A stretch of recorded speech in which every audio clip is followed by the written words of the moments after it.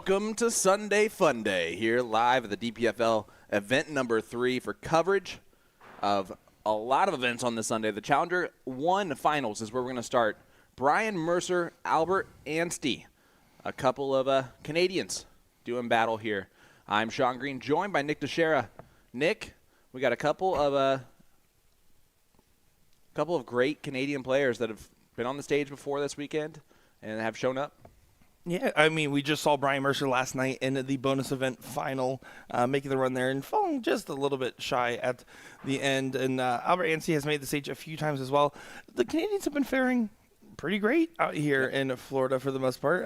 Jeff Smith has made a few appearances, although was probably not so happy with the stage match that we saw. But overall, I mean, it seems like all these guys are having a great time. And on top of that, the Canadian youth as well. It's notable to mention Jacob Saw and Ben Goddard as well. Yeah, absolutely.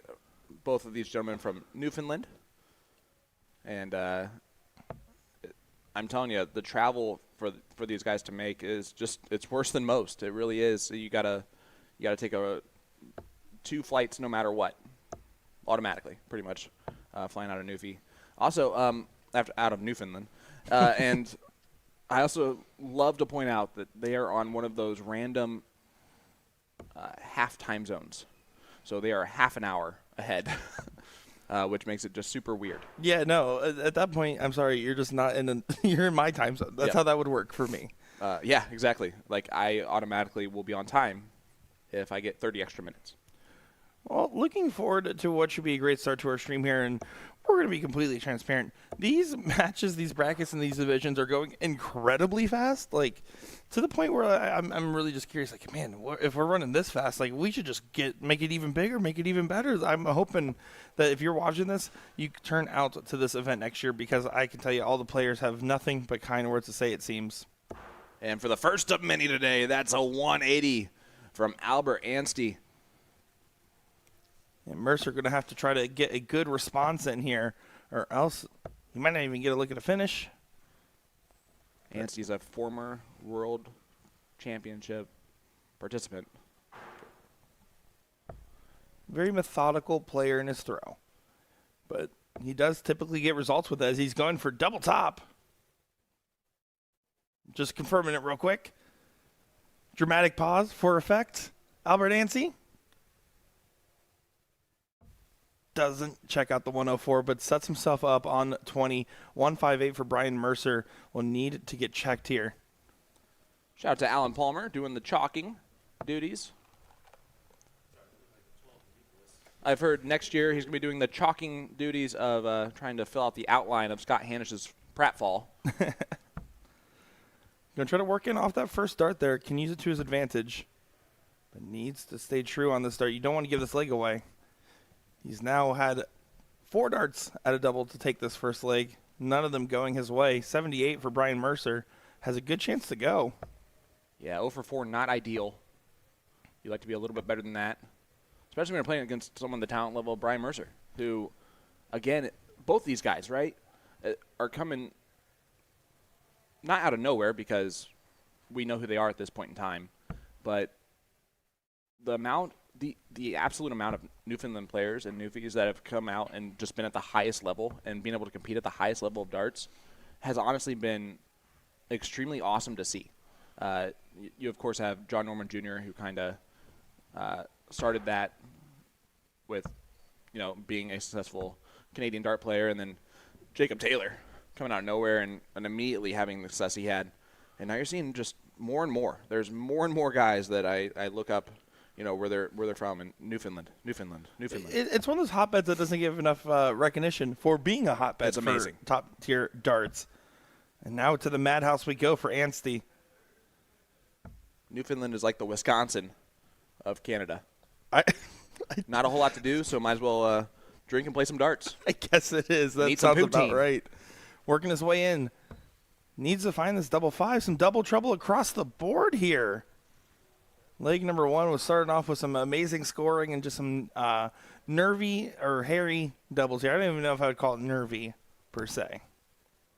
Yeah, Tony Cullen giving us some great insight here. Brian's third final.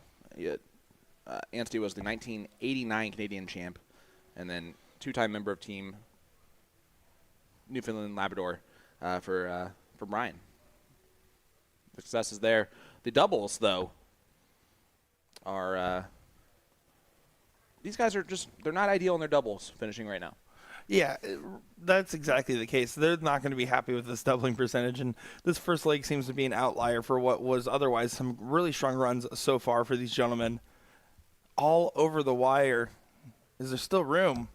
There is. And boom goes the dynamite on that double one to get us started. The first double on the board. You are so welcome, Miss Amanda. All you have to do is ask. And please don't ask him to do it again, because we have to give him $1 every time he says boom goes the dynamite. Albert Dancy start off leg number 2 here.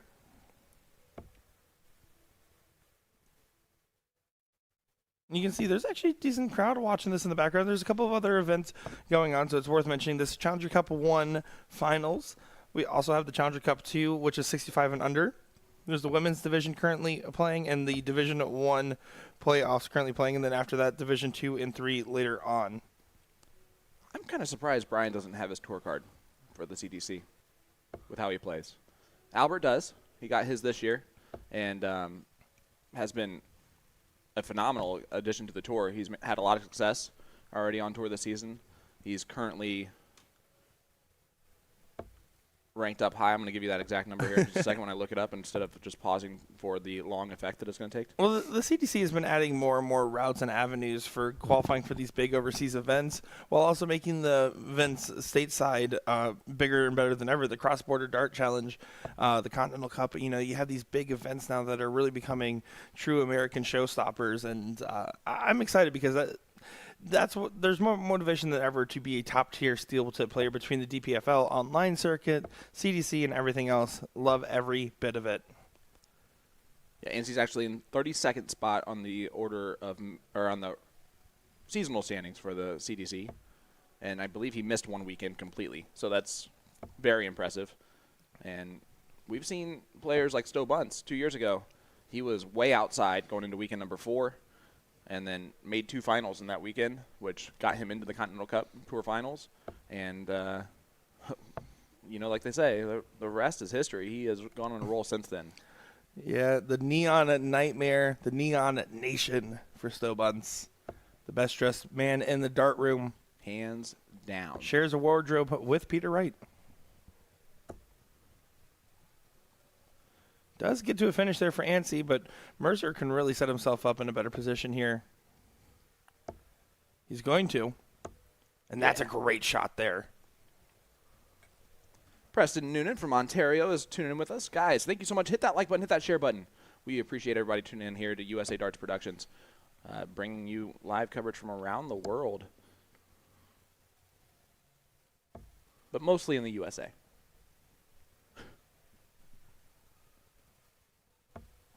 Double top. And pins it. Otherwise, there's no reason to walk forward. So 1-1 scoreline there. And a break a throw right back from Mercer. Last leg decide, or nope. Just kidding. First of 3 legs here in this final. Sean Green learning to read. It was a race to 2 up until this moment. So that's what you get for making assumptions. You know the rest of the deal. The rest of the thing. Anstey had such an interesting throw in the sense that, you can look at how much shoulder movement there is towards the back end. Once he brings his dart back, he almost pulls it straight forward to kind of line it up dead onto the board and then pushes forward.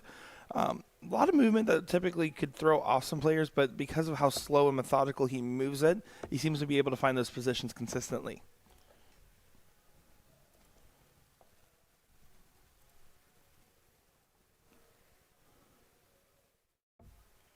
Yeah, it's definitely a unique, almost looks like he's stuck back there.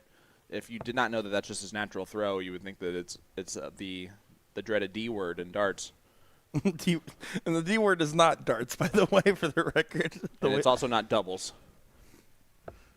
Mercer, on the other hand, pretty straightforward Smooth. there. Yeah, there's not much Silky smooth. of note. Just it is a classic good dart throw, and both these throws are good for the record. It's just Anzi's found out a way that works for him, but would typically not be advised if I was showing a player what to do. Just because you want to keep that shoulder movement facing basically dead onto the board where you can. Usually line up with the bull at first until you find your exact preference.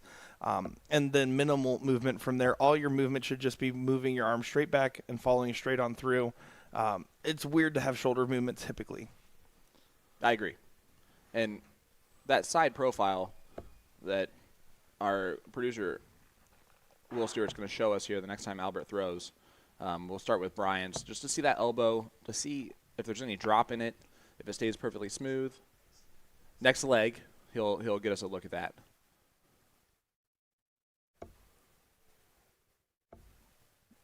And look at this. Mercer does find it in there, getting a maximum on the dartboard. Man, that side profile view would have been great for the 180 shot, but we'll have it next leg.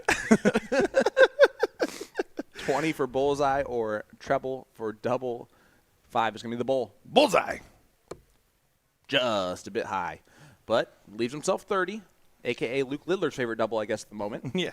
Who makes it on... Who on 87 did that, went triple 19 for double 15. Well, Luke Littler also just has full faith in his ability to only miss vertical. So he prefers those, especially the right-hand side, that 10, that 15 there. If you're only missing vertical, you're hitting most of the time.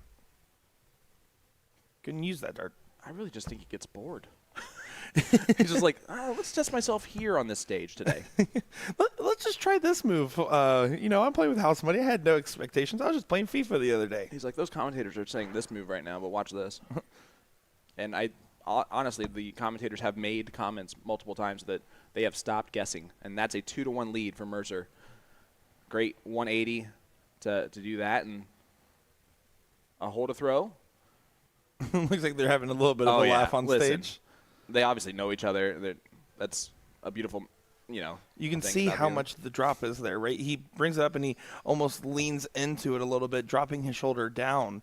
But it's always that same spot. I bet if you drew a line on there, if we had like one of those teleprompters where you could actually draw like John Madden on the screen, you would see it hits the same spot almost every single time.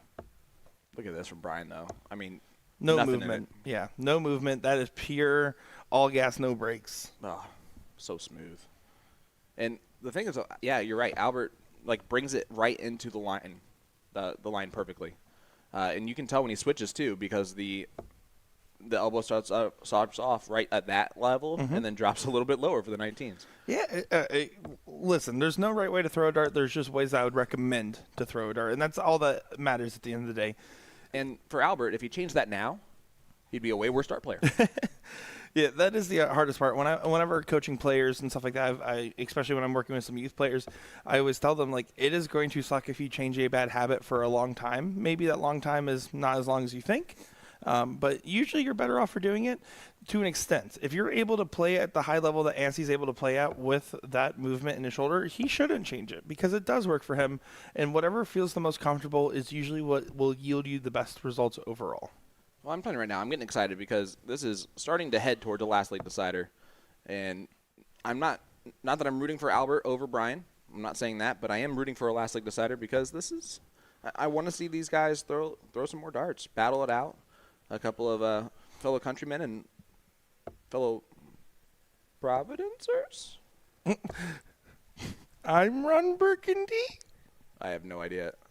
Hey, fellow Canadians, could you guys help me out in the chat? What would you say that? Like statesman for us, right?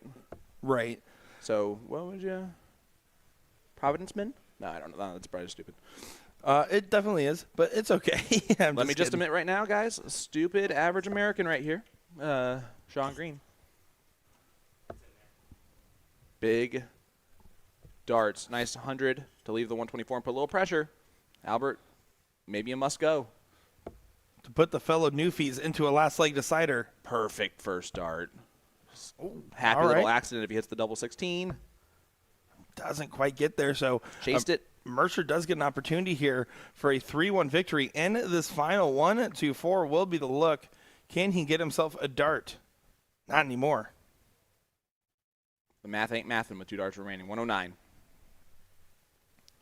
which also isn't mathing. Well, made a tough go of that. Yeah, not going to be happy with that visit, but it might be inconsequential now that the double 8 is all that Albert needs. The double 4 is all that Albert needs. Nobody misses double 4, Nick. And it's a 2-2 score line. We're going the distance. We're going for speed. We're all alone. The next line of the song. In this time of need. Brian Mercer gets the throw in the last leg decider here. He's going to just try to continue to play his darts one dart at a time. It sounds rudimentary to say, but these guys are neck and neck. You have the advantage. You just need to not change much and continue to push along here and hope you get a couple extra darts at the double more than your opponent does. Yeah, and if you're antsy, you just gotta take the mindset that you're just gonna push him.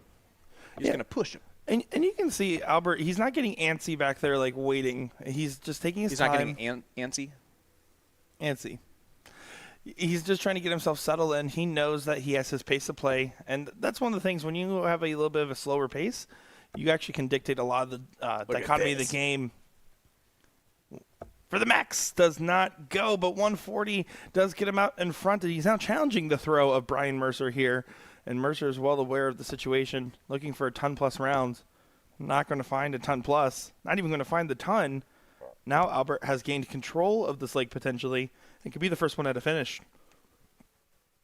And in case anyone tuning in with us that's been with us all weekend is curious to understand and know, we are being serious. We're not lying. We haven't said that in a while. I just want to make sure that everybody knows. To be we're honest. Gonna be honest. We're to gonna be honest. Yeah. Mercer, 241, needs 2 trebles to really put a lot of pressure on. How about 3? That 1 is a smart dart. Gets rid of that 1 off the end of the number. He's going to do that eventually. And leaves himself Shanghai. And 164 is a hard shot to hit. Won't be able to go, but he can challenge the 120. 120 is a good shot, but it's not a gimme by any means. Mercer's going to get a shot for the match. 1 match dart incoming. That's my guess. He would like to agree with you.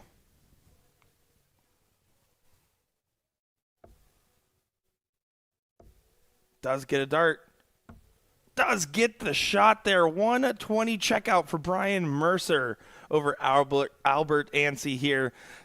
Challenger Cup 1 winner. BM Brian Mercer gets the job done over the Canadian legend, Albert Ansty.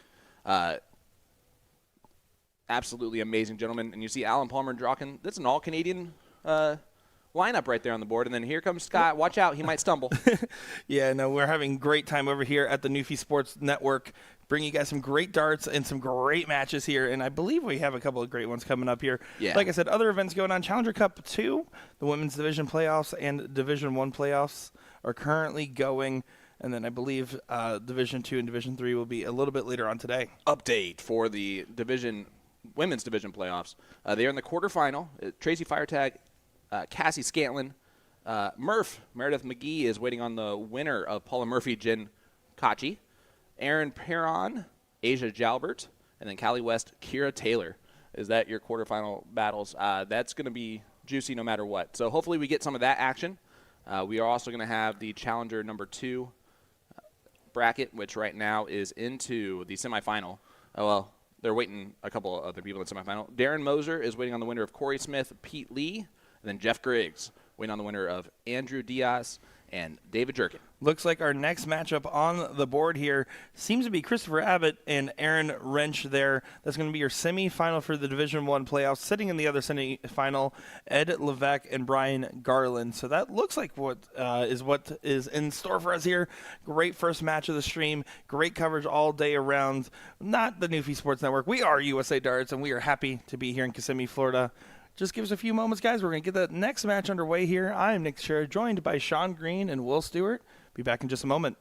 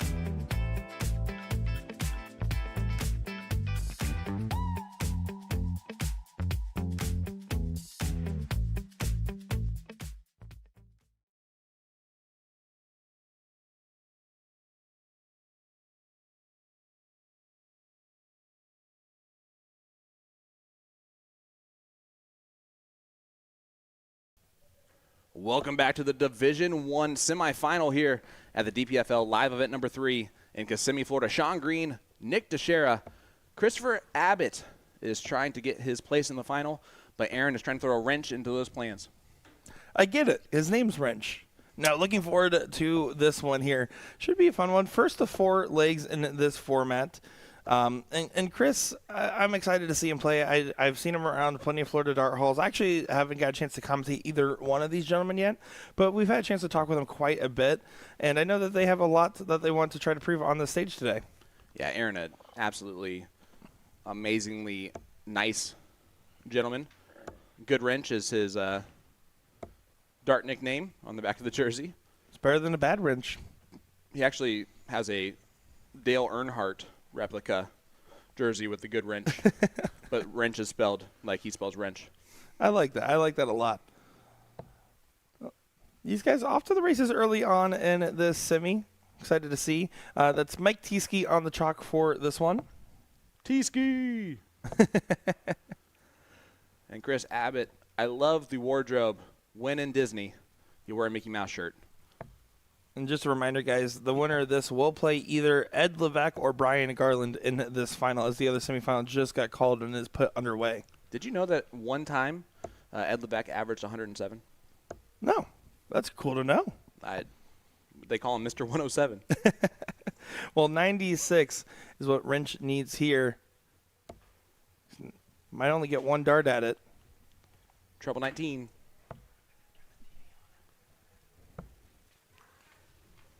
Abbott on 174 cannot check this out here. It is the wrench throw. First of 4 legs is a marathon, not a sprint. They've been used to it so far in this bracket, which has been the format. The run-through here for this playoffs. Playoffs? Oh, not going to be happy with that one. That's a whoopsie-doo. Yeah, at 37 now.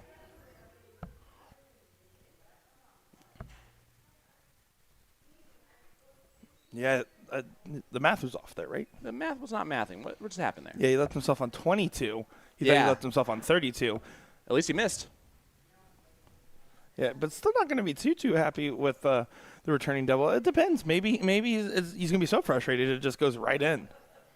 Yeah, he beat a hot Levi Cransel in the quarterfinal, 4-1. Did Aaron Wrench with a 75 average, 69 average in the top 16. So playing very well and hits that double 11.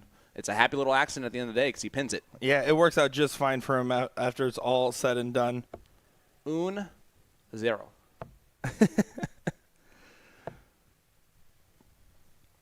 Let's go ahead and take a look here and see Aaron's form. You can see pretty straightforward there. He has a little bit of a lift. You can see he kind of gives it a little bit of stuff at the end of that shot.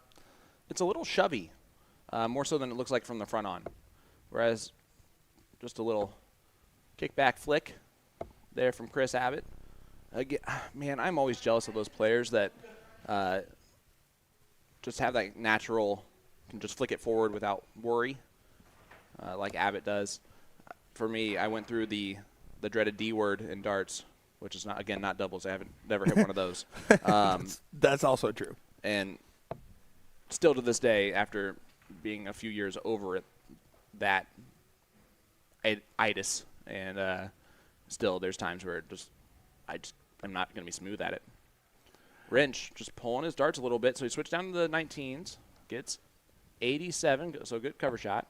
Yeah, right now, Abbott here looks pretty settled overall. Like, he just looks pretty relaxed. His body language is speaking like, hey, he's a very casual thrower in general. He's not going to give you much stuff one way or the other. And I think that's a good sign for someone playing right here. I think that Aaron just showing the frustration a little bit more in this moment. And he's currently up 1-0. Yeah, well, again, I rattle off the averages for Aaron. 75, 69, 69. So this is by far his worst performance up to this point. I would be frustrated too because I'm on the live stream shooting hot, and then I come over here and get a 26, and I'm after 15 darts shooting like Sean Green. Still not even after 300. But with this being first to 4, it does give enough room for them to be able to get settled, right? To really kind of get in stride and start really hanging and banging, as Will would say.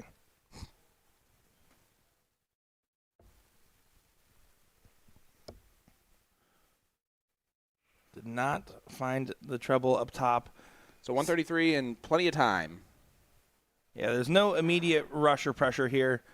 He's just going to continue to pluck away at this one and try to tee it up to the best of his ability. Decided to stay up there for all 3. Yeah, he's got the one off of it. There's no reason to really switch. If we're looking around the venue here, just updating some of those score lines. Kiera Taylor just took out in the women's division playoffs. Where'd it go? Does get the check out there for Abbott. Finds a 92 within 3 darts there. Making it 1 apiece here with Aaron to start off leg number 3. It was Callie West. The suspense was killing me. Yeah, it was killing me too because I thought I had that information right at my hand. So Abbott is going to continue to pluck away here as we're getting some love in the booth here from a big fan of ours. Jen Kochi currently down 2-1 to Paula Murphy. Now 3-1, which I believe is the race. Yeah, and it is notable to say that Paula Murphy did make a stage final. It was during our internet issue era. So unfortunately that we didn't get too much live footage of it, but we did get a lot of pre-recorded footage of it. I went out there and personally filmed and watched her and Kim Pantai play together on that stage. Yeah, and here's the deal.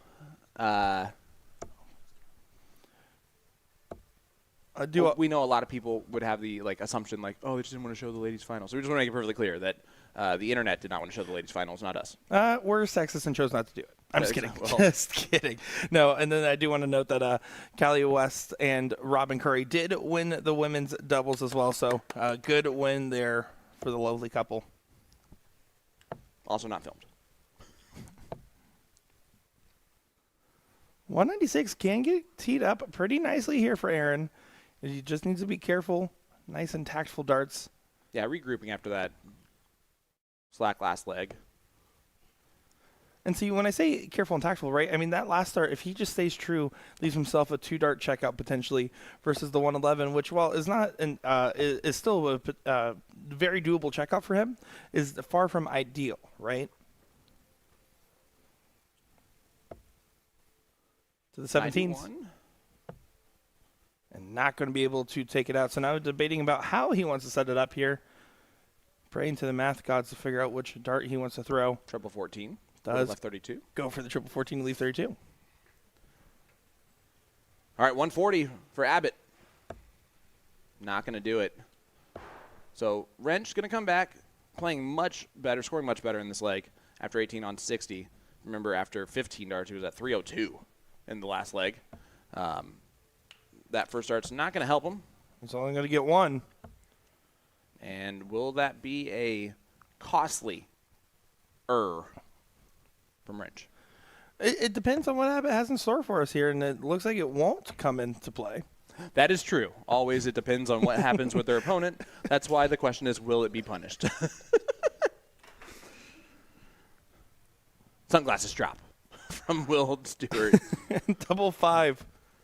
And not going to be able to go. Is he going to just, he's going to go ahead and just bust there. It just depends on what Abbott's going to do if Wrench is going to be able to return. To the double 10. Does get it there. 2-1 lead and a break a throw. And get himself halfway to where he wants to be in this first of 4. Yeah, and this is when you start thinking about, man, I just missed those doubles. That's annoying. I have all my friends and family watching along. I have been talking to these guys all weekend, and now they're talking about me. What are they saying? I'm averaging 57 when I've been averaging 75 in the last match. What the heck's going on? Sorry. Sunday. Where you can mention the word hell, and it means church-related. And put it on your Sunday best, Sean. Yeah, so I'm going to just stop my diatribe right now. But no, Wrench is in a little bit of trouble. He's got to really just get rid of all of the extra distractions and things like that going on in his mind currently, which I'm Yeah. Sure, it's understandable, but this is a mental game. Sheldon Lionel in chat point out a very great thing there. It looks like Wrench is starting to reach a little bit, and that does sound like a pun that I was not trying to make. Compared to we took a brief look at the start rate, and we were watching his throw in particular. He's now kind of extending a little bit further than what we saw in that first round. He's trying to force the dart. It's almost in a pushing nature.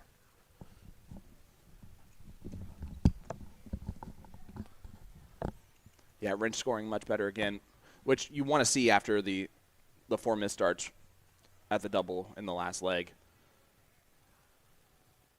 Right now, I mean, he's still out in front attacking the throw of Abbott, but just, again, it's just a little haywire. Compared to how clean his setup was before and what he was doing in that first leg, it just seems like he's gotten more uncomfortable as this match has progressed. Yeah, he's starting to throw those marching darts. Left, left, left, right, left. And you want to take dead center in this game. Did need to get a ton plus to get to that checkout. Great last start. That is a huge last start because Abbott more likely will leave a finish from here as long as he stays true. What do you say about it now? I said more than likely.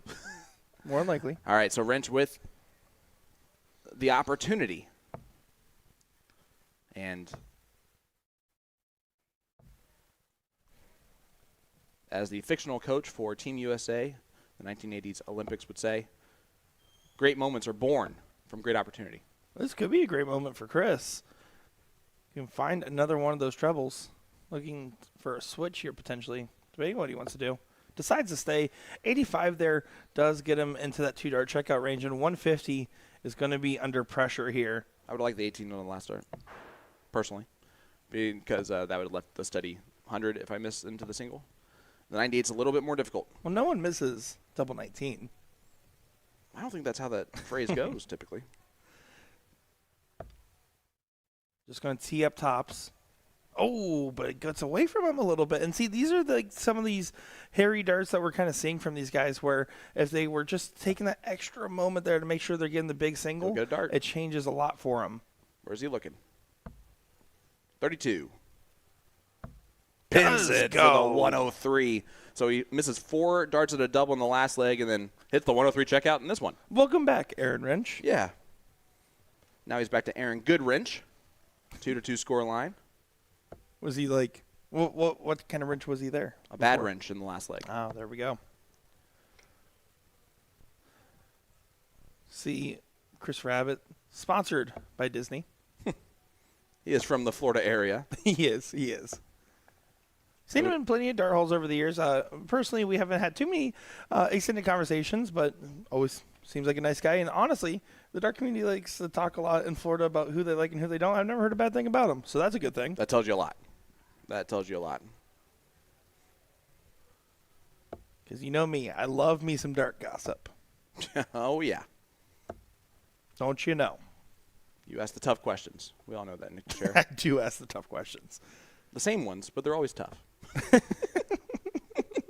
Yeah, if you ever listen to any of my interviews, you would also have a very similar sentiment. Only 17 from Yeah. Aaron Wrench. Up to Chris to punish that one, right? And just the 60 scored there. I mean, nothing fancy, but again, he's going against the darts here, starting to edge out a little bit of advantage, one round at a time. In Fuego, Stephen Phillips tuning in. Guys, hit the like button, hit that share button. Aaron also has probably one of the greatest dart signatures of all time. And he knows it because he puts his actual dart signature on his jerseys. He doesn't put his name. That's his autograph is on that. My dad puts your signatures on his jerseys as well, by the way. Yeah, Did you know that? But it's not as good quality. Yeah, that's fair. Yeah. Oh, agreed there. But you get the best quality from DJD and Magicware. Yeah, dirty jersey darts. Maybe a lot cooler, though, if the signature was a brighter color that you could see a little bit more pop out of. Just giving notes for the designing team. Wherever they may be tuning in from. Aaron going to want to leave a finish here. Abbott is on a bogey. Oh, he's going to leave a finish here. How nice of a finish will it be? It might be a great one. Does find a maximum there. His second one of the match, I believe. Boom goes the dynamite there for Aaron Wrench. Leaves 28 in the exact right moment.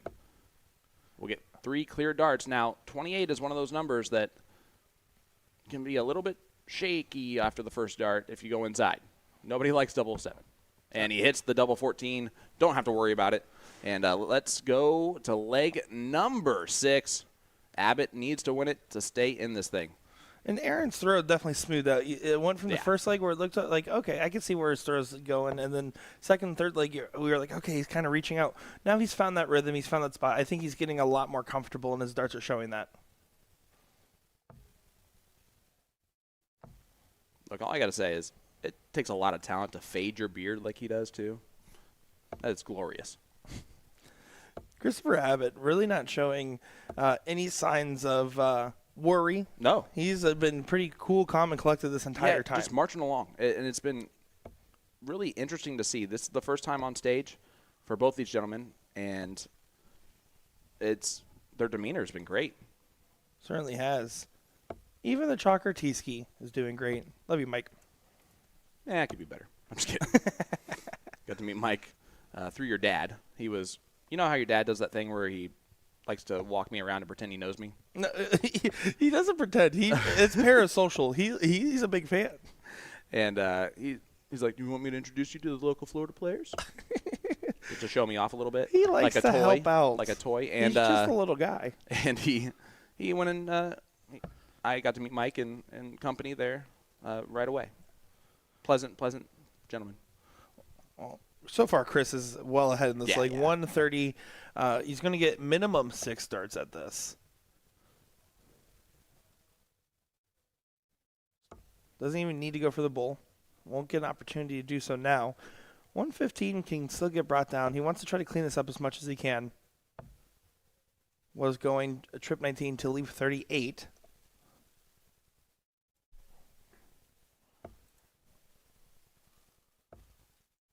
He might just get another 6 starts. Yeah, he is going to have 6 more now. So 78 will be the look for Abbott. No real pressure on this one. 20 for tops. The red bit, please. Not quite.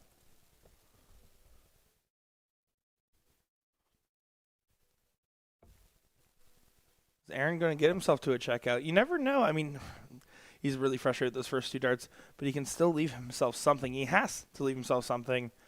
And yeah, we're going to be going to a last leg decider more than likely here, as I speak so clearly. And see Abbott still struggling with the doubles a little bit here. Decides to just go ahead and split. I do love the split there. This is the exact situation you'd want to do something like that in. But this time it will be under pressure, and it might be under a lot of pressure. Tried to throw that last one up top to leave 36 there. Pulls it a little bit, but 51, good spot to be. Double 4 has to go. Double 2 must hit. And Aaron Wrench going to have match darts here. Match darts he probably would never expect to have. 2 darts at tops. Well, I hate to be the bearer of bad news here, but Mr. 107 did not average 107 in the last match. Lost 4-0.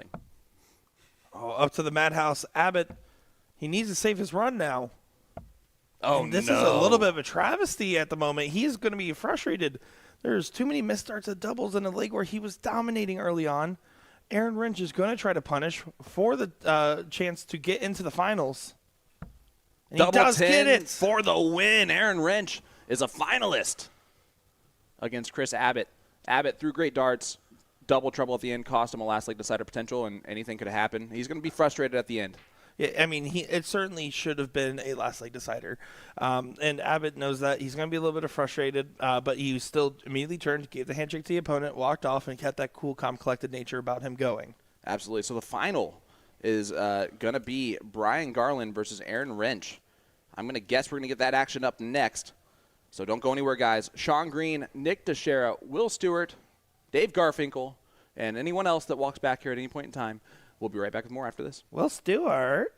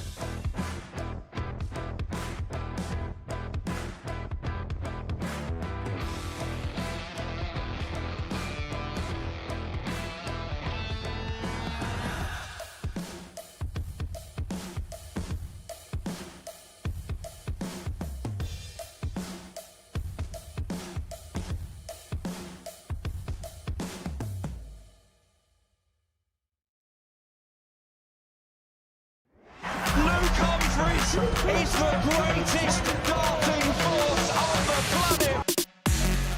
Bullseye. Oh, we got one.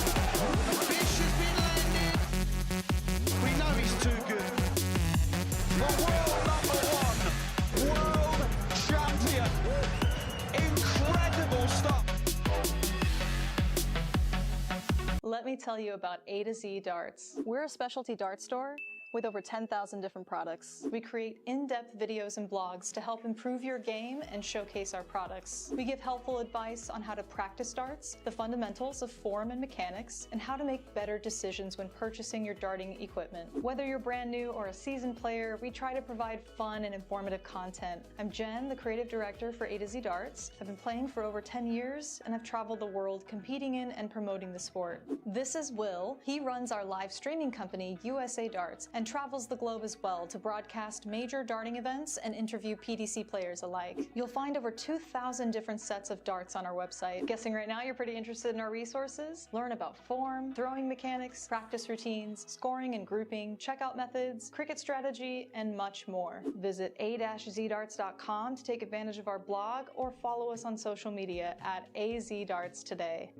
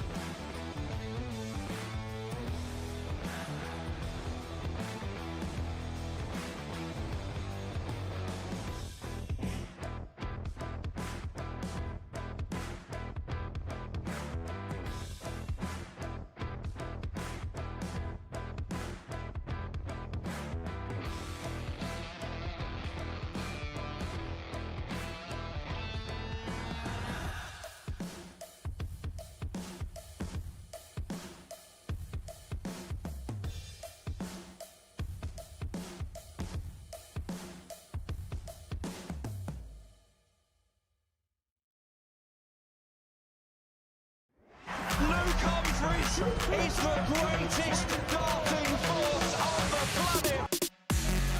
Bullseye. Oh, we got one. Fish has been landed. We know he's too good.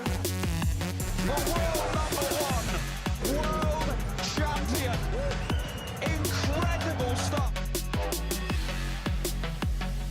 Let me tell you about A to Z Darts. We're a specialty dart store With over 10,000 different products, we create in-depth videos and blogs to help improve your game and showcase our products. We give helpful advice on how to practice darts, the fundamentals of form and mechanics, and how to make better decisions when purchasing your darting equipment. Whether you're brand new or a seasoned player, we try to provide fun and informative content. I'm Jen, the creative director for A to Z Darts. I've been playing for over 10 years, and I've traveled the world competing in and promoting the sport. This is Will. He runs our live streaming company, USA Darts, and travels the globe as well to broadcast major darting events and interview PDC players alike. You'll find over 2,000 different sets of darts on our website. Guessing right now you're pretty interested in our resources? Learn about form, throwing mechanics, practice routines, scoring and grouping, checkout methods, cricket strategy, and much more. Visit a-zdarts.com to take advantage of our blog or follow us on social media at AZDarts today.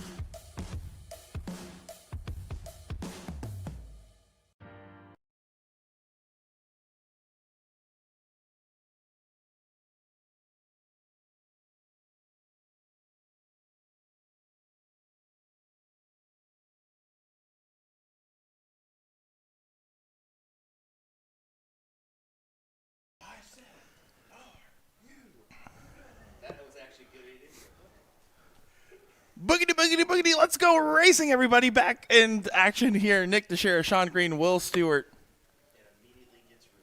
And immediately gets ruined. Aaron Ringe and Brian Garland here. It should be a great match here. Great final for Division 1 playoff, Sean. All right, let's redo that. All right, here we go. Welcome back, ladies and gentlemen. All right. We are LIVIN at the DPFL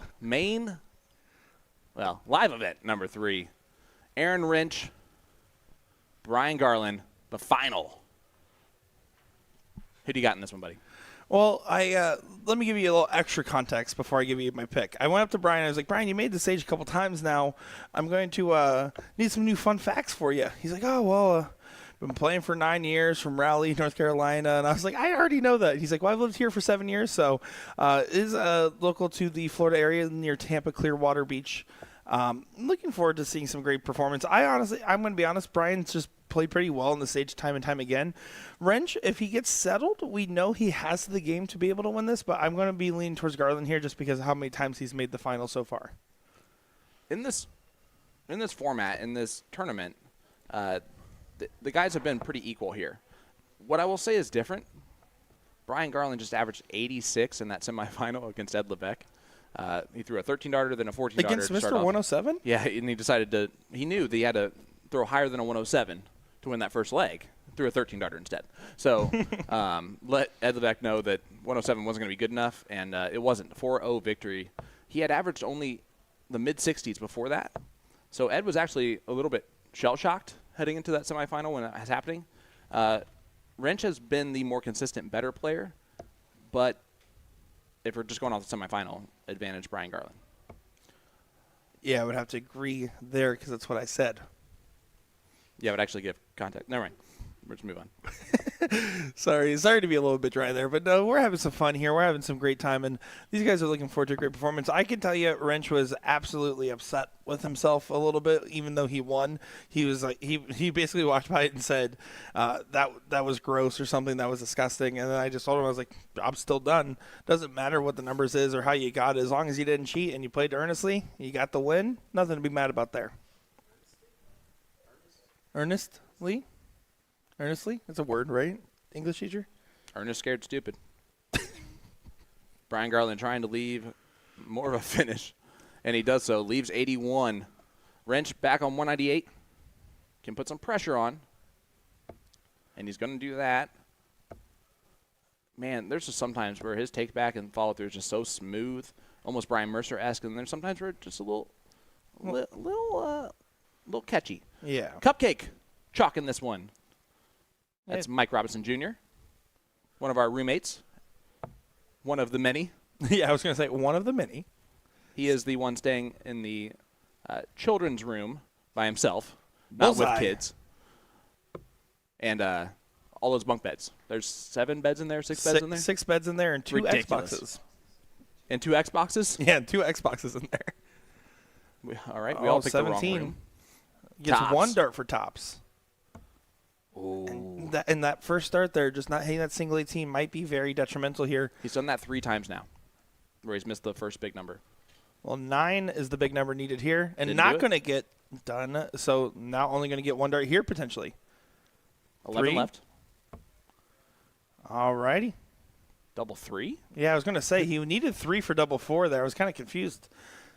But all right, he has to go for it. Miscounted. Yeah, it's a miscount. It's a bust. It's a bust. Yeah, he's confirming right now, yeah.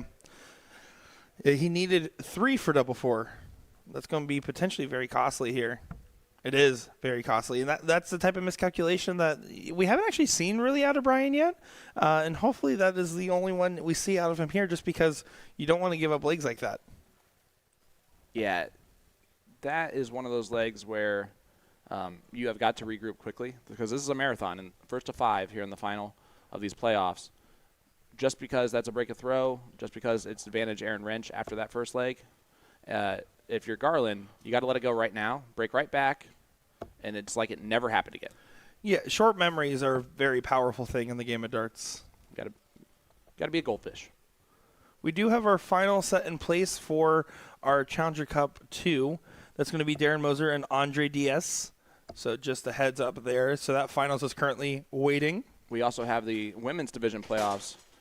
We have first semifinalist is Asia Jalbert. The 19-year-old Asia Jalbert defeated Kiera Taylor 3-1 in that semifinal, averaged 68 while doing so.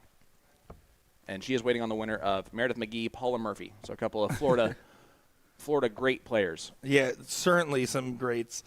And I'm curious to see. The 2 ladies are very familiar playing against each other. 2-1 Paula right now with a 78 average from Paula Murphy and a 73 from Meredith McGee. Sounds like a good one going on. But we got a great one right in front of us here as well for this final. Aaron Wrench at 277. Probably not going to leave the checkout from that point. Yeah, and now isn't going to be able to. So Brian, with an opportunity to set himself up for a break of throw to kind of give a little bit of redemption for that first leg. I know he certainly would like to see it.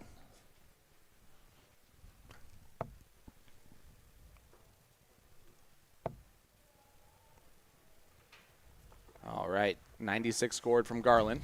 Sorry. Yeah, that's right. Wrench back on 234. Again, he's throwing nice and smooth right now. Leaves the 151. I knew the answer there. Thank you. 132 is my favorite checkout, but not going to be able to get the green bit of the bowl, so won't get a look here. 151 for Aaron Wrench on his return. Will it go for him? He hit a ton plus checkout. He hit the 103 earlier. This one's a bit harder.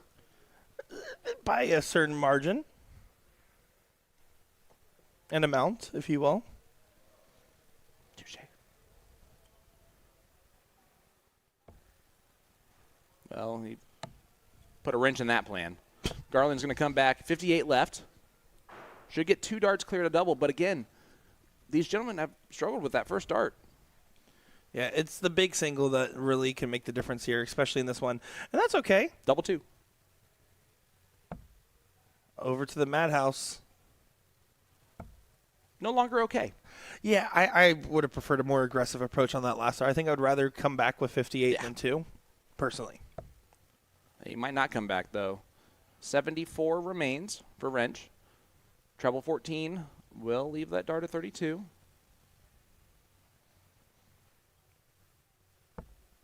Not going to do it. Single 20 to leave tops. There you go. See, another big single that's just kind of getting pulled a little bit. Sorry about that natural reaction from me. Yeah, no, that was actually my horse I let out of the stable. All right, double 1. And that's why I think I would have rather he stopped himself. Well, but that is exactly how he feels. I would feel and how any dart player would feel in this moment. He's punted it twice. You hate to do that. Should have won leg number 1. And let's see if he can settle back in. Yeah, big moment here for Garland. He has to capitalize on this and take advantage, and just pulls it down. It's really hard because you're trying to tell yourself, throw it high, work it in, and then you float the dart, and it just drops right out of your hand. And pins the dart number 2. So Aaron Wrench just accepts that gift, like you should do, 2-0 lead. How about this comment here? Brian Mercer, heard of him, BM. saying, I have to say you guys put on a very nice and clear stream. Keep it up. You will need it to brand out to Canada, in reference to earlier when I said we're called USA Darts, not USA in Canada. Oh, funny stuff. No, we would love to. Coming we would soon, love to. North American Darts. NA Darts. NA Darts. Not applicable darts. Who knows? USA Darts might be going on world tour here soon enough. We might see us overseas. Might see us across north of the border. Non-alcoholic darts does not sound fun, Will.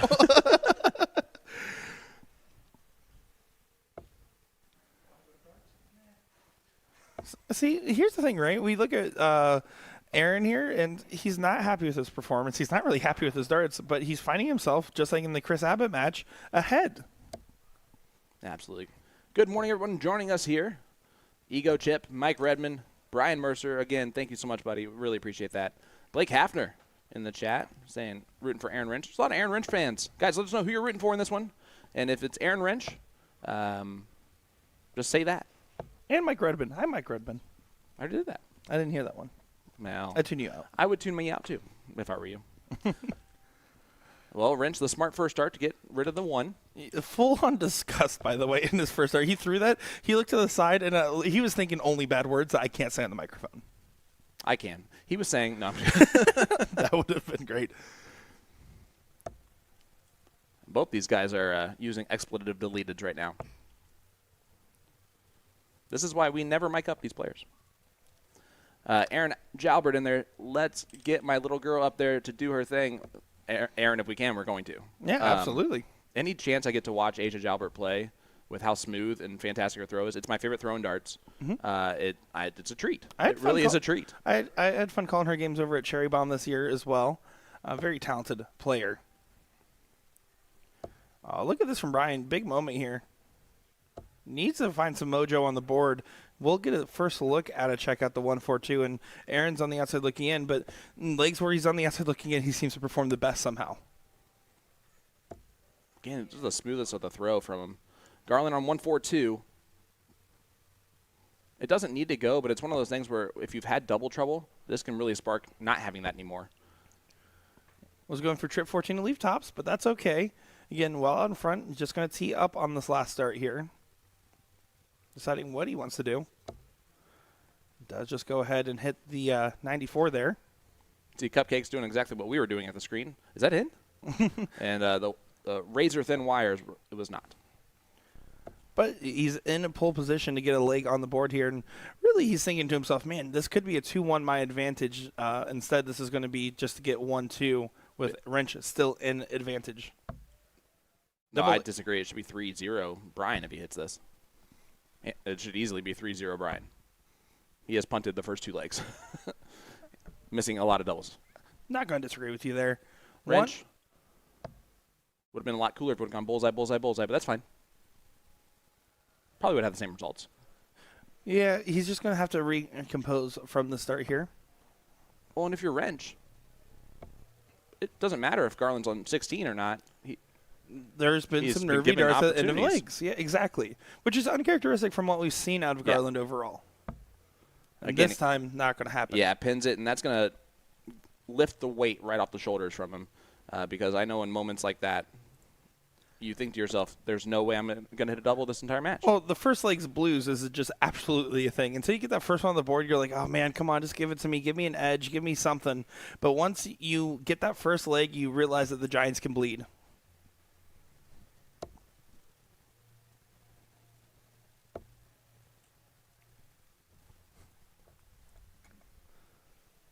Mike Grinman saying, hope you guys enjoying Florida. It's about the same for me. What? Oh, that's so great. Thank you. I can't even speak right now. I can't That's spank. But really, it's about what analogy did you just try and give? Something about what did you just say that made no sense to anyone whatsoever? Like, you just make up your own phrase that has nothing to do with life in general. See if giants can bleed? Yes. What is that? It's a term of phrase. Do you actually? So we're actually talking about doing this video where we go up to commentators and do different phrases and idioms to see if they understand them. Do you want to do that sometime? No. Paula Murphy, Meredith McGeena, last leg decider for a spot against Asia Jobber, and that's a 180 from Brian Garland. He needed the first leg, and now he's looking a lot more comfortable. I mean, it's not like he was looking particularly uncomfortable, but definitely less squirrely overall.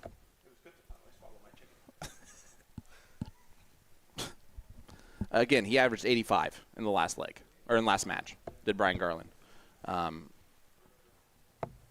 It shows you exactly why this sport can be very frustrating.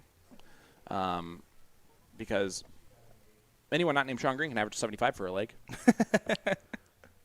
And then go right back and just not do any of that again.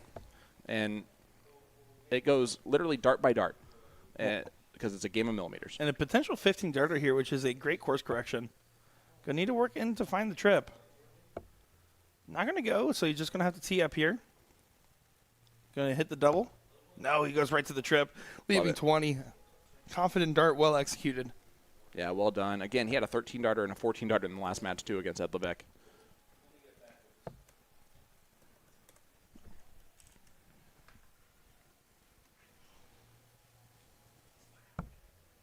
Double 5.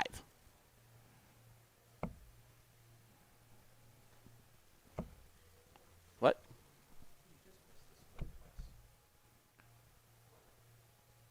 One 6-7. Not going to be able to go for Aaron. We've seen, again, that double trouble from Garland. He didn't have it in the last leg. He's not going to want to have it in this leg here. And 55, really not teed up enough for where Aaron would want to be. Double 4. Over to double 2. Doesn't go. And so, yeah, Aaron, 112, I mean, Another it's one. doable, but not the ideal shot that he wants. Well, it's still on. It's a happy little accident. Treble 20 for tops. I couldn't clean up that first miss. Will Garland take out this 4? Yeah, I understood the trying to split there at the last second. I just don't really get it on the last start, if that makes sense. That's fair. I can understand what you're saying there, which is something I can't always say. I say 9 times out of 10 you can't say that. Double 2. Can he get it in there? He's covered. Oh, actually, That was a beautiful dart yeah, that didn't so go. unlucky. That was a beautiful. 70 now the shot. Oh, great dart. Double 8. Doesn't get settled on it at all. Double's a little bit haywire. Does tee it up, but Garland can only miss so many darts at double before they go in. Yeah, that first double opportunity from Wrench is going to make the DRA look at you a little bit closer, if you know what I'm saying. I do. Double 2. Doesn't go again. 3 on the outside. That is frustrating to do. Frustrating to see. Double 8. He has to walk it in. Clicks right off the metal bit and doesn't go. These guys are just, again, the scoring's fine. It's just the doubles that aren't quite going their direction right now, and I blame the chalker. We'll never blame Cupcake. How can you blame anyone with a nickname Cupcake? Double 1. Play it aggressive. You don't want to float over top here. He has snatched on that double 1 multiple times. And to no fault of anyone doing that, it's why it's called the Madhouse. Does get a leg here. Aaron Wrench up 3-1 now. And Brian Garland just going to be having some frustrations. You can see Cupcake getting a little stretch in there. Yeah, Brian put his darts in timeout for a good 5 seconds or so. And just regrouping. Again, I'm okay with him doing that. Yeah, this is such a roller coaster of emotions, right? 3-1 scoreline. Brian gets a clear advantage and then comes out firing with a 180 in the last leg, and again, right back to double trouble. And the moment those course correct is the moment the player can run away with this, right? I expect one of these guys to kind of almost get that splash of water on the face and start to snap out of it. update on the last leg decider of the ladies. Meredith McGee has 80 left. Paula Murphy on tops. So Murph pretty much has to hit this, or else it might be Paula Murphy versus Asia Jalbert in the final. This would be a big victory for Murph as a soft tip player. Last time she played steel tip was a year ago. At this event? Yep. And she does take it out. 3 darts needed. Meredith McGee into the final. So it's going to be 19-year-old Asia Jalbert taking on Meredith McGee. Woo. In the ladies division. And that's to get into the semifinal, by the way, not the final. So that's actually going against Casey Scatlin, just to clarify there. Asia is sitting in the final, though. We'll get the winner of the Meredith Casey match. Wow, that was a crazy assumption by me. Casey's going to take that one personally, by the way. Well, I just want you to know that. I'm just saying, overall, it just seemed like Meredith McGee, Paula Murphy would be a great semifinal. And since Asia was already in the final, I just made an assumption there that was the other semifinal. I apologize. Casey? Is that correct how you pronounce it? Or is it Cassie? Cassie. I can't read. Perfect. Now she's really going to be upset at you. At least I have dyslexia, so I can kind of own that one. I believe it's spelled differently than that. 64 on the lead for Brian. 140 from Wrench? That's a huge shot from Wrench because he knows that he has to pursue Brian here, and that nothing's been guaranteed. He will get a shot at double 8 here. Going working from there, taking that extra moment to compose, lining up with the Aki, looking at the target, trying to execute. Does not go his way here, so 1-3-4 for Aaron Wrench. Outside shot, but honestly, for him, with the way the doubles have been not falling, I would say that Aaron has to just think about setting up now and thinking he's going to come back. Yeah, and that last start there is an excellent moment of focus from him in a tough position. Brian Garland's going to need to punish right here, though, and get the doubles to go his way. Is that to the point where it's starting to have that snowball effect? He's starting to think about it. He does get that one in there. He barely pins it in. But he's thinking to himself, man, I can hit doubles better than this. What is going on? It's one of those things, it eats at your mind a little bit while you're throwing. At this point, he's throwing those darts and just living on a prayer. You saw that last dart. It went in, and immediately, instead of like being happy at all, excited, it was devastation of a shaking of the head, like thank the Lord of the darts for that dart going in. Yeah, living on a prayer, I can tell you we're already over halfway there. Whoa. That was good. Thank you. I also avoided saying that because I usually sing it, and I did not want to do it. I appreciate you not singing too much there. All right, Garland. Trying to just take a little bit of momentum. This has been a slogfest overall for both these gentlemen, and they would agree with it. Looking at how they performed in this tournament and their top games so far in this tournament, 85 for Garland, 76 for Wrench. So, and the 65-64 range, probably not what they were looking for. However, what they are looking for is being in this final and having a chance to battle it out. And Brian Garland, that's a 140. That is, and getting himself down to 201 here, putting pressure on Aaron. Last time Aaron found himself in this spot in the previous leg, was able to find a 140 of his own to make sure he got himself to a finish.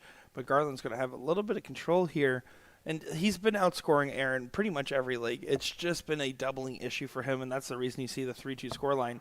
If he gets this leg here, I feel like he'll finally get the momentum back in his favor, and Aaron's feeling the heat just a little bit here. Yeah, again, just to tell you the route that these guys had to take, the players they had to take out to get to this moment, as both these gentlemen are not CDC tour card holders. You had Ethan DeVira, who's in this, Ethan DeVira, The Vibe, Gino Florian, Ed Levesque, Levi Kransel, John Steinhofer. That 3 of those 4 that I just said are CDC tour card holders. 4 of the 5 that I just mentioned have been CDC tour card holders in the past, and it's Brian Garland versus Aaron Wrench here in the final. Colm Nielsen's also was in this tournament. I mean, this is a big tournament and for these guys. 19. Does decide to split Yeah. to double 16. Doesn't go. I almost would have preferred for him to avoid the split there just because the extra darts at doubles. I don't know. 108 just seems so doable here. With no confidence in my doubles, there's no way I'm not splitting. I understand that and honestly agree with it, but I don't know. The momentum of it. It was a kind of a damned if you do, damned if you don't situation there. Well, Does pin it first dart, so 3-3.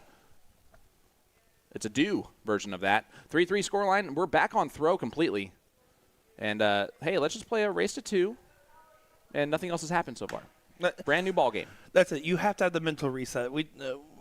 There's so much going on in your mind. There's so many factors that you're really thinking about here. And the correct answer is don't think about any of it. Just play yourself, the board, maybe a little bit of the fun fanfare on the stage as well.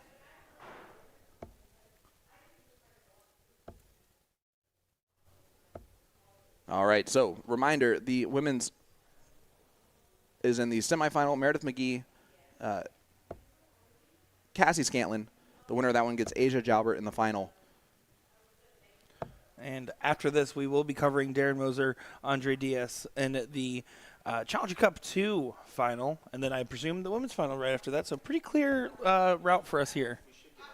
Yeah, we should get all the finals from this point forward, unless timing just works out crazy. But right now, that's not looking like it's we're the ahead case. of schedule on pretty much everything right now.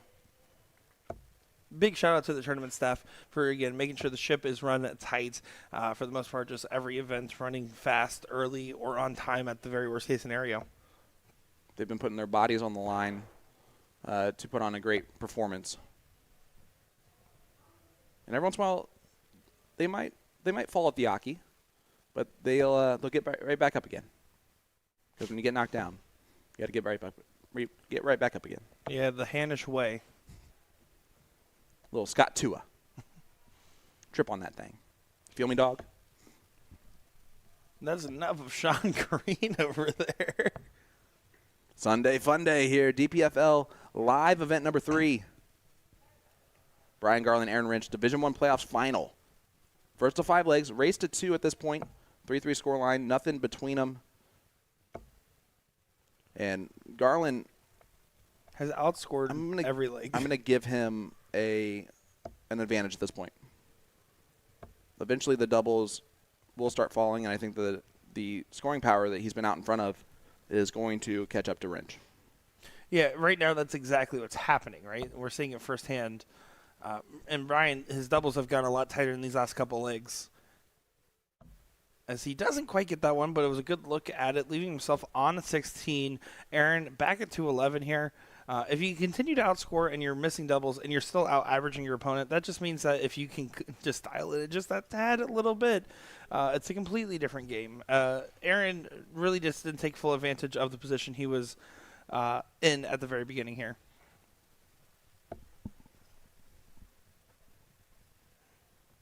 Double 8 to get himself to match points. 4-3.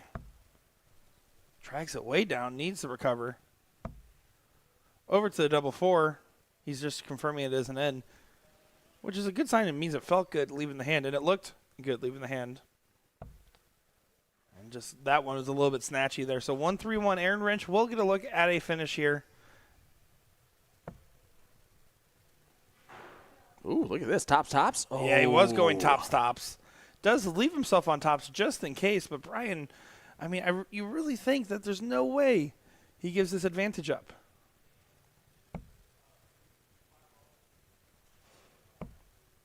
He has to find this. That's the real first sign of frustration that we've fully seen him. No. It's been the whole time, man. Yeah, that's fair. It's been the whole time. I was going to say it's been the Yeah. whole time. We've seen him do it. Well, I mean, like, overall, he is literally just hoping at this point that the dart just finds the target. He's got zero confidence in the fact that he's going to be able to hit a double. And every time he misses another one, the confidence goes down further. It's negative confidence at this point. Like, he's just throwing the dart, and he might as well close his eyes. That's how that feels. That is a dead center 1. And now he's going to hit the dead center of double 1, and he does not do so. And I don't like the bust there because now he's back on 5 again. Yeah. Brian here going to have to find that lost confidence on his doubling. Just going to try to walk it in there. And there you can see it's just not even close on the second dart. And now left himself in the madhouse.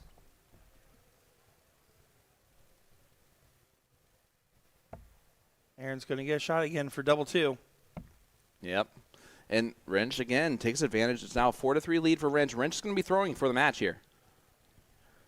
And every leg that Wrench has won, all 4 of them, it's been dodging multiple double opportunities from Garland. And you hate to see this happen. The scoring is just gone from Aaron Wrench. It's a frustration for him. For Garland, his scoring is still great, but his finishing is, he's literally going, please, as he shoots the dart at the double. Yeah, and that's the thing. If Aaron ends up winning this, he won't even be happy. No, this is. I mean, he'll be like, whatever, I guess. Thank you. Well, but we can also definitively say that because of how he reacted to a semifinal win. It was a very similar reaction. And this is honestly, debatably a worst case just because of what's going on here. Because of how he's winning these legs. He's not happy with it. He wants to be proud of the darts he's throwing. And at the end of the day, he should still be. He's still 4-3 up in a tough final. His opponent's feeling the same heat. He's just scoring incredible. Brian, look at this. This is unbelievable. This is such an interesting dichotomy of a matchup here. I need everyone to know that the trebles are smaller than the doubles. I also need to let everybody know that I have never hit a double on my own live stream. And I played in 3 different matches. So I feel them very much so. You don't have to, tell people that. It's from personal experience. That's why I'm letting everybody know. I know how they're feeling because been there, done that, do that. That's why I'm back here. I mean, I only hit 1 winning double on your live stream, 8-1 loss. I lost 8-0. I'm definitively infinitely better by that. Infinitely higher win percentage. 100%. More than that. All right. Garland on 201. Wrench on 299. This book has been writing itself the entire this is the match. 8th leg where we've seen this. Garland's out in front. He's on 101 after 12. He's averaging over 100 in this leg. The amount of legs that could be 15 darters or 16 darters from Brian that just aren't is insane. His average is getting only affected by his way of finishing. His scoring has been incredible. 81, treble 19. 62 left. He's going to try and tee it up here. Trip 10 for double 16.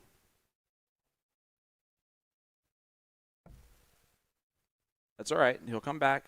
She'll get 2 darts at the double. Wrench is still on 261. But, man, how can you not be in the spot if you're Aaron Wrench and just think, I'm good? But right now, all he is thinking about is himself and in look at that, in the best possible sense. Big 140 to leave 1-2-1. I think you just called him selfish. Brian Garland, 47. It sounds like that because I was cut off. 15, double 16, and clean first dart. 17 darter from Garland. Hey, let's go the distance. This has been a tale of insanity. Great scoring from Garland. Obviously, he's 4 for infinity on doubles. And then Wrench, the scoring has not been there at all, but he's been finishing it off with opportunities given. He cannot expect another opportunity from Garland. He's got to take this here. Great last start. Who wins this, Nick? The player that hits the winning double, Sean. You can't call it, right? I mean, no. We've seen Brian have these opportunities that have been squandered, and Aaron right now is just in a mental state where he's not been too successful at snapping out of it. And that what I was trying to say earlier was that he's only thinking about himself because that's all he can think about right now. He is the reason that right now Brian's gifted him legs. He wants to be the reason he wins legs, and that's all he's thinking about there. It is not selfish. It is not self-minded, but in fact, it is just trying to find your sense of self on the dartboard as a whole.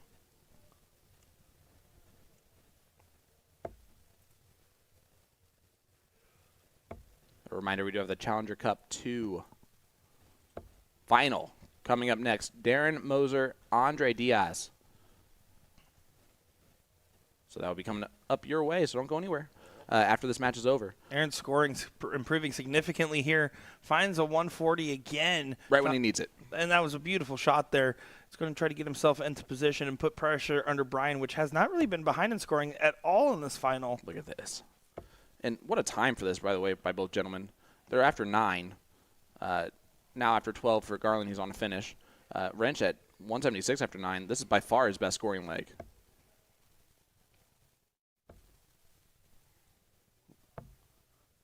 Doesn't tee it up quite as well as he would like to. And this is where Brian does pretty well, is just bring himself out so he can return with a checkout or a single needed to leave a checkout. 156 will be the look. How much will it be brought down, though, is the question.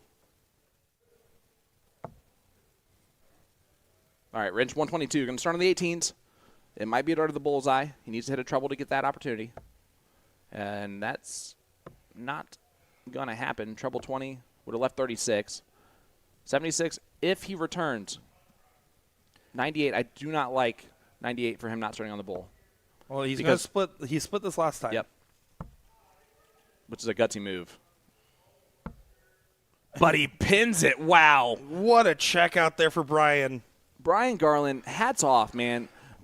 The last 2 legs, 1 for 1 on a double in both of those after just a gut-wrenching doubles performance earlier. There's a lot of people out there giving them some love. I can hear a lot of claps out there right now. And hats off to Aaron Wrench, too. Finally found his scoring there in the last leg decider. It just happened that Garland did not give him any opportunities. Aaron's going to be kicking himself, and debatably rightfully so. But at the end of the day, he still earned a spot in the final. He still got himself to a match point situation. You can't really be too upset about it at the end of the day.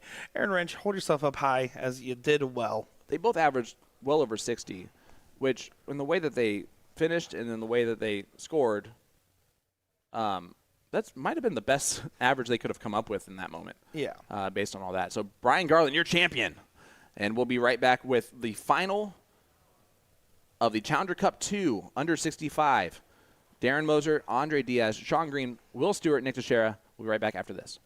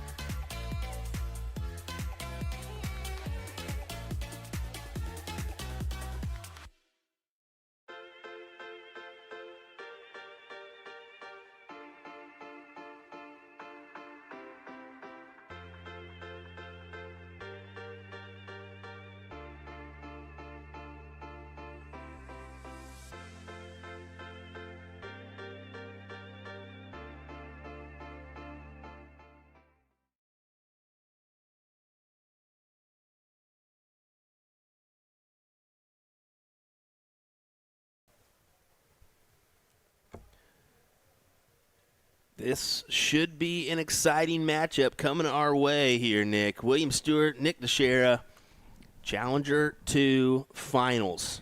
Darren Mosier, Andre Diaz? Diaz, yep, that's correct. Yeah, these are the 65 and under Challenger Cup, so it is going to be a slightly lower averaged bracket, but should be a highly competitive match. Darren Moser is a player on the Greater Orlando League Darters state team, so interesting to note there. The Gold League, I played in that state team many years ago, back in 2019 probably. Looks like he's got a jersey on representing something there, so. Absolutely. So here we go. Should be a good one. Andre Diaz, not as familiar with the gentleman, but I'm excited to see what his darts will bring to the table here. And I'm hoping it is, are we sure it's Diaz? Yes. Okay, I just want to make sure, because that could have been Diaz. I don't know. Some people do that on us. Yeah, that I don't know why. That's but a Kansas saying. That's how they say it in Kansas. Some people do that. Some people do that. No, it is definitely Diaz. And if it is not, this will be my last commentary. I will walk away forever if I'm wrong, but I know it is Diaz. So that much I do know about Andre.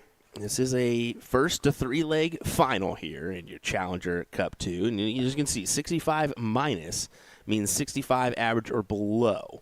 So you may see an above average, but most of the time it's going to be a below, especially, being that they've played a few matches already. And it's plus it's a Sunday. It's the end of your week here. Yeah, this is pretty much winding down for a lot of these guys, unless they are playing the mixed event tonight, of course, because that is there. And there's also the singles 501 Open at 3 p.m. as well. And then they also have a blind draw cricket tonight for that draw. I like that the draws change up each night. Yeah, they've kind of done some different stuff. Yesterday was the Twisted Madness event, which was very cool to see. And that's where they turn the number ring on each board to a different segment. So the 20 could be where the 3 is, could be where the 12 is. You just never know. So it's an interesting format, to say the least. But the least. Yeah, it's kind of cool that they've done that. I will say, I'm like, man, it'd be cool to play in the blind draw. But unfortunately, we got too much stuff to pick up later on in the evening. And yeah, the only way that would have happened is if we didn't stream the bonus event coverage. And honestly, I loved our coverage of the bonus events. It was fun. And we do have some mixed doubles this evening. I want to stream the finals of that. I mean, we had an epic final last year, and there's a good amount of prize money on that. But it will be probably 9 o'clock before that one ends, I imagine. Yeah, it starts at 6, I would imagine, about 9:30. But by the time we clean up, tear down, it'll be close to midnight. So, well, people all the time say, hey, are you Will Stewart or Sean Green to me? And they kind of do that to all of us a little bit and get us a little merch together. So we just won't acknowledge it, and we'll take turns alternating who's going up and playing at the time. That's it. Of course, Sean Green will be headed out later on this evening as he's got school in the morning. Yeah. Dang English Not teacher. as a teacher. He's actually just going to go as a student. He needs to get schooled. Let's be real. Back to school. Back to school. Does look like Meredith did not get the win over Cassie, so Cassie and Asia will be playing in the final of the women's after this. Yeah, I already checked in with that one. We're going to see the finals of all our events here as the plan. So we will get the women's division finals next between Asia and Cassie. So reminder of that one, and then I believe we'll go on down the list. What do we got? Division 3 as well? Yeah, and so 2? yeah, Division 2 and 3. So yeah, those are going to be starting here at noon. So they should be starting in about 3 minutes. Oh, wow. And then the singles 501 Open starts at 3 p.m. So then that will be what's coming up next. That singles open, we should see some of those heavy hitters come out for that one again. I imagine your Jan Van Veen, Jermaine Wadamina, unless they decide to, vacation for the day. Go shark fishing or something. You never know. You never know when you're here. I mean, enjoy the weather, enjoy the pool where you may be. Maybe the lazy river. Ooh, the hot tub. John's been enjoying that lazy river at our place. Moto Super Series doesn't have a hot tub. They certainly don't. Not at all. Can't do any great openers without a hot tub. That's true. And in fact, every other event we do now, we have to find a hot tub somewhere. Truth. 102 will be the checkout here for Darren. 82 remaining. You decided to just stay up there. Yeah, 65 and under, you're going to see a lot less utilization of the bull. I wouldn't expect it there. Maybe a trip 14 probably would have been preferable. Could have went trip 14 there. There's a fair amount of players that just have the mentality of, I would rather just stay on the 20, stay where I'm most comfortable, and kind of chuck away and then clean up at the very, very end. Well, we see a use of the bull there, and thanks, Andre. That is in, so 36 is the look. Oh! We thought that one was going in. Now 57, 17 for tops for Moser, the local playing in the final. Only seen a couple of the Florida residents here making the deep runs. For the most part, it's been dominated by the international participants and a couple of our not so international but not quite Floridian players as well. So Canada. Okay. I was more so alluding to the other states, but also, yes, Canada. Canada's still international, fun fact, whether you believe it or not. You kind of tend to not think so, just it's because it's across light. The border, yeah. Yeah. It's just America with better health care. That's a difficult dart there. Not going to have a checkout look now, so it's going to go back to Andre.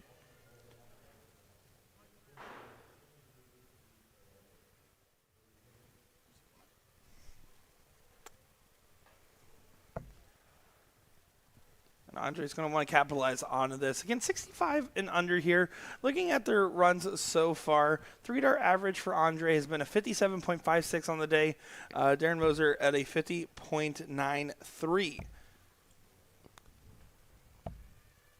Doesn't go. And you can see here, I mean, we're definitely in the upper stages here as far as, I mean, where we're at in the leg. We're 30 plus right now. But this is probably the part where you get the most struggles on that double ring. Yeah, and that's where it where it happens, yeah. The last final we saw it, and this again is a 65 and under. This is where, this is your proving grounds. This is where you get those extra reps in, the practice. You're on the main stage, and you're it's called the Challenger Cup for a reason.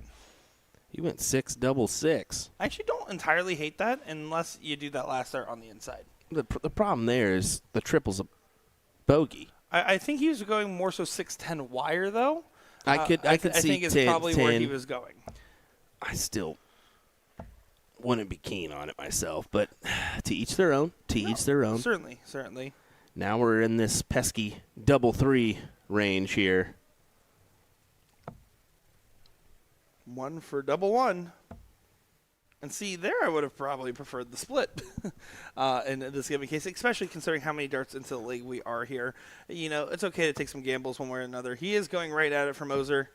Moser peppering the outside of it. Those are blockers. Yeah, that was all 3 darts being beautifully thrown and just not quite going the way.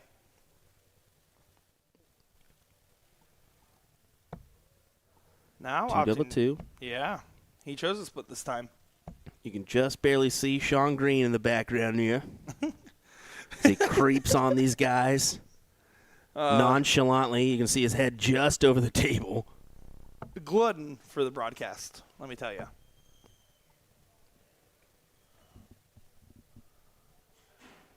So now Diaz double 2. He does just get to throw right at it this time, though. And does pin it immediately there for leg number 1. And a hole to throw, obviously not the standard of which these guys have been playing at and want to play at. But what does matter here is that leg number 1 went to Andre's way, and that's all you really have to think about there. Yeah, and they both kind of chuckled it off there.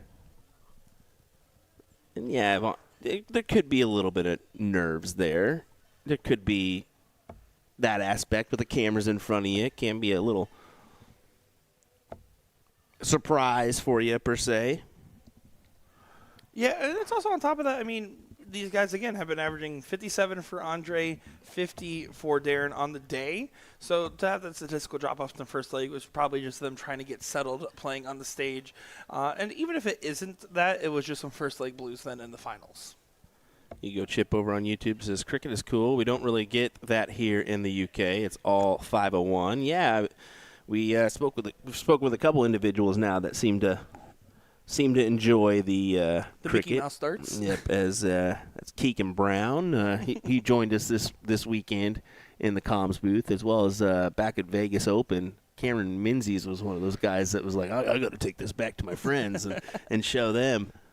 It's definitely it's a different style of play. We talk about 501's more of a sprint style of game in general, and cricket is just inherently more interactive in nature, which is what makes it so engaging for some. I personally have places in my hearts for both. Personally, I actually do prefer 01 just a little bit, but of course, I mean, who doesn't enjoy a good game of cricket? I'll be honest, I rarely ever play cricket anymore. Well, I barely touch darts anymore, to be honest. But if I do play, it's usually just a quick 501 game or whatever. I know I typically don't play cricket on steel very, very often. On soft tip, it's actually predominantly the only game I play over on that side, considering the circuit I do play on over there. But on steel, I'm practicing 01. I'm practicing my checkouts. I'm practicing my comfortability on the board.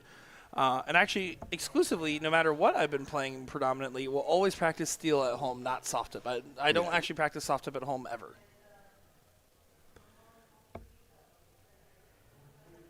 A lot of my logic behind that being that steel darts just reward to have a more clear and defined follow-through in general.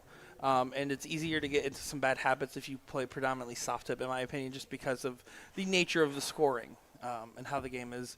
You can get rewarded for darts that aren't necessarily darts that would hit otherwise. Yeah. 118 the look here for Andre.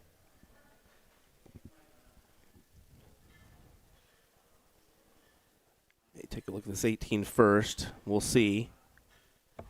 Up straight at the 20. He's just going to probably stay on it, try to find it, does not find it, and then switches to the 18 but pulls down into the 4. So 76 will be the look for Moser here. Wants to just try to get that guaranteed dart here. 56 now. For tops. Almost. About cashed her in. So Andre at 74. 20 for tops. Ooh. Will blow his intended target there as it'll go back to Darren for the tops. And now over to the 15s. And pulls it in, and that was well inside too. Yeah, that was. I don't think he took enough time on that adjustment for. He obviously wasn't expecting the double 5, and then he kind of just chucked that last one a little bit quicker than he probably should have. If he'd taken that extra moment of composure, I wonder what would have happened. Look at the grip, by the way. I just noticed this from Andre. Look how he grabs the dart. He has his whole fist on there. I mean, I can't even see the tip of his dart when he throws. Yep.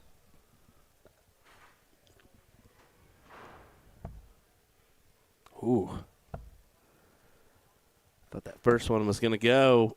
And that one as well. Oh, tough stuff there. Moser really wants to get this leg on the board. Does not want Andre to go 2-0 up and a race to 3. So double 5, he's looking right at it. Walking it in there.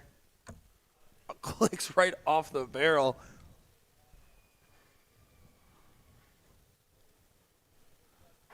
Scott Lightler in the chat saying, hey, he came back and said hi to us yesterday and actually told us the entirety of the point of the trip was that they were at Disney and really wanted to come by and say meet us over here, actually. So Scott came by and sat here and talked with us.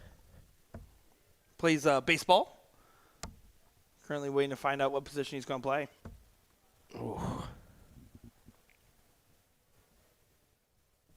Yeah, stuck in the rut here. Who's going to take it out? Well, Darren wants to say it's him. But I think Andre's thinking the same thing, and don't tell him that. Andre should probably just go for the split here. At We'll this see. point. I mean, after going... Oh, yeah, he went right after it. All right, fair I was enough. about to say, after going at that last round, he'll probably stay with it. But, 2-0 advantage. yeah, exactly. He does get the 2-0, so. And the start here in the last leg. Well, potential last leg, I should say. I just can't get over Andre's grip there.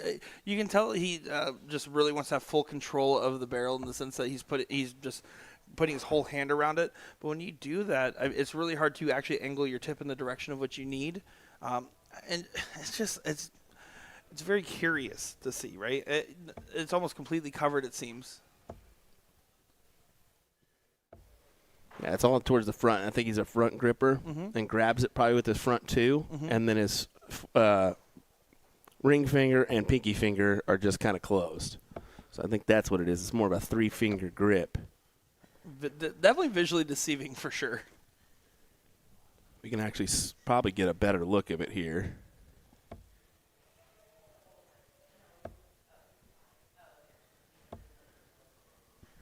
Let me see if we can potentially cue something in.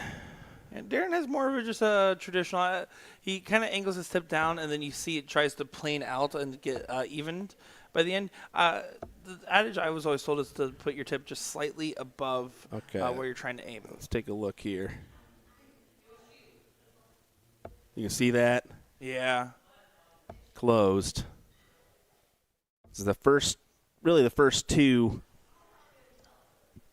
The middle finger and forefinger are on the dart there for sure, with the thumb being your main finger there on the barrel. Yeah, it looks like it.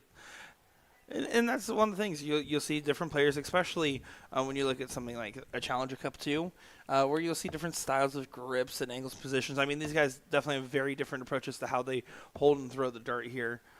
Because you can also see Andre just kind of holds it at his eye line for an extra second or two, and then kind of throws almost like he's kind of stuck, I guess would be the term I would use.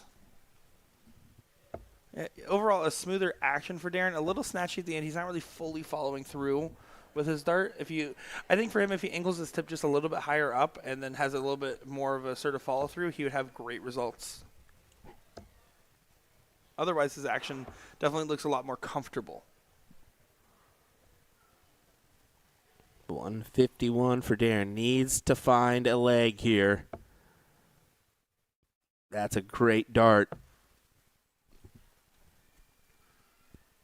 Getting himself out in front here. With how the doubles have been going for these guys, it is just so paramount to wanting to get these extra darts, and especially because these guys are starting to get more and more comfortable here overall, it seems.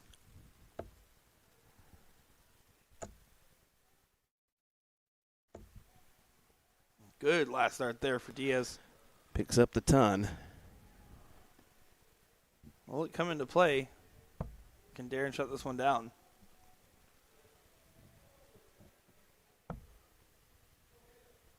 Double top. And he wants that one back because any opportunity given to your opponent could be the end here. Andre just thinking of a way he wants to attack this before he does so. Looks like 20s. Over to the 15 now. At 70. Does go over to the 18s. Personally, you're already at the 15. I would probably just opt for the trip 10 there.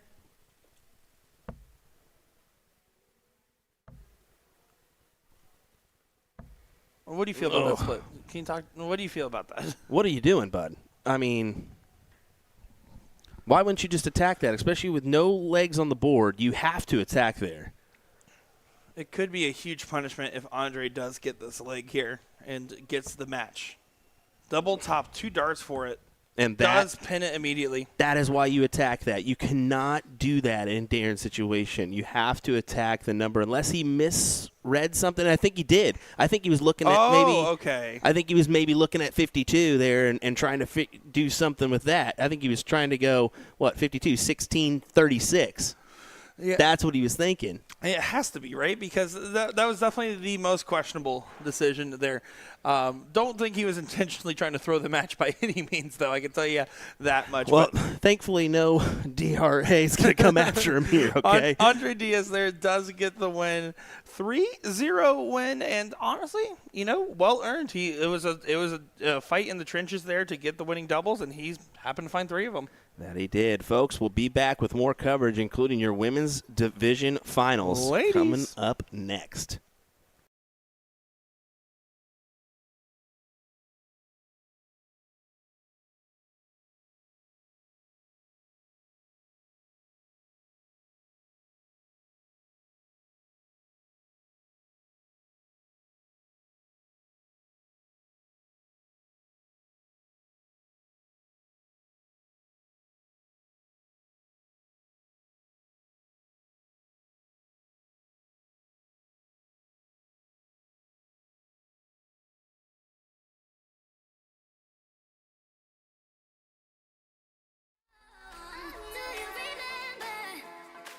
You if we dance in the blizzard, we are not getting cold. So keep on dancing, baby. Dance, dance, dance. Oh, dance, baby. Dance, dance, dance. Dance, baby.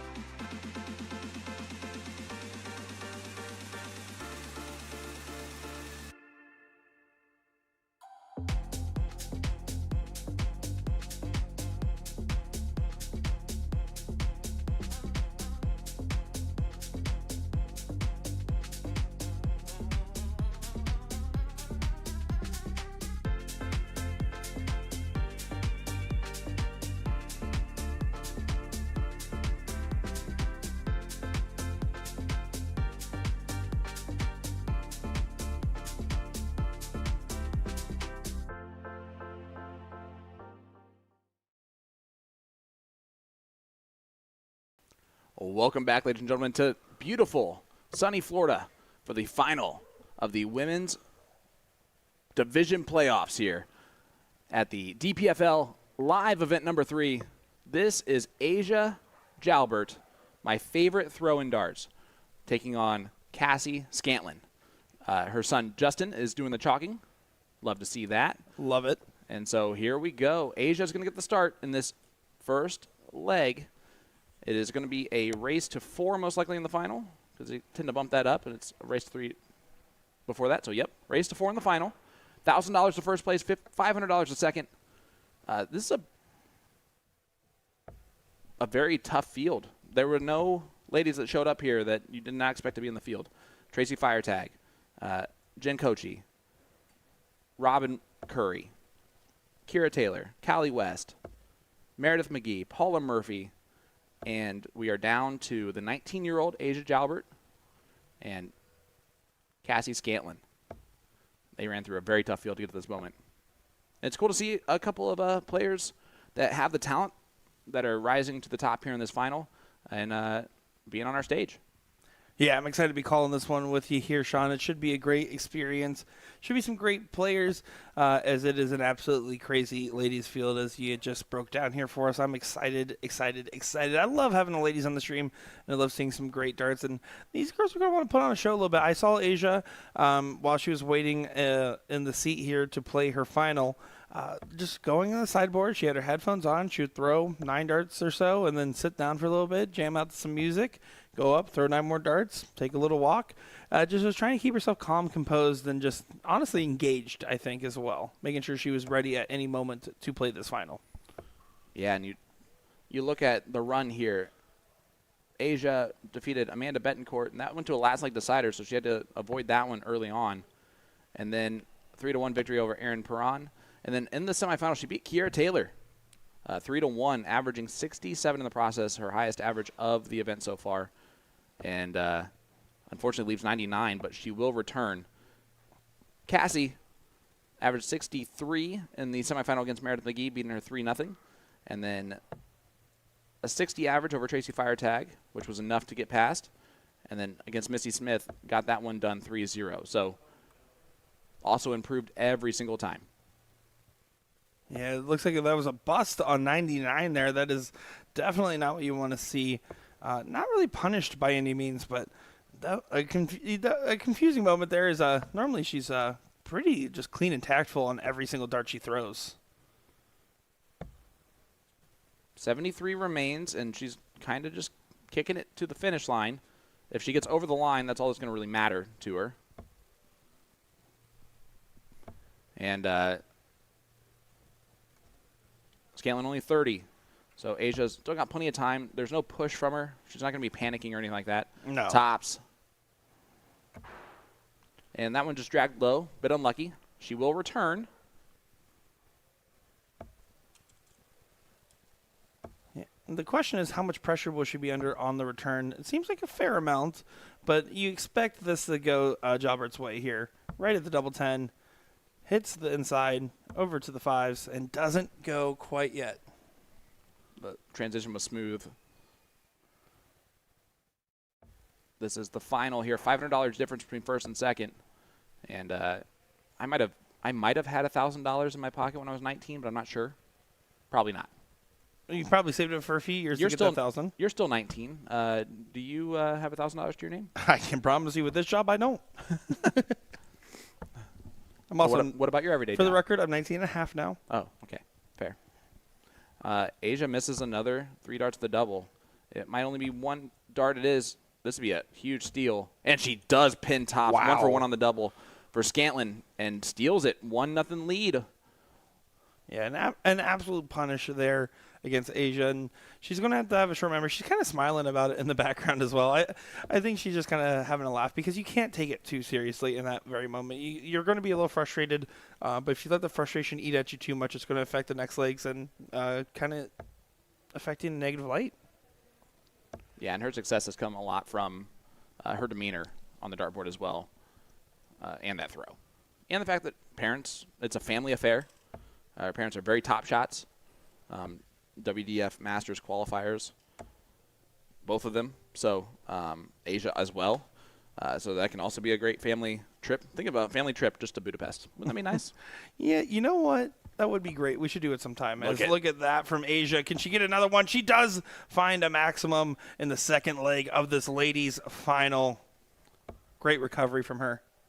Big 180. Boom goes the dynamite, Asia Jalbert. And then great answer there from Cassie. I mean, not really just going to bat an eye too much. Knows that there's still a job to be done every dart of this leg. Doesn't matter if Asia hits perfection or not. She knows she has to do her job as well. 100 answers, 100 there.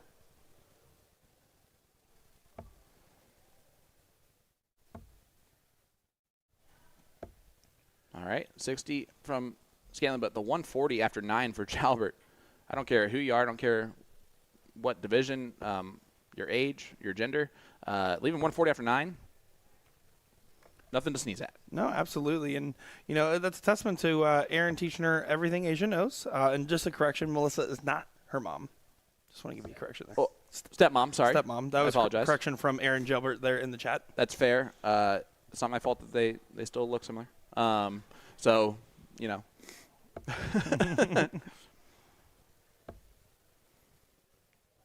Aaron's just trying to point out that those are all his genes, okay?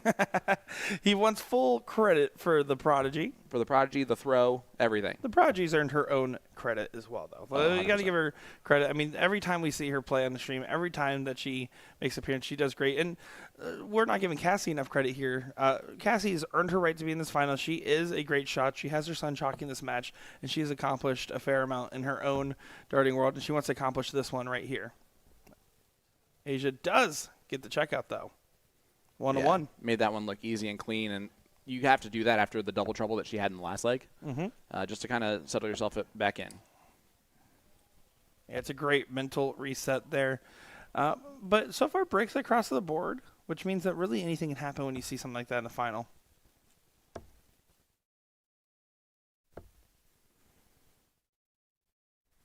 Scantlin, the California resident, playing against the Maine resident. These could not be from further parts from the country. East Coast, West Coast. And we're talking East Coast versus West Coast. Asia so far in this event averaging a 60.12 in her run overall here. Cassie at a 56.14 on the other side of things. So pretty close in averages overall. Yeah, advantage there for the 19-year-old. And she's showing a bit of a scoring prowess, not in this leg.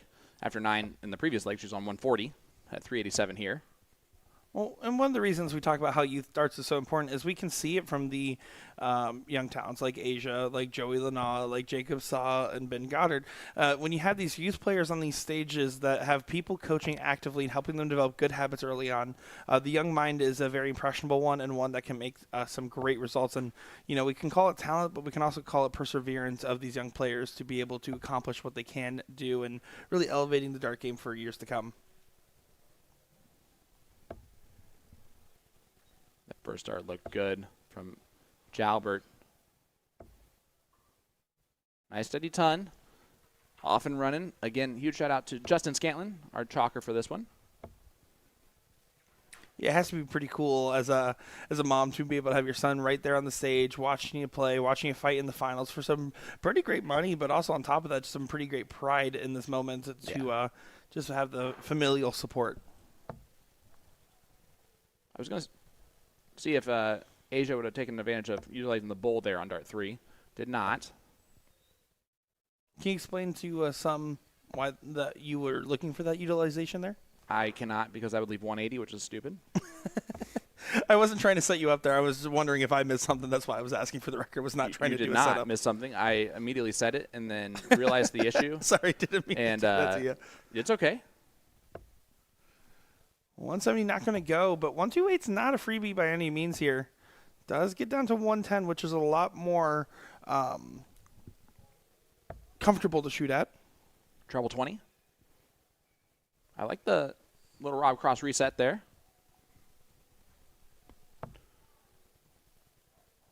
Scantlin's been really good at finishing. That's what's gotten her to this point in this tournament. Made it to the final. She's always just very clean on those checkouts. And the setup play needs to be a little bit better right here. Yeah, and that's not – the last dart was not helpful. That's 10 scored. potentially very costly. Yes, 2-dart checkout, but far from it. As right now, 2 darts. Looks at that perfect marker there potentially. Doesn't quite go. Now 100 is what Cassie left herself on.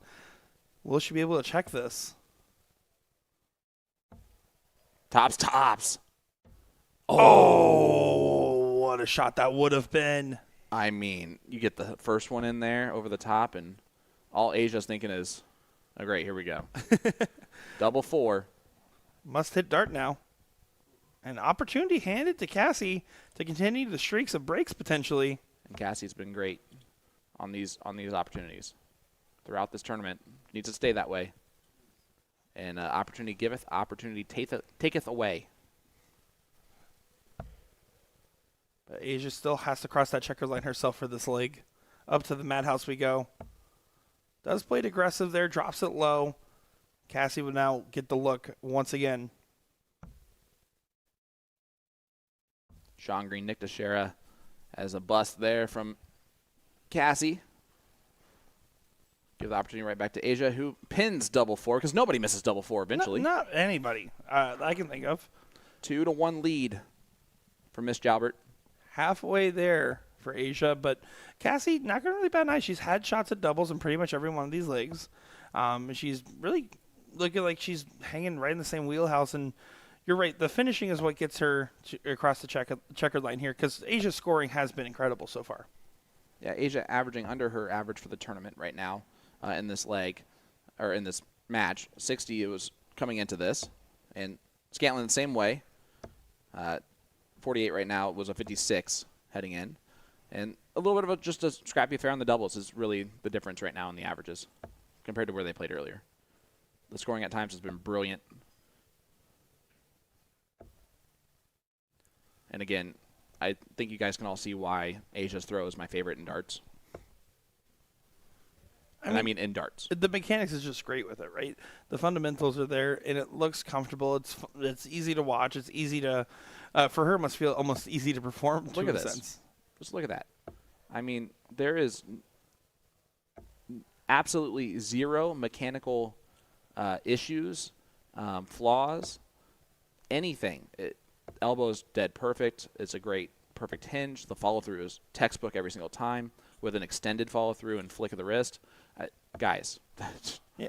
if you want to be good at darts, just watch this right here for, 5-10 minutes and just replicate it as best you can over and over again. You're going to eventually be good. Yeah, absolutely love every bit of that throw. And Casey, on the other hand, when you take a look at hers, for the most part, it's pretty much she lifts her elbow up just a little bit as she's doing her drawback, but then keeps it in that same spot, which is where her consistency does derive from. Look at this. Smart switch. I would have gone for the 180, but I'm stupid. And Jalbert leaves 70 with an opportunity to take a 3-1 lead and break the throw of Scantlin. Yeah, she is playing incredible. Again, her scoring has been phenomenal from Asia. Treble Trip 10 over to the double top. Taking on the barrel. Can she ride it in there? And she does get the double. 3-1 advantage and on match point for Jalbert. East Coast, the main native, 3-1, one leg away from this title. Wow. Can the Californian battle back? You can see PJ Stewart looking extra grumpy in the background. He was just he's just mean mugging the screen. He's just watching this feed right now. He's just in the zone. Yeah, he's zoned out right the second. Looking at his phone. There you go. PJ has been a huge supporter of Asia this entire time. They're both 19 and kind of got into the game kind of at the same time. They're both East Coasters, and they've been warming each other up, playing together when they can. It's a good friendship and partnership that they have, and it's great to have in that dart community, especially similar age. It's tough to be a 19-year-old at a dart tournament, so it's great to have others. As someone that was a 19-year-old at a dart tournament, I can absolutely agree there. And PJ, of course, welcome addition to the Florida darting community. I actually got to call a couple of Steel Tip games with him over at Cherry Bomb. There you go. So great to see. The soon-to-be commercial pilot, who has already told us that he will have his license for commercial flying by the age of 20. insane. In the membrane. You can see Cassie right in range here. She can attack the throw of Asia. She needs to find just one of those rounds that can separate her from the pack here a little bit, because right now, if she doesn't, Asia will have a chance at a double first for the match. Great last 2 shots on the cover. Could not have been done more brilliantly after the first dart. Leaves the 137. But look at this from Cassie. 140, needed 140. And to attack the throw a little bit. Great way to match. Treble 19 for tops there for Asia was the route. If Cassie's finishing has been the reason that she's gotten to this point, this would be a heck of a time for it to rear its head. She's going to set it up just in case. As she should. We always talk about the fact that the hardest double to hit is the last one. Asia should get 1 match dart, at least. It will only be 1. Double top for the win in the women's finals. Instead, Cassie has a chance to save her run right here. 3 clear for a double. And this is a break of throw for Cassie Scantlin. Not over with yet. Asia now back to 501 points away from the title. She will not go quietly into the night here. And just picking up her game across the board overall.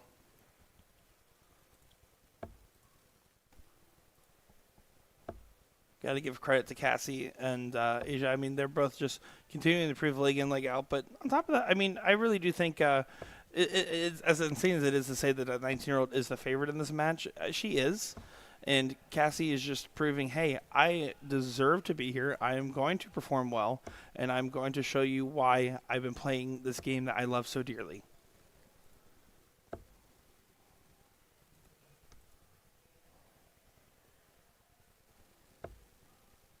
Drops that first dart. Needs to do a correction here, and this is unfortunately a very tough moment. Does find the trip and lesser, and that's a huge find, but now the throw has effectively been taken by Asia.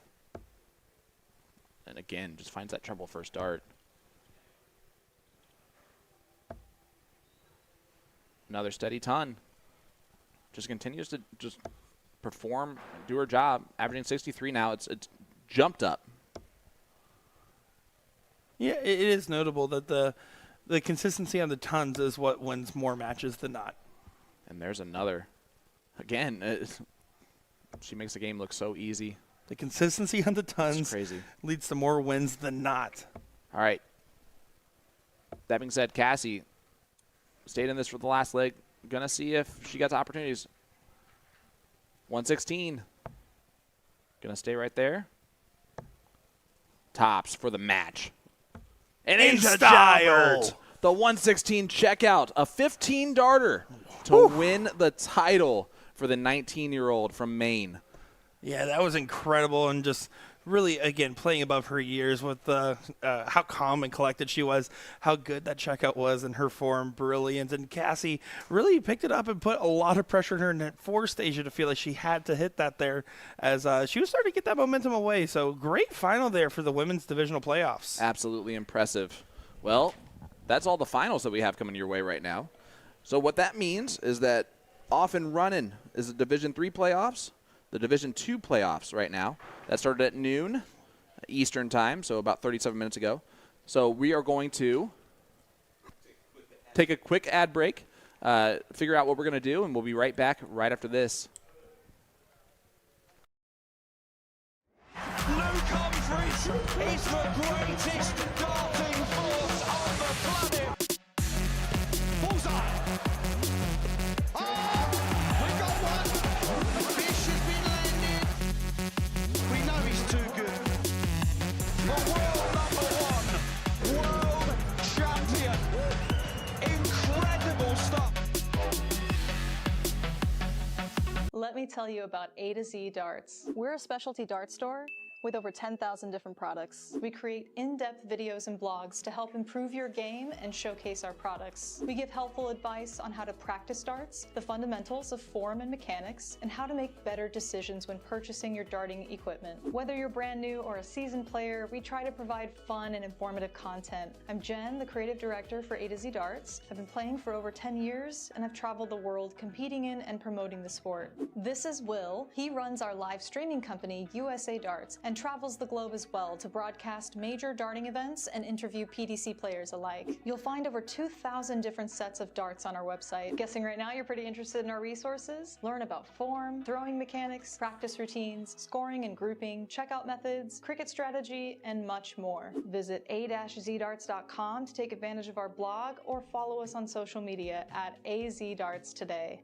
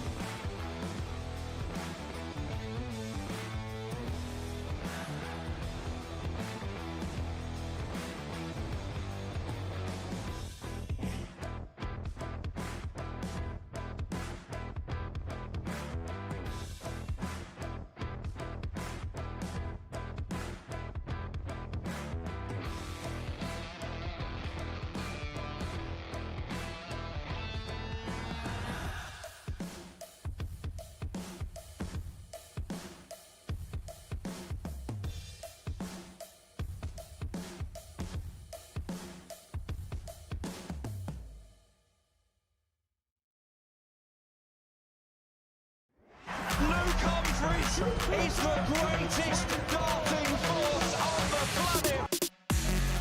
Bullseye. Oh, we got one. Fish has been landed. We know he's too good. The world #1, world champion. Incredible stuff. Let me tell you about A to Z Darts. We're a specialty dart store with over 10,000 different products. We create in-depth videos and blogs to help improve your game and showcase our products. We give helpful advice on how to practice darts, the fundamentals of form and mechanics, and how to make better decisions when purchasing your darting equipment. Whether you're brand new or a seasoned player, we try to provide fun and informative content. I'm Jen, the creative director for A to Z Darts. I've been playing for over 10 years, and I've traveled the world competing in and promoting the sport. This is Will. He runs our live streaming company, USA Darts, and and travels the globe as well to broadcast major darting events and interview PDC players alike. You'll find over 2,000 different sets of darts on our website. Guessing right now you're pretty interested in our resources? Learn about form, throwing mechanics, practice routines, scoring and grouping, checkout methods, cricket strategy, and much more. Visit a-zdarts.com to take advantage of our blog or follow us on social media at AZDarts today.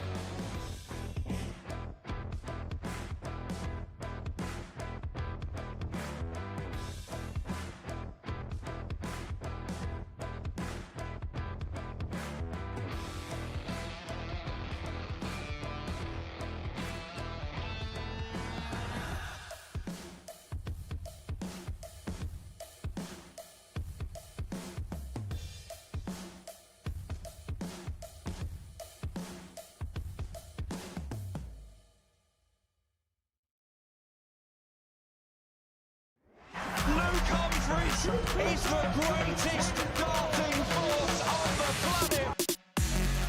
Bullseye. Oh, we got one. Fish has been landed.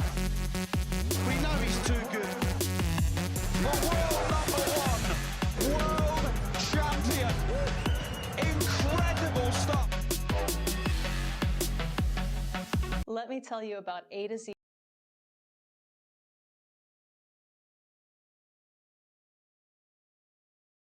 Okay, just a little update from the floor. We're going to keep it rolling here. We told them, hey, we're going to keep it live. If you guys want to throw some matches up here from Division, I believe, 2 and 3, if I'm not mistaken. There it is. Sean's hoarding the flyer over here. Okay. Yep, Division 3, Division 2 starts at noon. Singles 501 begins at 3 p.m. So that's what we got coming your way. We're going to keep the matches rolling here. I know Asia Jalbert, your champion of the women's division, is playing Callie West in the Division 2 playoffs right now. That is happening on a board off stream. So we can't fault them for pushing that match out because they didn't know our plan of attack here to just kind of keep it rolling. So they will shuffle a match on up here in just a moment's time. Let me actually see what their plan is here. Let's look at board calls. By the way, all this information provided by Dart Connect. So you can head on over to dartconnect.com and get all the information. Looks like we're going to get a Division III playoffs match. It's going to be Lisa Brazel taking on a TBD opponent. So we'll have a Division III playoff match coming your way here in just a moment's time. We'll figure out how long it's actually going to be. I want to figure out where this match is, too. Looks like they are in... They had a preliminary stage. They do have a round one beginning in the top 32. Matches are taking place there now. But it looks like our first match will be from the top 32 in Division number 3 as Lisa Brazel will take on... make sure I get this one right. Chip Dick or Rich Staker in the next round. So hang tight. We'll have that one for you in just a moment. Appreciate you joining us for our coverage of the DPFL Live Event number 3 here in Kissimmee, Florida. We'll be back momentarily.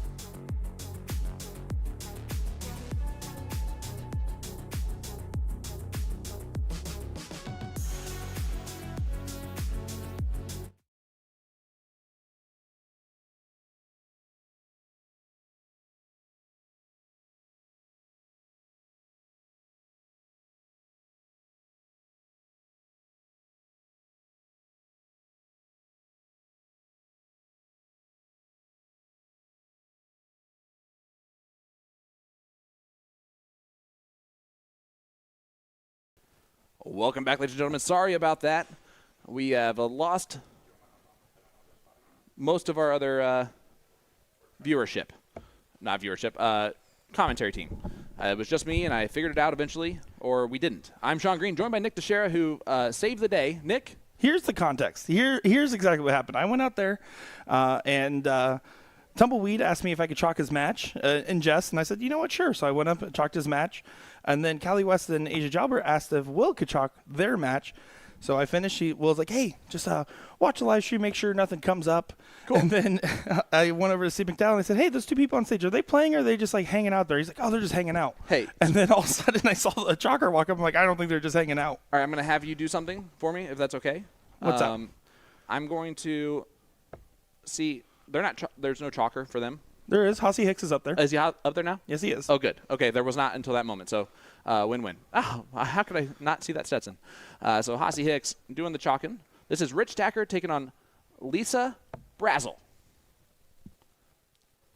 Yeah, this is going to be the Division 3. So, we have a range of events that we are looking at over here.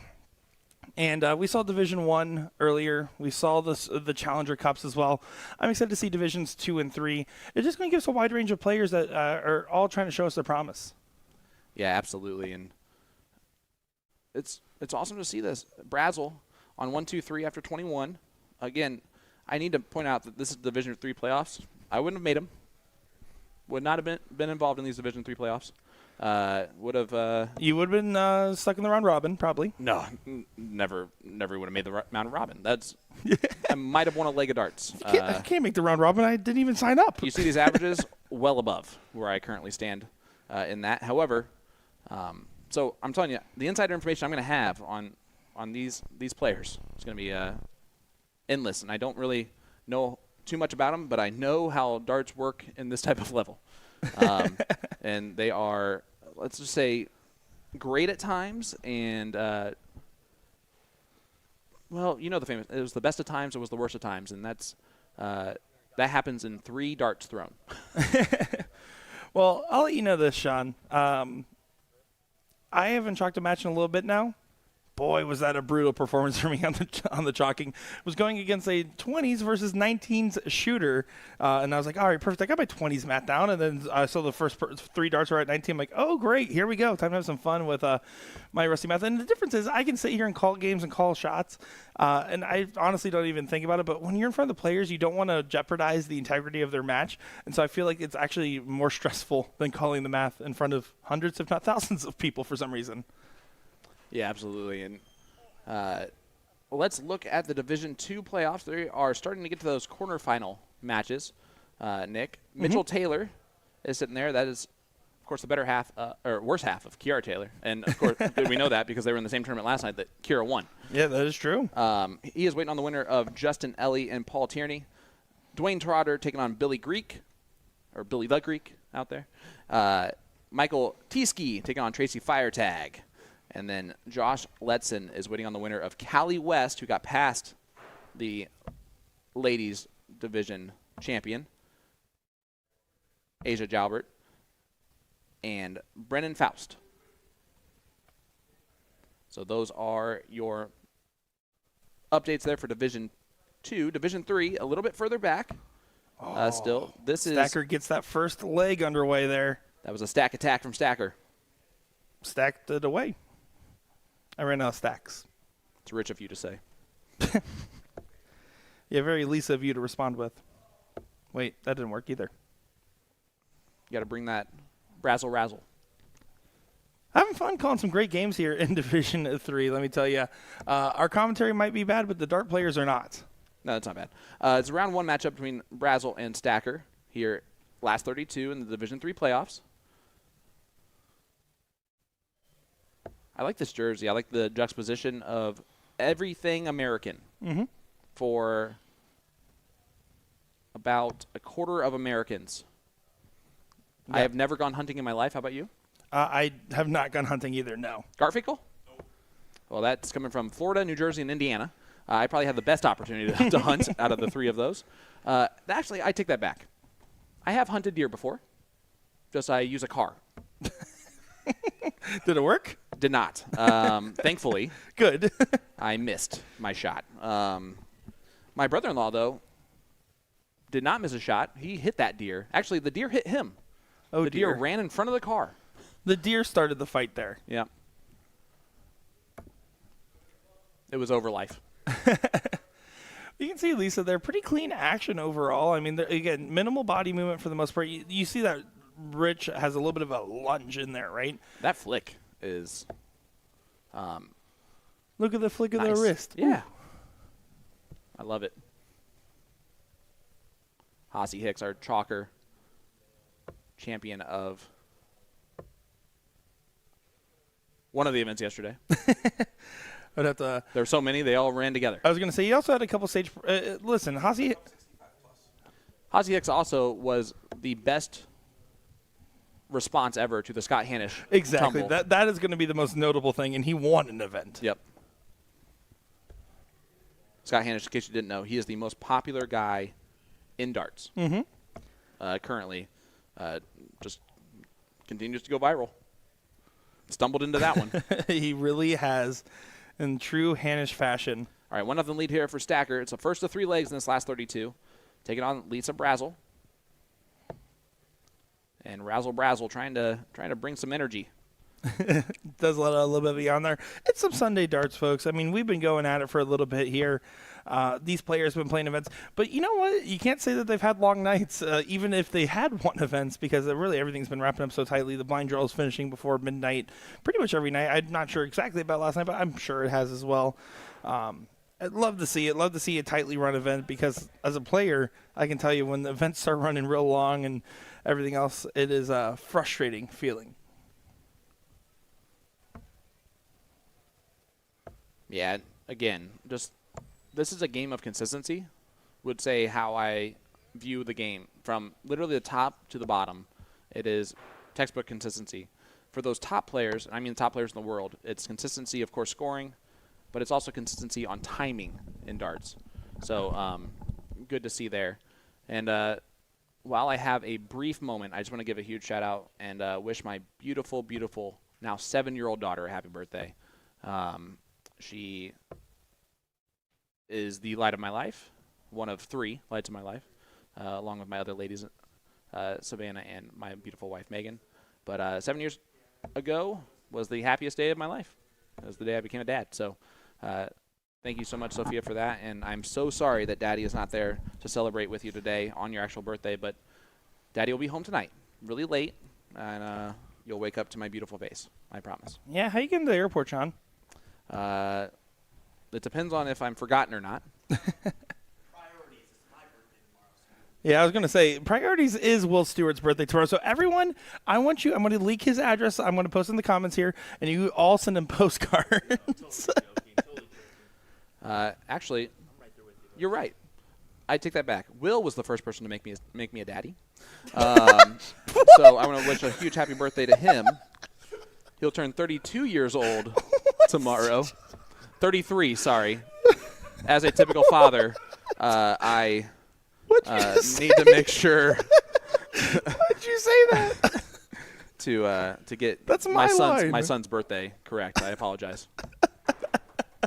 Good work there, Sean Green. That's what happens. No when one misses double 4. That's what happens when a spoiled William Stewart comes back here pouting about it not being mentioned at his birthday. Oh, my goodness. Kobe, Guys, we're appreciate you, professionals. bud. We are professionals. Oh. Lisa not going to get a look there. So Stacker, 35 left for a 2-0 lead. Yeah, he busted on the last visit here. He's going to need to try to course correct. Gets a 17 for 18, so double 9. Which, I mean, obviously not happy about it, but still gets a dart. Now he won't. Does leave 8. Yeah, cleans it up. Will he return? Or will Lisa Brazel throw in a big score of her own? 72 left. Debating on what she wants to do here. Try to go for the treble 12. Yeah, I would have to imagine there. Now Rich gets a chance for a 2-0 lead here in our Division 3 playoffs. Yeah, double 4. Big moments.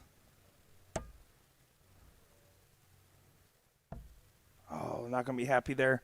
Scotty B joining us in the chat. How's it going, Mr. Burnett? Hey, Scotty. Too Hottie Burnett. How you doing, my friend? Scotty, the better commentator than both of us combined, Burnett. I think he would disagree, so I'm going to. I'm just kidding. Nick Rob's in there saying, let's go Stacker. Needs to find this double two. And now Brazel, a chance to put a leg on the board. Race to 3. You're just going to have to work it in, not phased by the first dart there. Over to double 12. We've all been there, done that.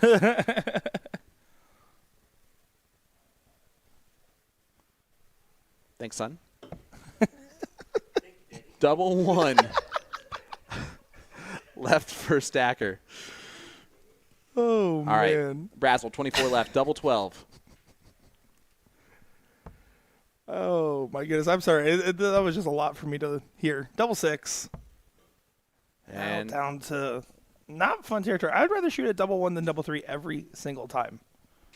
Dudley from Southern Louisiana tuning in from us. We're actually going to be there in about a month and a half, mid-November. That's going to be mid-November, yeah, for the EDC finals.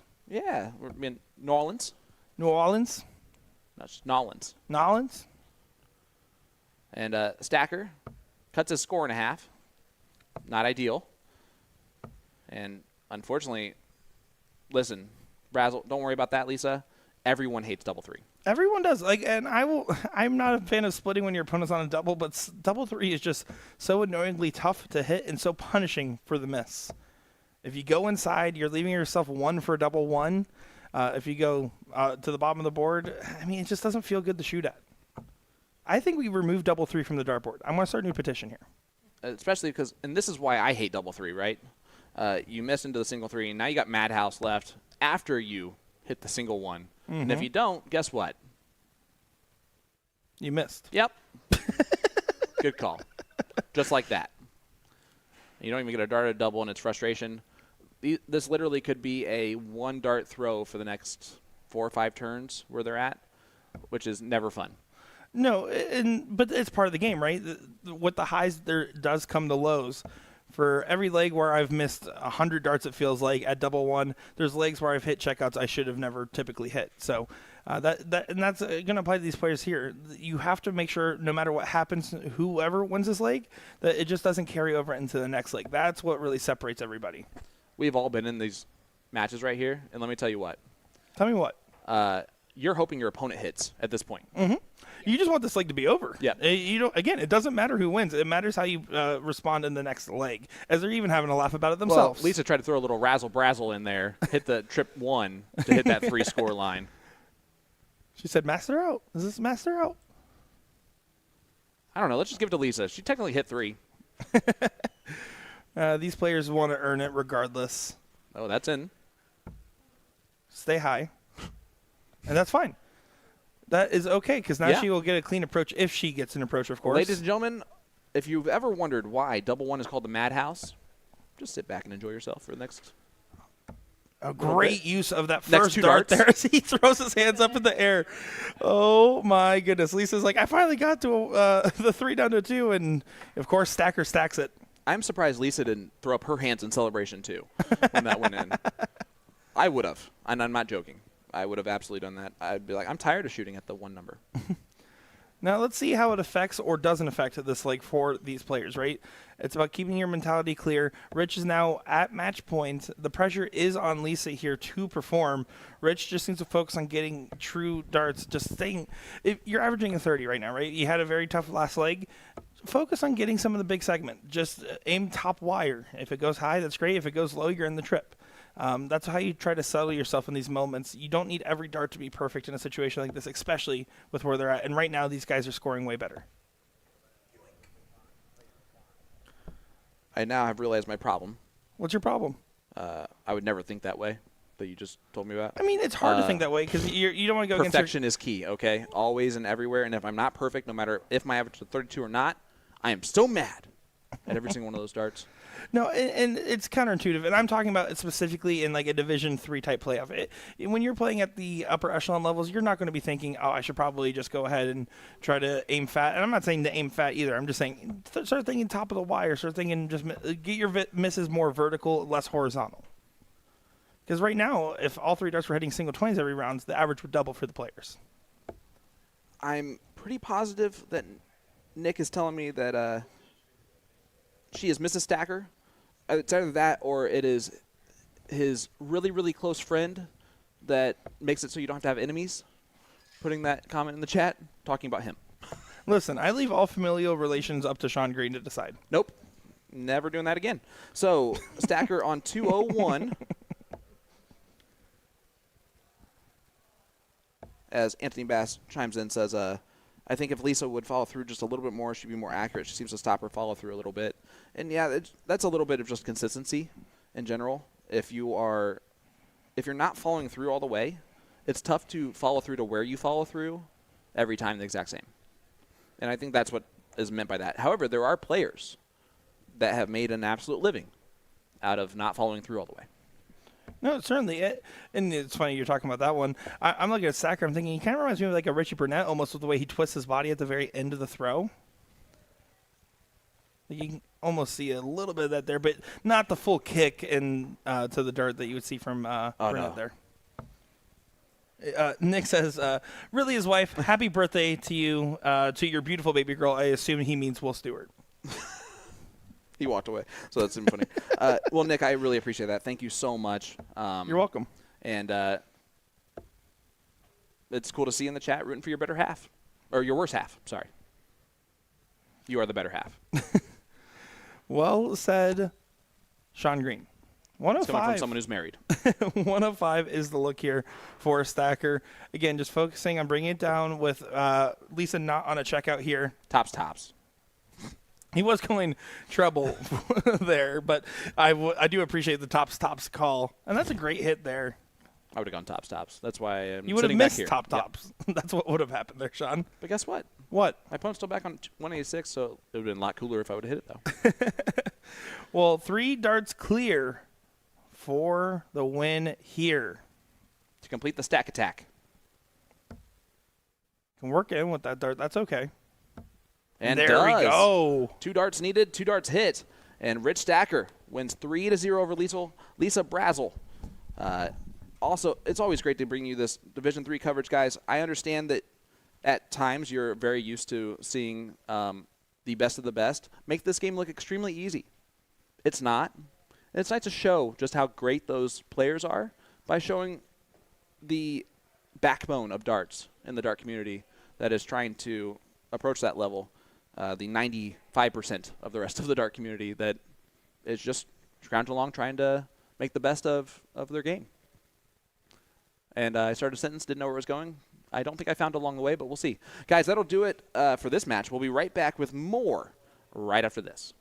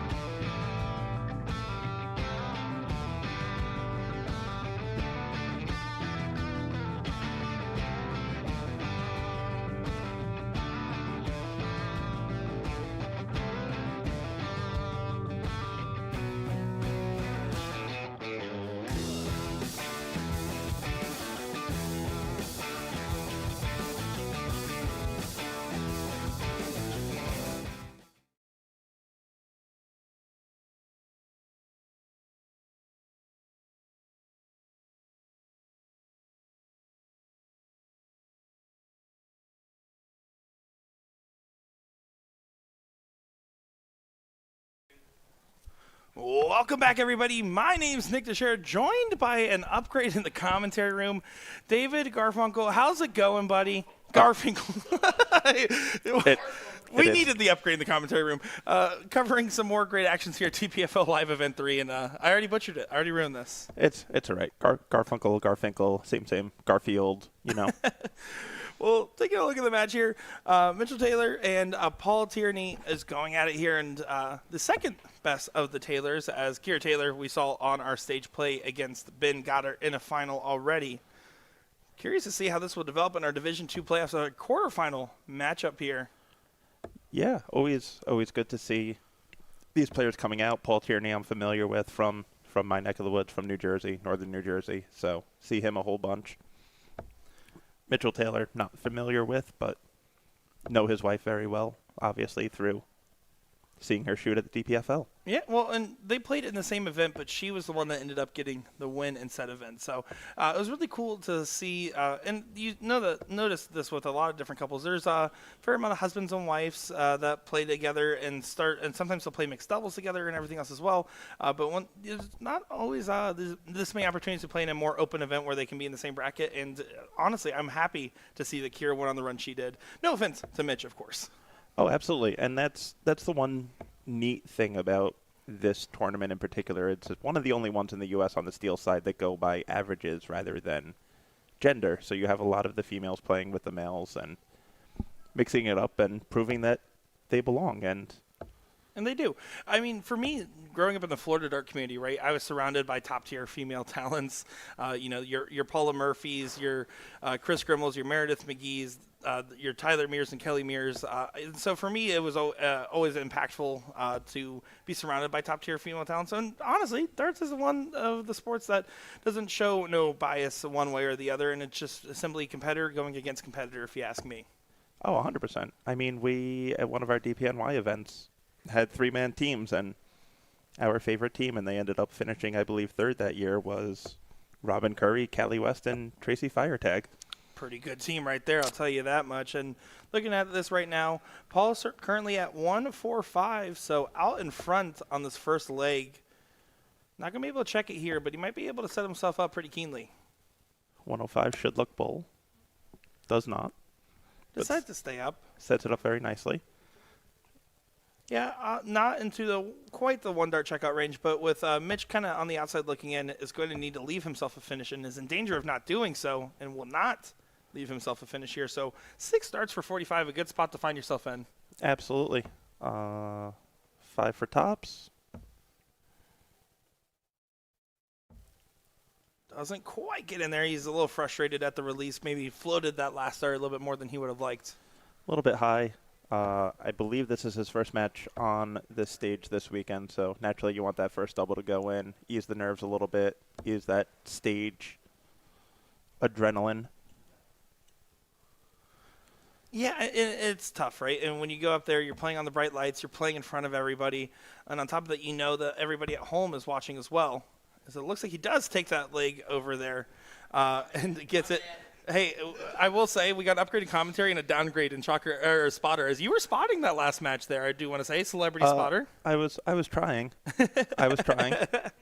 It's not easy, folks, to do the spotting, especially also, and we'll be honest, it's easier to spot when everybody's throwing 90 plus, 100 plus averages. It's a lot more predictable, and it's hard to do. I don't envy the position. In fact, if you ever see me spot, it is atrocious. Absolutely, it is tough, and especially because as a shooter, you have your own mentality of how somebody should go, and trying to get in the head of a different shooter and figure out what route they're going to go. Because at the end of the day, obviously there's optimal routes, but the best route for you to personally throw is the one you feel most comfortable with at the end of the day. When you're in match play. When you're in practice play, try to optimize those routes. But when you're in match, do what you're most comfortable with. 100%. And, the simple at 51. Are you going 11 or are you going 19? Yeah. And that's just where you choose to go your route, if it's the 20s or the 16s. Now, I have a question for you. Absolutely. So you have a pretty close relation with a lot of these different players, obviously with DJD in general and stuff like that. I do. What's it like watching these players' careers that you sponsor and stuff like that, and just following along with them event after event? It's incredible, and it's one of the reasons why I don't play anymore.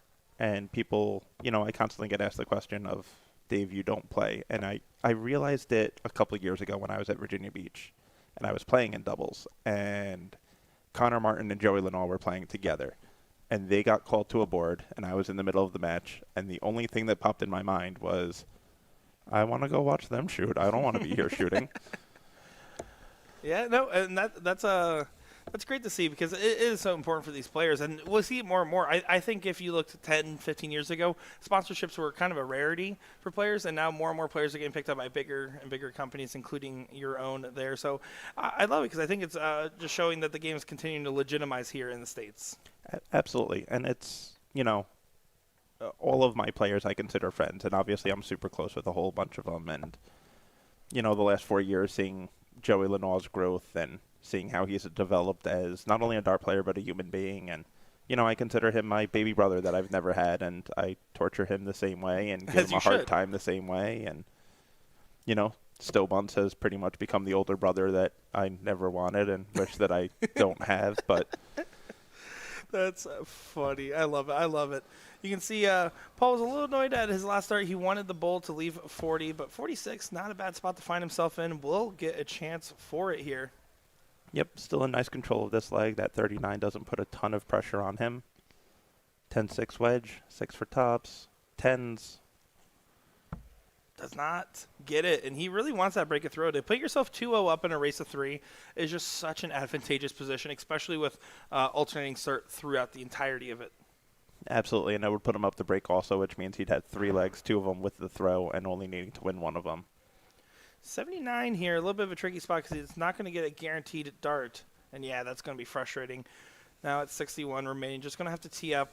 You have to be so careful when you're at like an 85 or something, right? Because if you drop into the 2, you're in a lot of trouble, no matter if it's a trip or a single. 100%, and even at 79, 10 is not a give me of an out.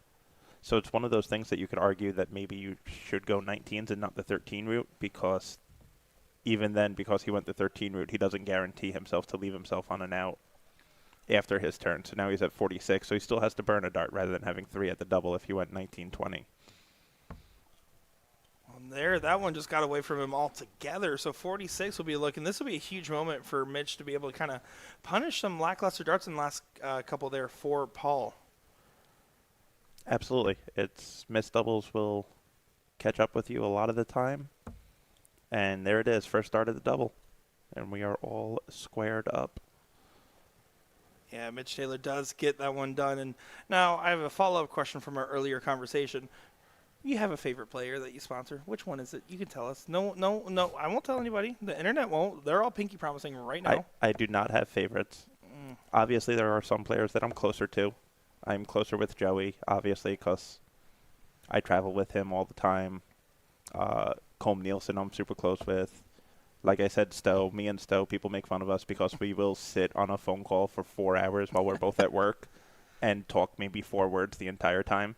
But we both work in an office by ourselves, so it's kind of just that background noise and feeling like we're not alone in an office. Absolutely. I love it. Of course, giving you a little bit of a tough time there because I know some of those players are going to be listening to this. But look at this from Taylor. Does find a 140 here to kind of really get his scoring jump started a little bit there. Absolutely. And just noticed Taylor throwing the Jeff Smith silencer signature flights, representing his fellow Canadian. Obviously, Paul Tierney, heavy Irish min, representing his Irish heritage with his flights as one falls off. And you can see just a quick little run over to grab it. Mitch Taylor averaging right now in this event a 63.29. Paul Tierney a 56.16. But you can see right now Paul's obviously picking it up a little bit here and rising to the occasion on the stage. If you could just go by top averages in this event so far, and of course we're in the quarterfinals, so we're a decent ways in. The leading average, Harry Carter, at a 66. So that's kind of your target line, is right around that 65, 66 range. That means that you're absolutely right in the thick of it. Yeah, which is, what this average event capped at was 65. So, it's good to see people throwing right around their averages. Mm-hmm. It doesn't give that whole, sandbag mentality that you get to a lot with handicapped events. And Yeah, and personally, I love the fact that they offer avenues for players of every skill level for this event. It's easy to be intimidated by some steel competitions every now and again if you're not as comfortable being like, oh no, there's just a pro shoot or an open. Here, having some caps and using the Dart Connect average, I think really fully utilizing the Dart Connect system. Oh, 100%. I mean, last year I shot in the 55 and under. I made it out of the round robin, luckily. This year I was kind of planning on it, but the way that the schedule worked out, the Premier Division playoffs were the same time as the round robin. Yep. So I kind of said it that if Joey made it out of the round robin, I wasn't going to play because I knew my mind wouldn't be in playing for the same reasons we discussed earlier. So Yeah, and I absolutely respect that. And Joey, of course, making a finals appearance against Leonard Gates in the cricket singles as well. So we did get the chance to see that there, and a great final that was. unbelievable final. It was a massive shot by Leonard to take that deciding leg as Joey gave him everything that he had, and He certainly did. I mean, played great the whole way through. Certainly did, indeed. Well, right now, 74 needs to get in line here. 41, double 19 for a 2-1 lead, and he pins Get it. Wow. What a recovery after a first start that was far from ideal. And a second dart that was far from ideal. Yeah, honestly. To be able to still persevere and focus in on the double. So, I want you guys to know, whenever I'm with Will at any event, or even just talk to him for all of 5 seconds, I start calling everything deal. What's that deal over there? Hey, that deal. Can you give me that deal? It's a Kansas thing, is what it is. It's a Will Stewartism. Got it. Yeah, everyone has their own idiosyncrasies. For me, I usually have 1 or 2 choice phrases that continue to get repeated. Yep. For me, it's been a lot of, to be honest, I've been hitting with one of those. I tend to lean towards the to be fair. To be fair. To be fair. I love it. Right now, Mitch on a breakaway here with the throw. I mean, this is a good spot for him to find himself in. Yep, starting to pull away. Paul, no slouch. He's been in these situations before. Currently top of the order of the merit for the Dart Players New Jersey Tour. Won one tour stop, finished in second in another tour stop to Connor Martin. So he is battle tested. He plays against some of the best in our area. Yeah, and when you look at any of these players, the average is such a fickle thing in the sense that you can also just have these days where you're shooting well above your guard, and the more you challenge yourself with higher level talent, the more often you'll find yourself in the situations where you're batting up, not down. I know for a fact that if you're actively playing on whether it be the CDC tour or any tour in general, it just is helpful because you're challenging yourself over and over again. 100%. And that's the one thing with averages is the better players you play, the better your average is going to be. And that's a conversation I had with one of our players the first year that he was going over to CDC. And we're driving to the airport, and he turns to me and he goes, Dave, I'm not good enough for this. I'm a mid-70s, low 80s average. That is where I cap out. And I turned right to him and I said, no, you're a mid-70s, low 80s when you're playing against 50s.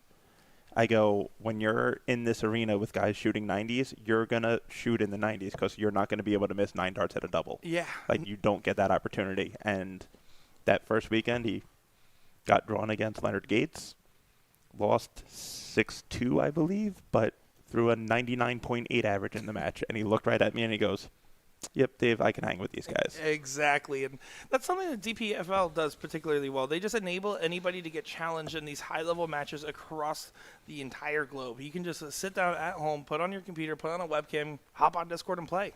100%, and that's one of the great things about online darts, and I know how fickle this sounds, but one of the good things, essentially, to come out of COVID as double 12 for the match, and he pins it. Wow. Look at that. Blink and you miss it. Mitch Taylor just sneaky on that leg, throwing a 18-darter there to finish it. Paul Tierney was back at 3-10 there. And you can see there's a lot of love, a lot of respect for the Irishman and the Canadian here. And, look at that. You can show a little nervy there, shaking his hand. But got the job done. He did. Absolutely. And he is now into the semifinals. Yeah, great to see here. Looking forward to seeing what is coming up next on our stream board. Division 2, Division 3 playoffs are currently underway, and we're having fun covering each and every one of them. Hope you guys are too. Give us a like, give us a follow, give us a share, and give us a DJD in chat. We'll be back in just a moment's time.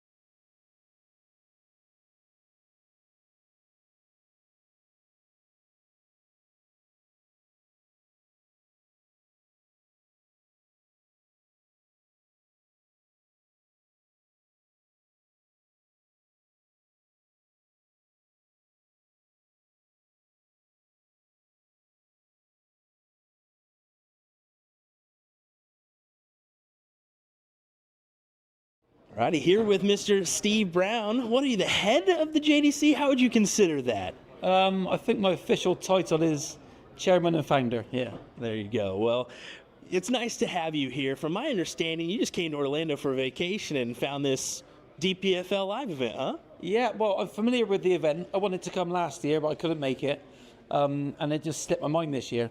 So we booked a family vacation, and as it happened, a day before we left, I seen the flyer on Facebook.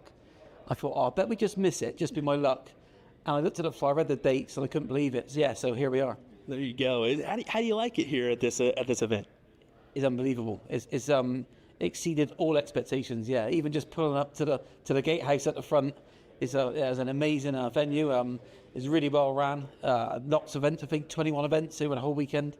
No, it's been fantastic, and players from all over the world. So yeah, it's a great event.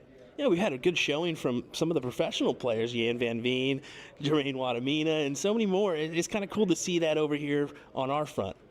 It was pretty cool. I walked in the room yesterday. I come with my son John, who's a ex-PDC pro himself, and we walked in the room. We weren't expecting to see Jelle Klassen and Jan Van Veen, and they weren't expecting to see us. So we sort of crossed eyes across the room, and it was like, hi, but what are you doing here? Dang it, you came to take our money. Exactly that. But no, it's great, and there's great camaraderie in the room. Everybody and people just get on so well over here. And I've been coming to the States since 2006 through the PDC, and it's just for me is really warming to see it grow and grow and grow. And I think darts in North America is in a great place. Yeah, it really is. And talk about that from 2006 to now. How has that growth been? If I'm completely honest, when we first came in 2006, 2007, if you drew an American player or North American player, it was almost a buy. And that's me being very honest. Mm-hmm. And sorry, guys, if that was the truth back then.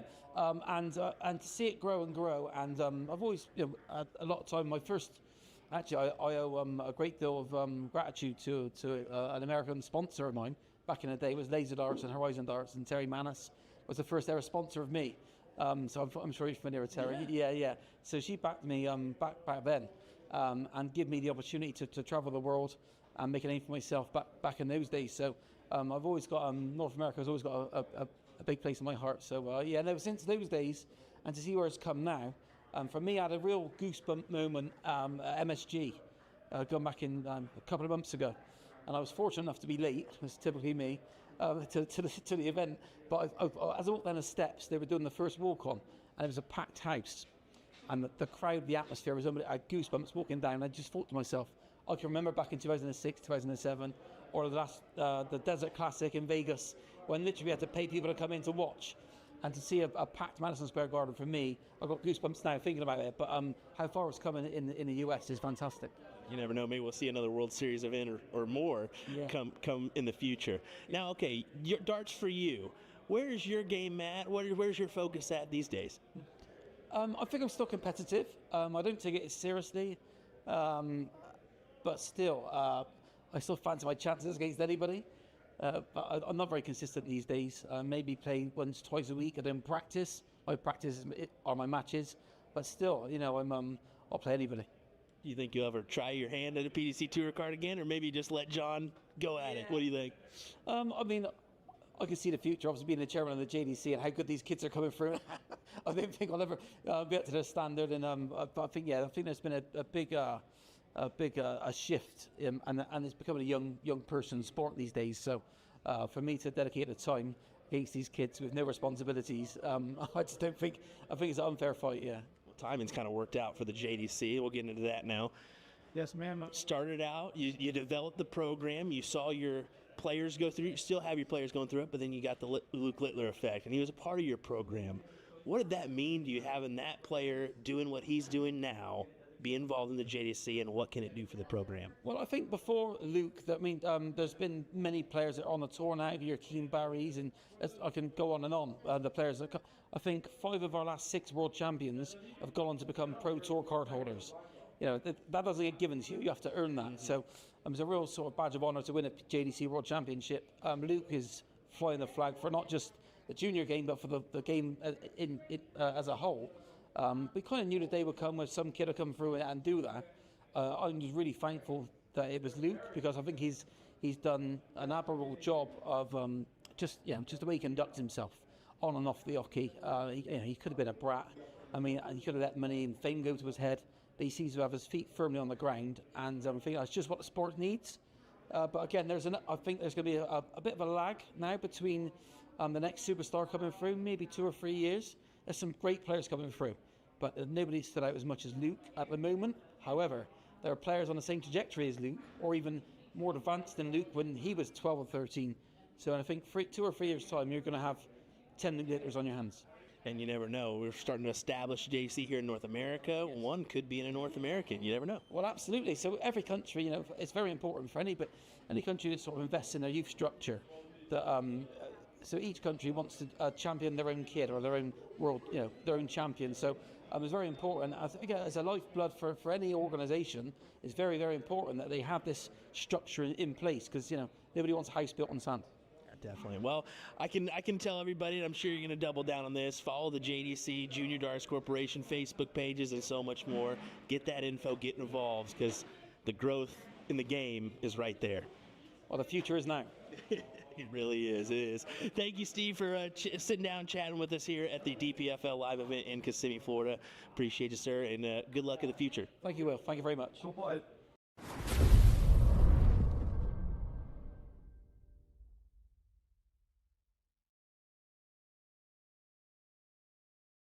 Alrighty, here with Joey Lanaugh at the DPFL Live Event in Kissimmee, Florida. How's it feel to be down here once again, Joey? It's awesome. I love coming down here. It's a vacation. I also get a tournament out of it, stay an extra day, do some parks. I like being down here for a week, so it's nice. Yeah, it's a good vacation spot. I mean, a couple golf courses if you fancy that, but even better, some great darts, some great competitors here this weekend too. Oh yeah, you got some PDC players here. You got people that aren't PDC players, but they come overseas. It's good competition here. Yeah, definitely. You got some incredible Dutch players here, including one of your new teammates, Jan Van Veen. Good to see him in person, I'm sure. Yeah, I played him in the development tour a year ago around now, and he wasn't nice to me. He beat me pretty nice on the board, but good guy. I like seeing him. Well, let's talk about darts here recently. You've been, of course, doing the CDC tour and just kind of the circuit in general. Where do you think your game's at right now? It's like a roller coaster, up and down, but I feel like I'm on the upswing right now, having some really good games, having some bad games, but overall, I feel like I'm up there playing with the best. You're only, 22 years old, if I'm not mistaken? 22. A long way to blossom in this game. Where do you think your game can go? I think it go to the top. I feel like I have a nice natural throw, and just got to keep working at it, and a few years from now, I think I could be the best in the room. Well, we've already seen the success in the Continental Cup side of things, the CDC level tournaments. I mean, you're right there with some of the best in the country. Oh, yeah. I mean, playing all these guys, I've beaten them all at least once, so it's nice to see, come onto the board again and play them, and I know I could beat them. So. Well, moving forward to this Red Dragon sponsorship, newly formed sponsorship here, how does that feel to have a company like Red Dragon just bring you on and with all the big boys and girls they have? It's awesome. They sponsor so many great players. They have world champions on the roster. And this is a big company. They do so much for darts, and being able to be part of that is awesome. I know down the road you probably work with Lee, maybe on a barrel or so. You excited for that process? I'm excited for everything that they give me. There's sky's the limit with them. They're awesome. So I'm excited for everything in the future. Well, they've been definitely attacking this North American market. You've seen some of the soft tip professionals they've been bringing on, as well as Jules, you, Adam Savada. Just a good team behind you there. Yeah, some good players, some CDC winners, some PDC players. It's nice to be in a company with them, and I'm looking to be there in a few years. Definitely so. Well, Joey, thanks for taking a moment with us here at the DPFL Live Event. Good luck this weekend, and congrats on the sponsorship once again. Thank you. Appreciate it. Joined by Ryan Watson here at the DPFL Live Event 3, and your amateur winner against Shad Noonan in the finals, and what was a very dramatic affair on the board. First off, a lot of people are probably wondering who you are. So can you tell us how long you've been playing darts, what got you into the game, and how you got here today? Yeah, so about 3.5 years of playing darts in general, outside of just like being at a bar randomly and throwing bar darts, I guess. I had a lot of friends in the scene back in Alabama that played, and they had a guy that was actually moving away, and they just kind of randomly asked if I wanted the spot. And yeah, I was just like, I've never played, was sure. And then like that first season was actually, I was like the 501 guy, and I was the third slot or the second slot, so I was always catching like the worst players. But I won every game that season, and I was just like, I can't go back now. So it was just like a sickness from then on. 3.5 years, and then I moved to Florida, and then about 2.5 years ago, and it's just been growing ever since. Yeah. Yeah, and I mean, like we said, the finals against Chad Newton there, it was a high-pressure situation, but you ended up coming out on top, getting $1,000 first-place prize. I mean, is this the biggest event you've won? I mean, what was your thoughts in that moment? I mean, talk us through it a little bit here. Yeah, I wasn't feeling a lot of pressure because I didn't think I'd get to that point. So I'm the kind of guy where if I'm like, there's a certain point where if I get past it, I'm just like, this is all gravy now. Like, if whatever happens next is extra. So even in that game, obviously you step up there on the stage and it's like, this is a whole new thing, and so you're a little nervous at first. And I actually like the stage more because there's no people around. You feel like you're in a little vacuum. You don't know you're on camera unless you think about it, which I wasn't. But no, it was less pressure and more like, I don't know. I took the pressure off myself a little bit. It didn't seem like he was feeling the pressure either. It was just like maybe the missing some doubles got to him, and I wasn't missing that many. So, it wasn't a great game, but like it was a grinder. It's just you got to win those. Like I think, yeah. Well, you did win it, in fact, and Yeah. I mean, to be able to go into an event hall like this where there's PDC Tour card holders, CDC Tour card holders, people that have done amazing things at the top of the dart game for a very long time, what does it feel like to be competing in the same room as them, get a chance to meet a lot of these darting idols? Imposter. But it's just really cool. Like it doesn't feel real. Like there's no other sport where you can just like, you can't just like go play basketball with LeBron, like that's not to say that's exactly what this is, but when you walk into a space and there's like Jim Van Veen and Matt Campbell and then Jermaine Watamena over there, these are guys that I watch every day. Like not every day, but when they play, I watch them. Like some of my favorite players. And so yeah, that feels weird. It feels weird that I'm just like, I just drove down the road and then here I am with PDC players and I can talk to them and play with them. It's really weird. Yeah. And I mean, you're also very undercover looking in the sense that you have the t-shirt on and the ball cap and everything. Obviously winning the amateur event, what's your next aspirations? Are you going to try to get maybe a jersey sponsor? Are you going to try to continue to keep grinding it out, or where do you see yourself going for the next step of your dart game? I don't know. I don't think about that. Like that feels not likely or possible. But it's something I want to be really good at. And that's all I really care about, is just getting better at it. And, I most of the time I play every day. I practice every night at home. Like, even if it's 30 minutes, I'm going to throw a few darts. So I think just like, it's less about what I want to do and just like how good I want to be. I want to be one of those guys that's up there, averaging 80s, I want to have those 100 average games. I don't know. I want to see what's possible, I guess, is all I really care about. Well, we're excited to see what's possible as well, and we appreciate you taking the time to chat with us here. Again, you gave us a great performance on the stage, and it's looking bright for the future of Florida darts with Ryan Watson being a welcomed addition to it, and we wish you nothing but the best of luck.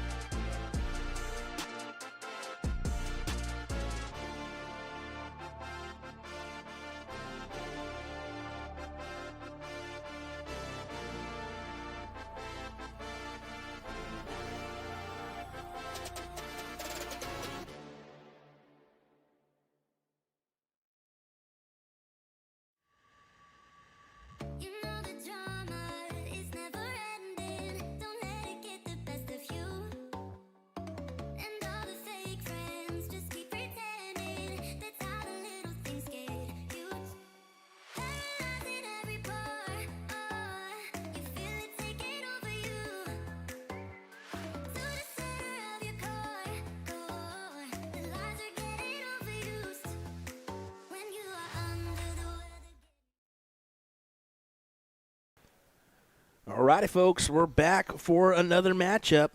How about our semifinals? Mitch Taylor taking on John Schulman? Schumann? How do we say that?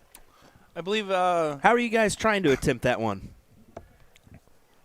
It's not even that. It's I was Billy gonna say, Greek. I was like, dude, that's why It looks like him, though, doesn't it? That's why I didn't say anything. I was like, what are you talking about there? No, this is Billy Greek and Mitch Taylor on the board. That definitely threw me off there. I was like, that's John, isn't it? No, definitely John doesn't have a beard. So confused at what was That's happening funny. there. That is funny indeed. That's good. I was like, what is happening? So Billy Greek, funnily enough, in his top 16 Sorry, match, I chalked for him. I chalked for him and Michael Wallace, Tumbleweed.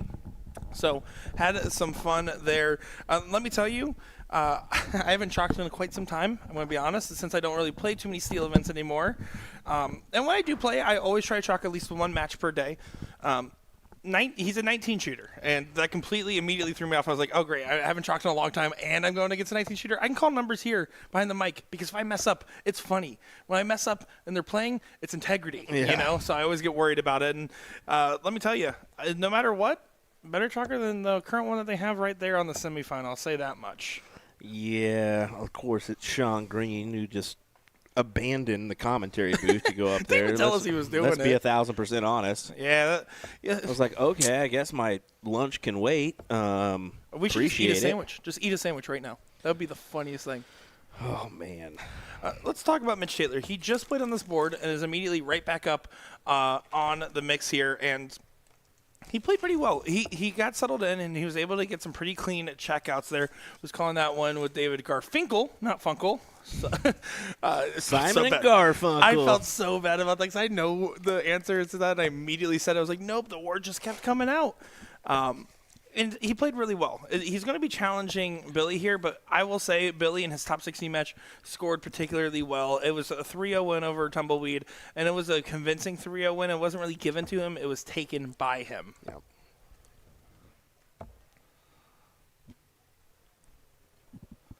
The winner of this match will go ahead to play either Brandon Faust or Michael Tieske. Mike Tieske, very great to see. Good friend of mine. Yeah, he did just mention to me on my way there. He was like, I'm trying to make my way back up there so you can see me again. I said, well, do it. No, the first time was actually a round one match where we weren't live yet. And when he told me, he's like, yeah, I embarrassed myself against Norman Madu anyways, and I'm glad it wasn't live then. So he's looking for redemption for the thing that hasn't even been on air. I'm going downstairs once again. Yeah, pretty consistent. He will stay down there unless the optimal checkout dart requires him to go ahead and move around and set up a little bit cleaner. Billy, great on his math there. I mean, he said he actually went over to Europe for a while and ended up just chalking a couple of different random floor matches for years and years and years and years ago. And he said that they told him if he wanted to do it, he could be the guy. And he's like, I like playing. Very smart with his math. I hate it. I absolutely hate it. Why Why would you go 19s? That 3 is 99. What the are you doing? That's my mentality. Go 16s there. Yeah, again, I think it's a comfortability thing. Not that it's an excuse. But my idea is if you like the bottom of the board, shift up to the 16s. You hit a triple. You got 54 remaining. You don't hit a triple. You hit 16. You still have something. Anything around there is good, other than the 3. Yeah, and you can see Mitch going to be frustrated because he hit the first dart on the 110 and then sinks it right into that 15 there. Not able to set himself up on 40 like he was initially envisioning here. Billy will get a shot for 20 for double top. If he starts 19 here, it's definitely wrong. Correct. Correct. But I think his idea, I mean, you could go 19 and then shift over to the 51. I get it, but the 3 is just, avoid it. Hey. Oh, no, they put Michael Tieske's match not on the stream board. He wants his redemption. Sorry about that, looking at something else in the background here. But Taylor, 32 for the first leg, now over to the 8. Needs us to go. You can see there's a little hesitation on that second dart, but he does collect on the third. Good stuff there from Mitch Taylor. I really do think it would be hilarious if someone ate Sean Sood before he got back. Well, David, go ahead and attack that if you can. Can we just say definitively we're better dressed chalkers than him? That is true. Because you chalked a match as well for Kelly West and Aja Jalbert there, supporting the ladies. Who? Asia? Yeah, okay. Started singing the Aju on my sandwich. That's terrible. No, but it is nice to get on the floor every once in a while and kind of do the old dart thing again. So, yeah, you can see Sean there. He is rocking the USA Dart stuff, so he's not terribly. Yeah, looking. I am unbranded today. I decided to wear just a normal button-up. Well, that's because I put on a little pounds and those jerseys are fitting a little tighter than they should be. Might need to go to DJD and get some good ones. Just kidding. Love our Magic Wear jerseys, of course, as well. And then he goes upstairs. He's just a switcher, man. Yeah, he doesn't like to stay on the same bed. So imagine me not chalking in almost 2 years, going up to chalk that Jeez one. Louise. That would definitely throw me off. You can see how much he's moving already. I mean, there's nothing wrong with moving. I explained that yesterday, how it's actually smart for a player to play a few legs in warm-ups where they're just moving around the board, 20s, 19s, 18s, 19s, 20s, 8, just kind of get that feel of the transition. You see a lot of those upper echelon players, they'll go 20 blocked, 19 blocked, over the 18. We saw that numerous times in the Premier Division playoffs yesterday. Yeah, and honestly, right now, Billy's probably thinking to himself, man, I played really good earlier, and right now I'm not showing the darts that I just was having. I think it's a little bit of that's, I wouldn't say stage anxiety by any means, but you're definitely conscientious of the fact that you're on the big stage in the middle of the room, and it's something that might be affecting his darts just a tad bit. Mitch Taylor has the benefit of playing his previous match on the stream stage, which, while I will always say, even if you play back-to-back on the stage, it helps. But I don't think it helps as much as some people say one way or another. At the end of the day, the better player will still show through. Yeah, definitely not. It's not an advantage by any means, I don't think. No. Some tournaments will consider that where they have the separate boards for purposely that reason. It's like, no, guys, like, if the board's open, play on it. Use it, because a board's a board at the end of the day. Yeah, and if you feel like the stage does affect the darts, that's because it's a problem with the stage itself, not because of anything else, right? And this stage is a good stage here. Scott Hanish really kind of found the one kink in it and tripped over it and made sure we were good. I will say, you will see occasional shakes or whatever. That's going to happen with any stage, such as the ones that we have, but they've done a good job of bracing it properly to where we haven't got as significant bounces as we would without that. So exactly, and you can see it there when they walk a little bit. But that just, again, comes with the fact of traveling tournaments, building and setting up stuff, especially for DPFL. They only do like 1 or 2 live events a year. Mm-hmm. Or this is the main live event, but they also usually do a secondary event as well sometimes. So good second dart there from Taylor. 68 on the score there. Leaves himself tops.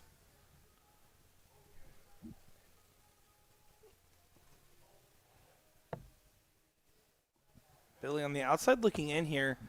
And I can tell you definitively, as someone that was literally right up watching every one of his darts go on the board, they're not as tight as they were earlier. He was hitting a lot of he kept consistently finding 76 points on the 19s, right? He was hitting a 4 almost every single time. And that's not what we're seeing here. But look at that. Mitch Taylor does correct after getting the double 1 to find the checkout and go 2-0 up in the semifinal. yeah, good advantage too with this first to 3 format.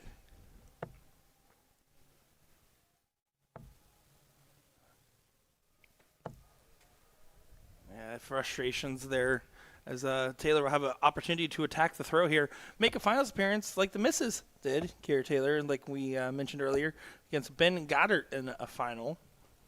I believe that was one of the Super Cups. Super Cup 2, I believe.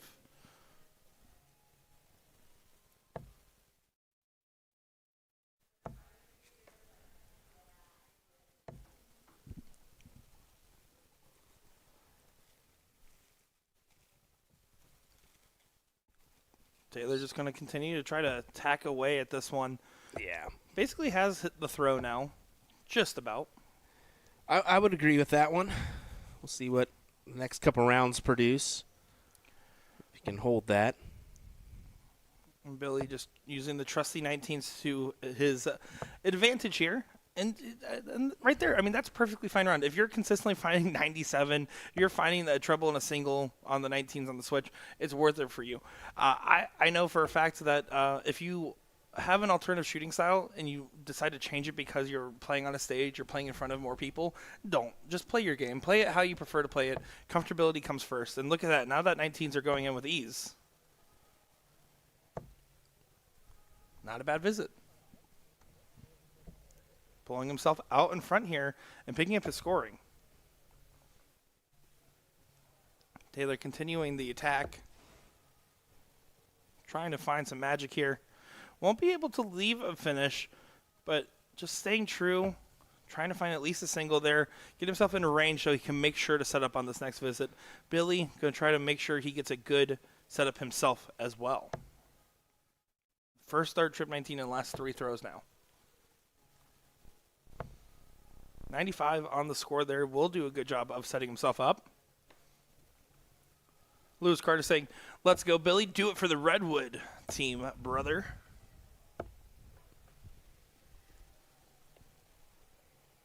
$114 will be the look for the checkout here.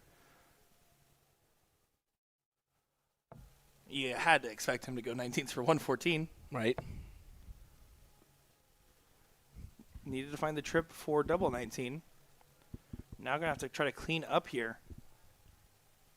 You can see a lot of players returning back to the hall. 3 p.m. is the start time for the open singles. So you can see Leonard Gates back there, Von Pinkins, Danny Bagsh is over there as well.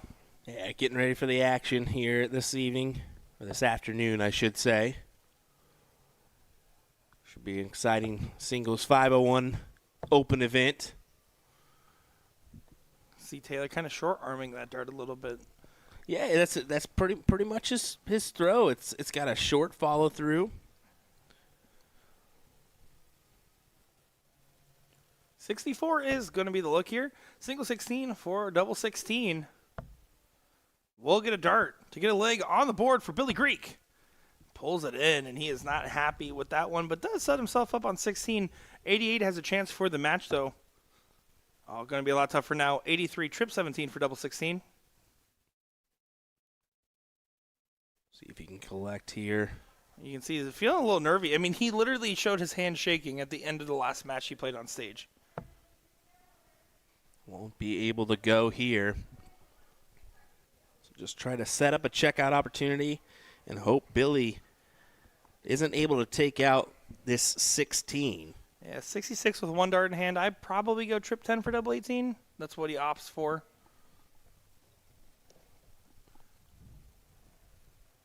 But double 8 will be the look. Billy needs to walk that one in there. Making progress. Can he find it? Not quite. And 3 missed darts at doubles to get a leg on the board might be costly. Mitch Taylor will get 2 darts for the win in 3-0 style for this semi-final here. Composure is key. Over to the double 10. Doesn't go.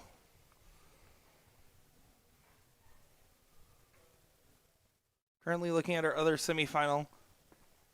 Mike Tieske, Faust going at it. Tieske 1-0 so far.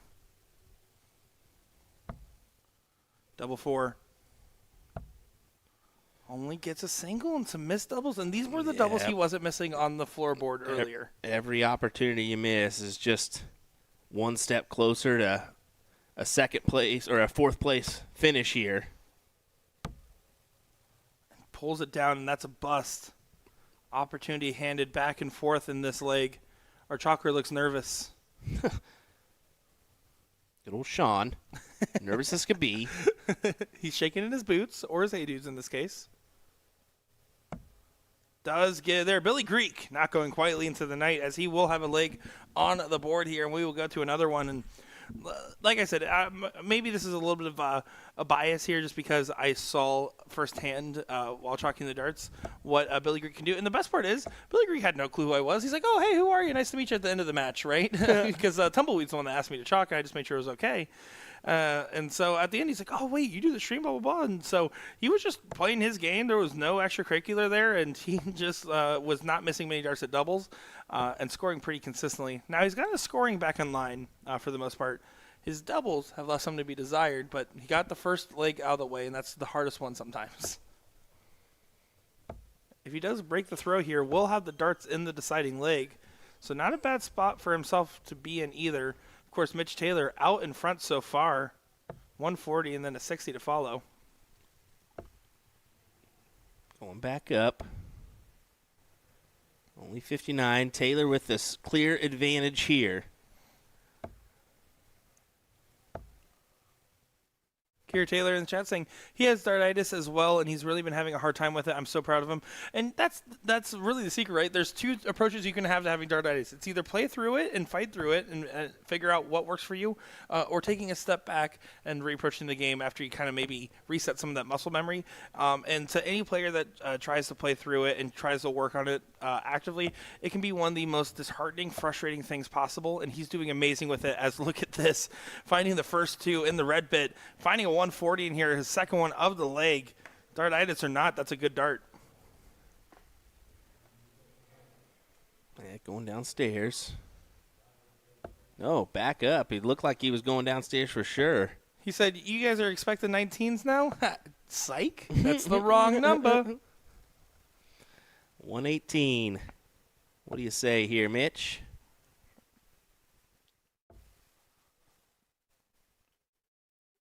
In our other semifinal match right now, T-Ski Faust 1-1. T-Ski averaging a 69, Faust averaging a 63 in what is really a back and forth affair.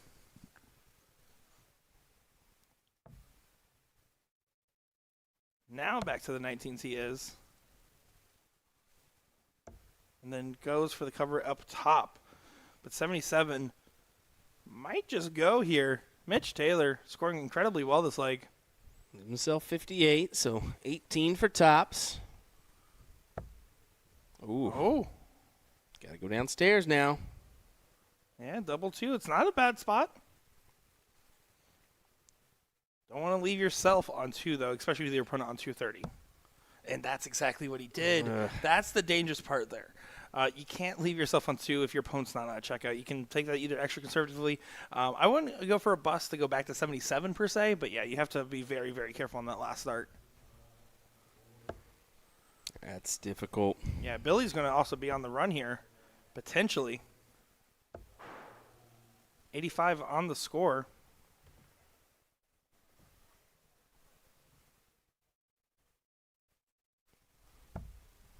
Oh, can he get it in?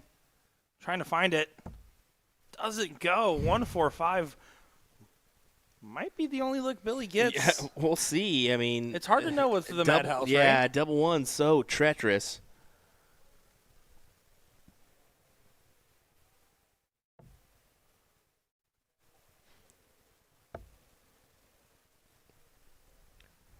Oh, better opportunity than now for Mitch Taylor. Yeah, that last start was huge for Billy to say, hey, I'm going to be knocking on the door this next throw. That's a great marker. Has to use that. He probably thought that one was in. Is it too close? Yeah, it might be. Yeah, and you can see he's fighting the nerves a little bit. He was showing the shaky hands earlier, taking the deep sigh. Nerves or not, he's throwing well. And pulls that one in.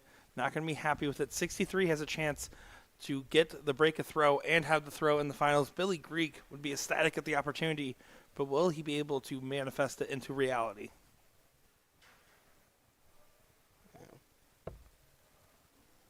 Has 50. 10 for tops.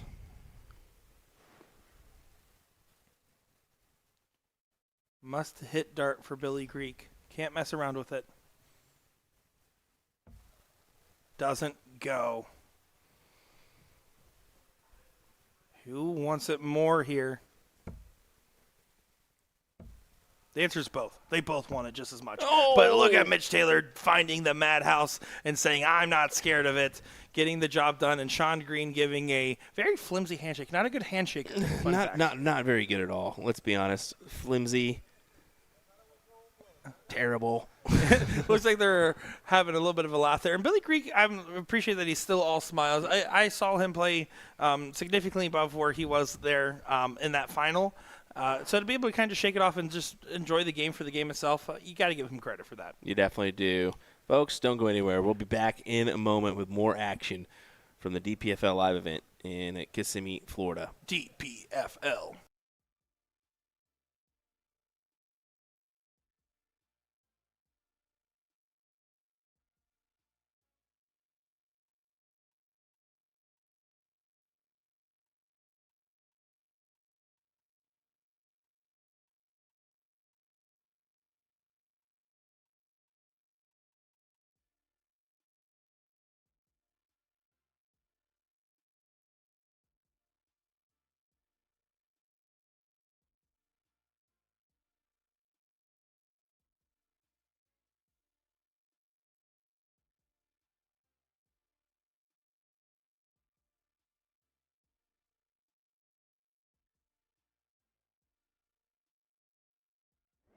Luke Humphries is the greatest darting force on the planet. Bullseye. Oh, we got one. The fish has been landed. We know he's too good. The world number 1, world champion. Incredible stuff. Let me tell you about A to Z Darts. We're a specialty dart store with over 10,000 different products. We create in-depth videos and blogs to help improve your game and showcase our products. We give helpful advice on how to practice darts, the fundamentals of form and mechanics, and how to make better decisions when purchasing your darting equipment. Whether you're brand new or a seasoned player, we try to provide fun and informative content. I'm Jen, the creative director for A to Z Darts. I've been playing for over 10 years, and I've traveled the world competing in and promoting the sport. This is Will. He runs our live streaming company, USA Darts, and travels the globe as well to broadcast major darting events and interview PDC players alike. You'll find over 2,000 different sets of darts on our website. Guessing right now you're pretty interested in our resources? Learn about form, throwing mechanics, practice routines, scoring and grouping, checkout methods, cricket strategy, and much more. Visit a-zdarts.com to take advantage of our blog or follow us on social media at AZDarts today.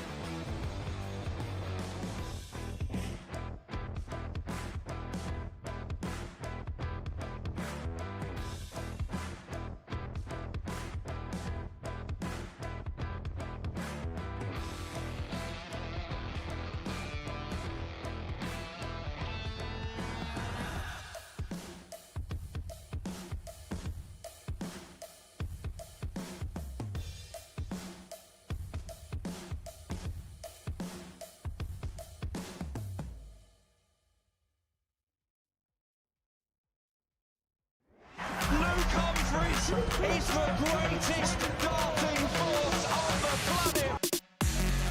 Bullseye. Oh, we got one.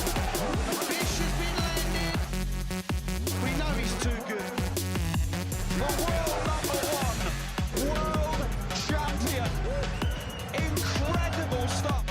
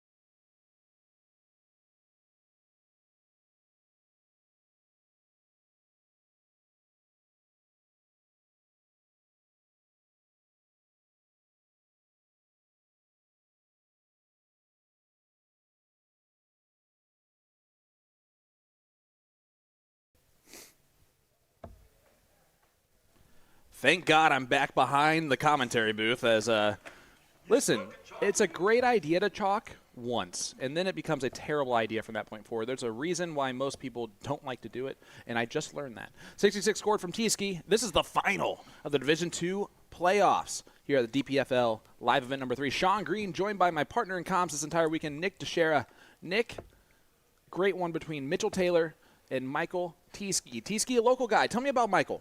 Yeah, so Mike T-Ski, great friend of mine. Known him since I was a youth player, since I first played my first Steel Tip League in the Orlando Pub Dart League.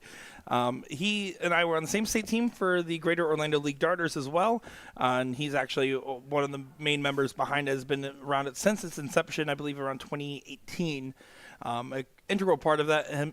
We saw him last year make the main stage against Larry Butler and his son. And he was playing with Mike Crosby. So Okay. the Mike and Mike duo, which is a pretty iconic duo in the Central Florida dart scene. Against the Butler-Butler duo. Yes, exactly. That would be James and Larry. He's a great guy, I'm sure. But those reflex points. He's always thrown them. He's a Yeah. shot ambassador. That is notable. All right, well, then never mind. Then I appreciate him using the He shot does, ambassador. and he brand. used those before he was ever an ambassador for them. Yeah. I will also give him credit there. Well, there's obviously the reason behind them, a much thinner point, much easier to fit multiple darts there. And again, for me, it's just I'm a more rhythm shooter, and every little shiny thing distracts me. You noticed that while I was chalking. And overall, it just became a situation where if it's still wiggling in the board, it's distracting me from shooting the next dart. And it's also curious to see T-Ski, as he will not get a dart in this particular throw, playing in Division II, because he's a player that when he's in form can absolutely play to the highest of levels. I've seen him beat players that have played in our Premier. Yeah. But also this is average base in what he's currently throwing.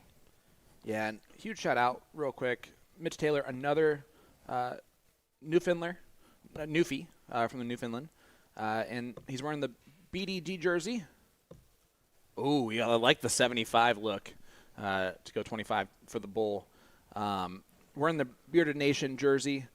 Again, one of those people in streaming now a great ambassador for Red Dragon and darts in North America as a player, who really connected a lot of the world to how great the country or the province of Newfoundland is at darts. Absolutely. As we've become accustomed to seeing on the stream here. Mitch, you can see right there by his reactions, still fighting his nerves just a little bit. He showed the shaky hands. He's had 3 stream matches in a row now. Interesting to go for that 17-4, so now this is a double 2. Is that not his typical route? I couldn't tell you off the top of my head if 25, if that's the route he prefers or not.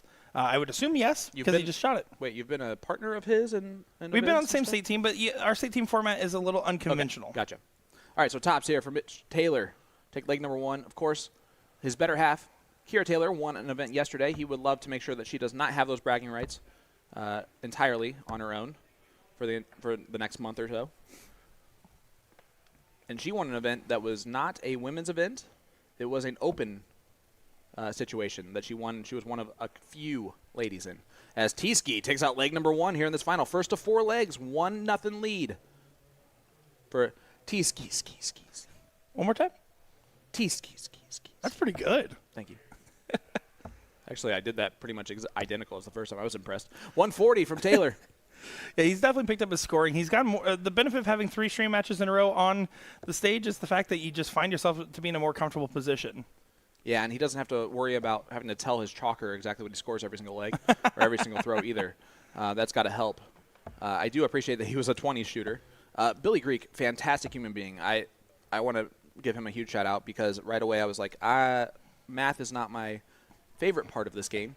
And he goes, I'll tell you exactly what I hit. He does it every time. Like chalk. he didn't know who I was when I chalked his match, and he just immediately started telling me numbers, which was wonderful. great because I honestly thank the Lord. Doesn't matter who I am, I couldn't keep up with the math. God bless that human being for doing that for me because otherwise I would have looked a lot dumber than I did already. Oh, don't worry. Well, I'm sure You I looked came great. off that way. You looked great. You looked great, and T-Ski. Like I said, we played on the same state team. It is a roster-based system for that, so it's a lot of singles play, a lot of pairing up people against other people there. That sounds fun. We did play a semifinals of our local singles league for that same state team. I did come out top, I believe, 13-10. Or no, sorry, it was 13-12. I won the last 2 legs in a row from behind. Great last start from with Taylor. 130 to 130 checkouts, and that's the only way I was able to beat him was by hitting ton blesses. So let me ask you this question. Is it surprising to see T-Ski in the Division II playoffs? I mean, I alluded to it already, right? I do think Not on stream. That was on stream. Was it? I'm No. pretty sure it was. It was when you were Pretty sure talking it was. to No, pretty sure it was. Uncle. Definitely was on stream. I thought we had 2 different conversations, one with him and one on here. I was listening. I know. It's okay. You're only sitting next to me having a conversation. It's okay, brother. Just giving you a hard time. No, yeah, I truly do believe he's a guy that can play with the Division Ones. I've seen him beat the Premier Division players. But the benefit of this is that you can actually play in the multiple round robins, right? We saw the women do that. Yep. That also applied to the Premier Division. He probably played in that one on top of playing the other round robins.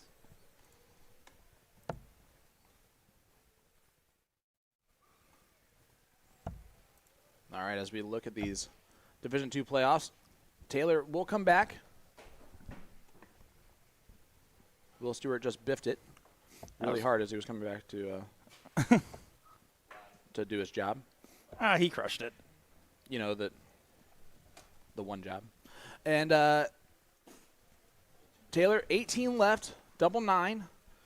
He struggled a little bit with his doubles while I was chalking, but as soon as he hit that first one, he was off and running. The problem is that he's already behind, and that's a tough place to be until you hit double 4, because no one misses double 4. No one has, ever. 1-1 score line. I did not know his follow-through was what it is, Taylor's, the whole time I was talking, because, you know, you shouldn't stare at the player ever. Yep. And I am shocked at his lack of follow-through with how hard his darts actually fly into the board. Yeah, he does actually get some good heft into there. We were talking about that a little bit here. Taylor actually gave some insight in the comments about him fighting the itis. Okay. And so that's where that comes from. But also, on top of that, I'll say it again, great to see that he is still working through it, because it's easy to just be so frustrated you're not sure what you want to do. And, you have the option. You can either step back and take a break, try to reset your muscle memory, or you can try to play through it and figure out how to persevere despite it. And that's exactly what he's doing. He's on the finals right now on the main stage. Yeah, now that you mention that, that makes it so much more impressive. Again, someone with the itis in the past, I would never look this good with it. Never. And, yeah, the flick follow-through, I guess, is a good way to really get rid of it. Some of the best dart players in North America and the world struggled with the itis from time to time, and most of them have to completely stop playing for a certain amount of time, like I did, and then you have to rebuild your entire throw from scratch, or else it will continue to creep back into your mind over and over again. It typically happens when you get really good really quick, and then you plateau, and then you start overthinking why you're still not continuing to improve. T-Ski. 1-1 score line against Mitch Taylor. Yeah, T-Ski does model his game after Gary Anderson. That is his darting idol. And get in line. I know, right? Has always been a big fan of his, and models a lot of his routes and checkouts based off what he thinks Ando would do. You know what? You're exactly right, because we've discussed that. He has his routes of going on finishes that might be unconventional at times. For instance, and we might see it, the 142, if he leaves a 142, he goes 17-17 for tops, which is completely logical as an option. Certainly. It's 2 treble regardless. It just depends on what 2 trebles you like the most almost. Taylor is going to be first to a finish unless something crazy happens. Yeah, you can see when he brings it back too far. Yep. So he just has to stay in front of his face. But, again, that's a great way to adjust. And, unfortunately, only 40 scored and 7 years ago. So T-Ski is going to get an opportunity to put a lot of pressure on this 140. Yeah, he's going to have to put a lot of pressure. Not going to be happy with that first start. Good correction. Does find the 83 there. Don't like cool if you're left 142, but that's fine. Yeah, I know. He's really not reading the script that we gave them in advance. Actually, it's the 134. It's this. This was the it's one. the, it's that the was treble one we were 17, debating. treble 17, double 16. Yeah. It's going to be the route he takes. Mooneyham gave him a hard time about it last year. Oh, T-Ski! You went on a whole rant about this. You know what? Oh, he did it for me. He did it for me to see the point at the camera. Did he? It's because we talked about the treble 18 tops. Did he really? And he knows it's my fault, guys. It's my fault. Mitch Taylor, double top. A dart to get 2-1 advantage and erase the 4. Oh, my. A little bit of shenanigans on our stage. You love to that's see wonderful. it. That was a conversation from Thursday afternoon, by the way. The 1-3-4. He leaves it by missing into the treble 3, and he took my route, and now it's my fault. Yeah, no, it's entirely your fault. And he won't get a look on this visit either here. But what we talked about after Mitch throws, I'll explain my argument for him. Double 10. Needs to resettle that. Yep, I like it. The step back. He'll figure it out. On finishes is typically where you're overthinking it more, so that's completely understandable. You're fighting your body. That's what this is. For me, as a chalker, I just thought he was trying to find the right angle in these moments. Because, again, I'm still not looking Yeah, at yeah, him. and you're not supposed to. Just goes inside. So back to tops. This is his favorite double, which is why, in my opinion, the tops route is better for him versus leaving the double 16 that's not his favorite. And he pins double 5. And once we realized that situation, he also admitted that while he does take out does go with the 1-3-4 shooting at the 17s, he's never hit it. I said, well, that might be another opportunity to maybe make that change here, bud. Yeah. Notable, I do want to say that T-Ski, we talked about the gold team, that is run by Susan Holler. So, in the FDA, the Florida Darting Association, is what that one is. So, big supporter. If you are watching here and you're local and you want to get involved with darts, you can just check over at the Florida Darting Association. If you're in the Orlando area, Greater Orlando League Darters is where you'll find them. Absolutely. By the way, guys, that's why you go out as a commentator, no matter what event you're working, or a streamer, or a broadcaster. That's why you go out and talk to people for moments like this. Otherwise, I have no idea what the 1-3-4 even means to him, and he's going to go 17s without understanding that Mooneyham also was not very nice to him in that moment. And Mooney was just giving him some guff. Which It is wasn't. fine. It wasn't laying in. Let's give Mooney some credit here. Well, it's an unconventional way to do it. But that being said, it makes perfect sense. If you're looking at the double to get to 32, you have to hit 2 trebles in that 1-3-4 situation anyway. Well, doesn't matter what 2 you're looking at. Yeah, it comes down to comfort once again. See that Hall's filling up in the background there. Alex Spellman now out there as well, and all these players coming for the open singles, trying to get one of 2 last times, because there also is the mixed doubles this evening. Do you want to point that out? The big names. The big names are here. See Soldier back there. Gator, don't play. Well, he's been about some stuff in the past, but it's winning. A little bit of a chalking discrepancy there. They were just making sure everything was good. See Hanish continuing to stumble on the stage. That time as a chalker. Yeah, back-to-back rough chalkers here for us on our main stage. You're not wrong. Scott has done a fantastic job No, compared to me. He really so has. I'm going to give him credit for that. That's a 1-3-3. See, I can do all this behind the scenes real easily. Well, it's easy when they're missing inside the same segment. That's also fair. But 1-6-2 is a no-go. It was the treble 7 that was throwing me off every time. It's 21. Yeah, I know, but with the 19s and everything else, like that's where it was interesting. Anyway.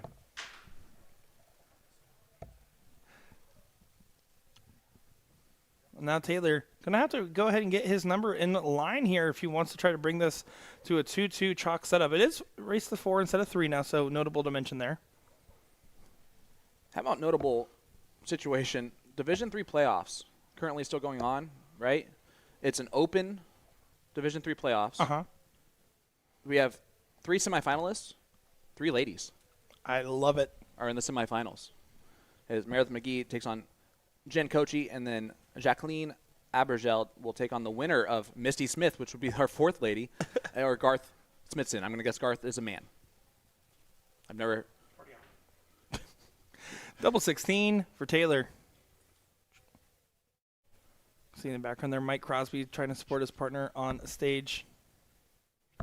And Does pins get it. 2-2 score line. Taylor Tieske. Is it true that Tieske used to have much more letters in his name and just has throughout the time Yes. whittled it down? Tieske is an abbreviation of which is a much longer, I believe, Greek last name. That is still pronounced Tieske. So he just made it as easy as possible. Tomaszowski, I believe, is actually the Really? I believe it's something along those lines. And Well. he's going to hate that I tried to even attempt that. Tieske it is. I also may have made that up. I know for sure it's a long. You definitely made up Tomaszowski. We know that. All right. Everybody in the world knows that you made up that non-Greek name.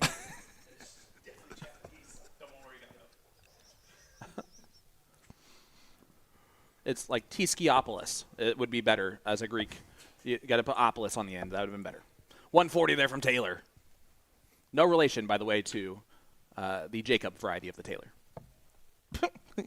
Notable. Not to the Phil variety either. But there is relation to the Kira Taylor. That is the better half. Nice steady ton from Taylor. 2-2 scoreline. Attacking the throw of Tieske. Good. Continue to just try to pluck away here. Not going to be particularly happy with that visit. His scoring has definitely fallen off from the first two legs that we really saw. Not having any favorable wires and then kind of getting frustrated from them. Yep, and again, just taking a step back. He's really handling the itis easily. Guys, there's nothing he can do about it. There's really, it's so, if you've never been there before, you look insane to the people that have never had that happen. Trust me, I've felt that way. And there is hope at the end of the day. Danny Young had dartitis for 10 years. 10 years. He took all that time off. Started playing darts when he was 13, was averaging 80 at the age of 15, and then did really well for 4 years before the itis kind of took over. And after that, it took him 10 years to rebuild everything and get back to the level that he was playing. Well, he played really well against Linder Gates, 90-plus average. Yep. Yeah. And in that one. And there's no more itis on the darts. Clearly. Double 10 for leg number 5 in a break a throw to potentially throw for the match. Not potentially, to throw for the match. This would be a huge dart to find. With a capital Y. He's shaking his head there. He really wants this one.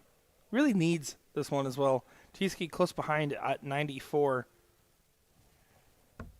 Does pin it dead center there.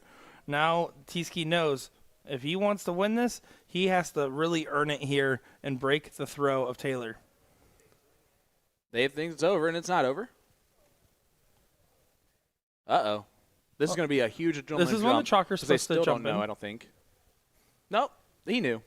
He knew the whole time. He's getting a new fresh piece of gum. Maybe, hey, do you want a piece of gum? Yeah. One of those. It was an offering, a peace offering, so to speak, of, hey, do you want to maybe get this? Never mind. It's the opposite situation. Maybe it's an apology. You know what? All I For the know break is throw. it's 5 gum. Taste the flavor. I don't know what the 5 gum slogan is. That's very, very squirrely darts there for Tieske. Not ideal.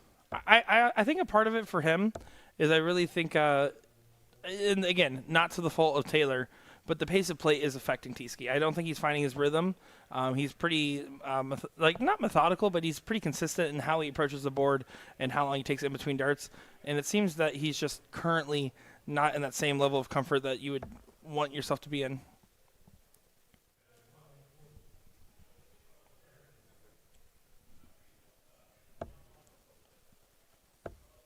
Only 45 from Taylor.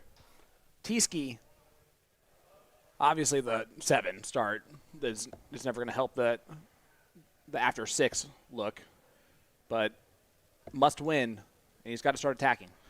Yeah, I mean, he's a player that would easily be someone that, when he's in form, is over a 70 average. So to be at a 58, no matter what, is going to be a frustrating position to find himself in, especially in a final where he truly does feel like he can play just as well and really make this an onslaught. I mean, it is, right? It's only 3-2.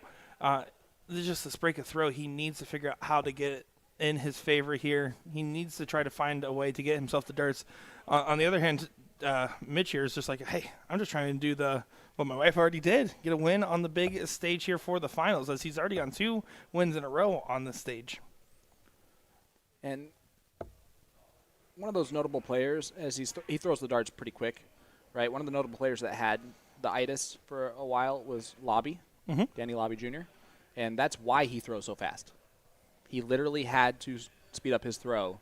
That's what gave him that kind of rapid rhythm. He couldn't think about it. And you can see here, when Taylor's just throwing, the 3 darts, trying to score, yeah, he might go left or right, but he's not thinking about it, so you're not seeing that stopping. When he gets on a double, or when he's trying to get to that double, that's where that is really where the mental side of the itis can settle in.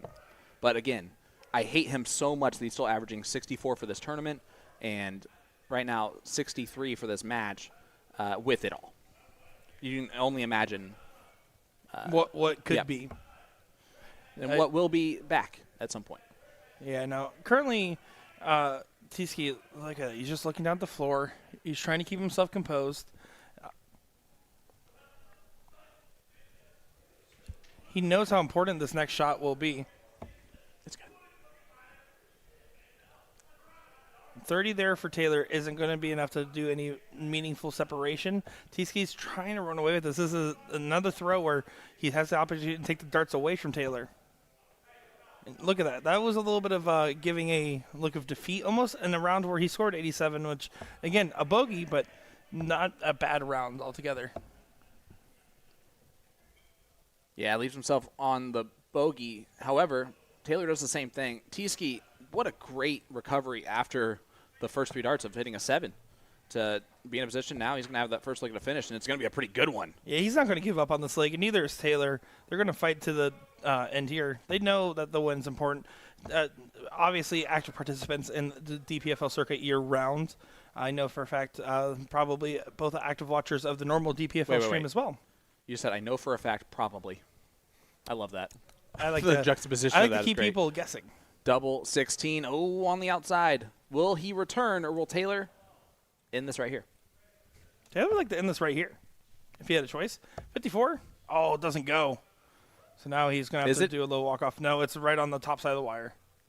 That shadow's making I'm telling you right now is that as a chalker, that was a guess for me, too, for the most part. Like, even as a chalker, I did it 1 minute. No, there was that double 1 from Taylor, and that dart was so close to the wire. This to take us to the last leg decider. Double 8. Does and it go. Pins for Michael Tski. So let's go the distance. Let's go for speed. They're not alone. Neither are we.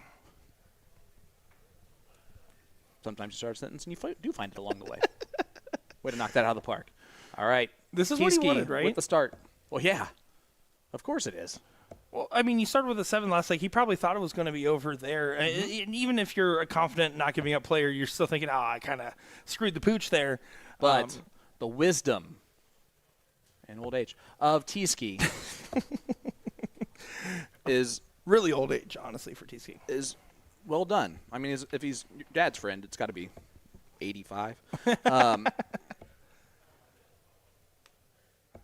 But honestly, though, to be able to kind of recover there is still very, very impressive from him, in all honesty. Yeah, he could have easily just chucked away the leg entirely and not tried to refocus and regroup for the next shot. But these guys are going to be in a dogfight for this one. This is going to be close, down to the wire. And you can see that a little bit of the slower pacing starting to come from Taylor on the scoring round because it's a last leg decider, because he's thinking about every dart and not just, like you correctly mentioned before, throwing a little bit faster because it was a scoring round and less mental, less cerebral. Tski is leading the averages in this tournament, 67 overall. So the 59 is below his standard. But what this a time is not this would be. Big 139. Yeah, that's a beautiful shot there. Mitch Taylor, though, has hit ton 40s time and time again. Yes. He would love to find another one, or at least a ton plus in one of these next visits here, because TC is going to leave himself a finish more than likely here. Yeah, it definitely will. How good of it will it be? Maybe perfect. Treble 17. I think that's what he was going for. Kind of got away Would from have him left a bit. 36. But still well done. 85 left. And with Taylor miles behind. This might very well go Tieski's way. For the local legend. He does not need to go the 20 for bullseye route. So he doesn't. Tees it up. I bet he golfs. Let's see if he can drive it down the middle of the fairway. Taylor's going to have to put pressure as much as he can. The start matters. No matter what, he has to leave himself a finish. Nothing's guaranteed, especially in a last league decider, the nervy doubles for the title. You have to make sure you give yourself an opportunity just in case it comes back around. And, yeah, that's oh, what a great last dart. Saves the round because if you just stay straight, you leave the big fish. Needed the treble. Batiski on his favorite double. Needs to dial it in. And brings Just it down. drags it low. What a way to win this would be, bud. 1-4-9 is the opportunity. Taylor's trying to seize it here. Treble 19 for double 16 is the look. He knows the importance of this moment. He's looking up to the darting gods here. Will they answer? He calls on them once again. He says, please, can you please answer? Trying to settle. This is a big dart here. His mind is fighting against him in this very moment. Beckoning the darts. Oh. And at the end of the day, that's such a good dart. Such a good dart there, right? Yeah, great dart. Batiski's going to get 3 more at 20. And a lot under the maximum amount of pressure, though. Yeah, I was going to say excellent finish to the end of that shot. You can see the deep breath. Oh, wow, right on the wire. And there it is, double 10, the bottom corner pocket. The local legend, Mike Tieski, is your champion of Division II here at the DPFL Live Event number 3. Nick Dichiria. Mitch Taylor should hold his head up proud. Again, fighting the itis, winning 2 matches on stage, getting to a last leg decider in this one here. I mean, played particularly well. Again, averaging a 64. This is a 65 capped event, so great stuff to see. Mike Tieski just getting a couple darts going his way at the very end and staying focused in a time where it seemed like that was his darts weren't going his way, and all of a sudden was able to regroup, recollect, and execute with tenacity. Yeah, that was awesome from Tieski to come back. He was down 3-2. To win that last 2 legs on the spin, and well, that's a win for the local crowd here in a very challenging crew from across the country and the world. But guys, we're gonna have more action coming to you next here on USA Darts. Nick Dichiria, Sean Green, Will Stewart. We'll be right back with more action after this.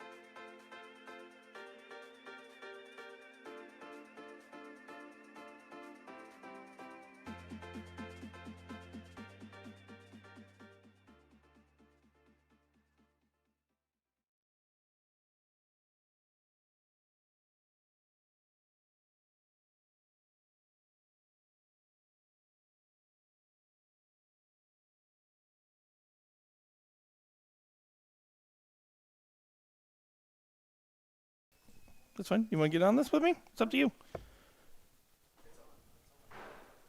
Hi, everyone. Welcome back to this one here. DPFL Live Event number 3 here in Kissimmee, Florida at the Union Resort. And boy, oh boy, we got another semi-final on our board. This time for Division 3.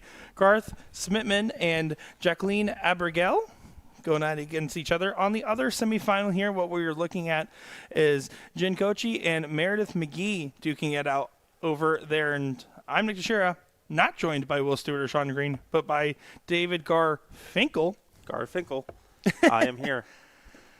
I did not realize how small Sean Green's head was as I put on his headset and it barely gets around my head. That's how I feel, because I've been having to use it a couple times. And let me tell you, small head, small brain. Fair. Here we go. Should be some great stuff that we're looking at here. Looking at the other semifinal, just to give you an update, Jen is currently up 2-1 in a race to 3 against Meredith McGee there. Of course, the hall is filling up. We're about 13 minutes in to that open singles bracket as well.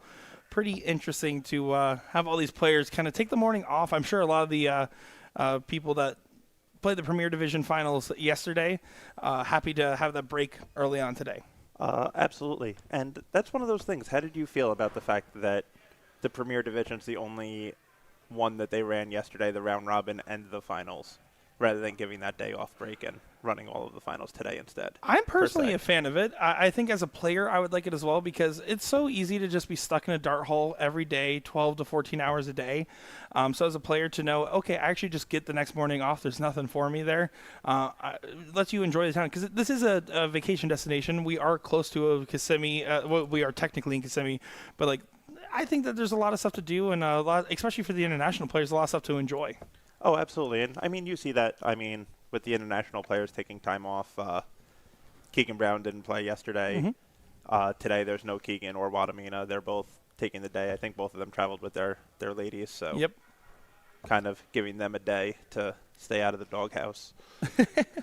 Now, I mean, of course, there's also like the benefit of like when you're playing every day in, day out, it almost just becomes so methodical that you're not even thinking about it, especially if you're having good days. So maybe having that morning off and then trying to get right back into the mix.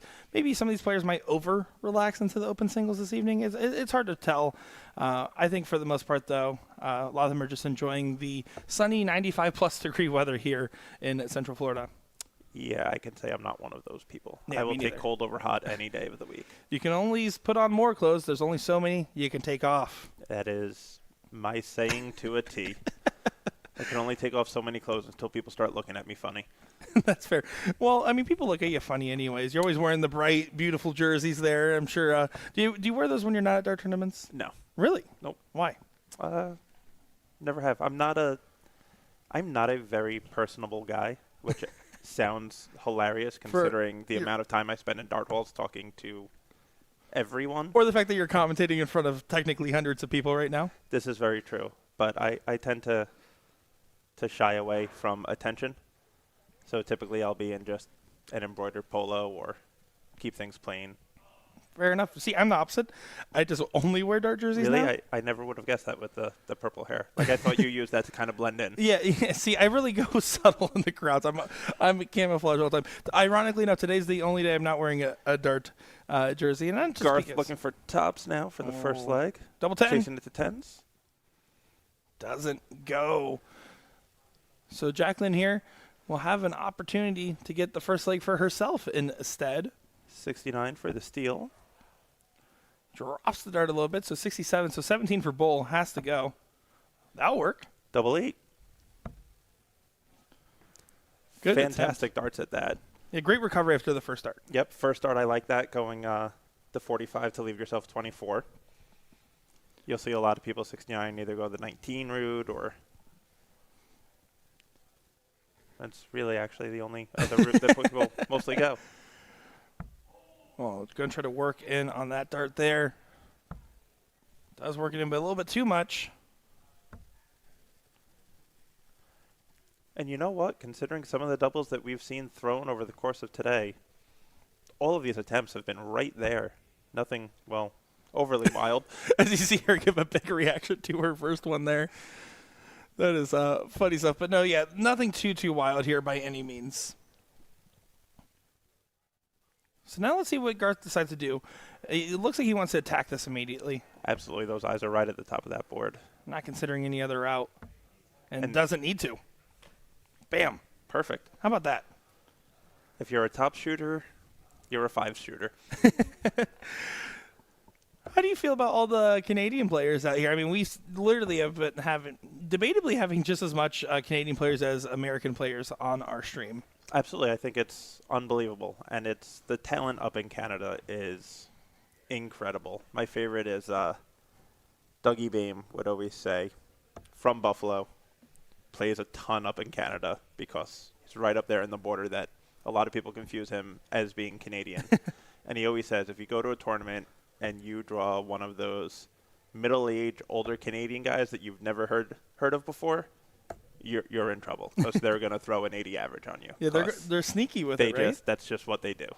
And you see it at the U.S. Dart Masters. There's a sense of just, almost say national pride, but just the sense of unity between Canada and the U.S. whenever we're playing anybody overseas and stuff like that. The only exception to that is when you have that North American Championship going on out there. Then it becomes back to a divided line. But really, we're kind of treated as one when you look at it from a worldwide scale, but not the same in the States itself. Of course. I mean, the only competition that really puts them against each other is when the CDC does their cross-border challenge every year in April, where it's the top 6 Canadians and the top 6 Americans on the CDC Order of Merit, accompanied by 2 wild cards on each side, and they battle it out for the Nations Cup, and whoever wins the most matches gets to hoist the cup, and you see a lot of camaraderie between the players and the teams and rooting for each other, and it's really cool to see. I yelled so loud when Alex Spellman hit the 9-darter at this last cross-border challenge. Oh, it was I unbelievable. lost my mind. Yeah, that was an exciting thing to witness, and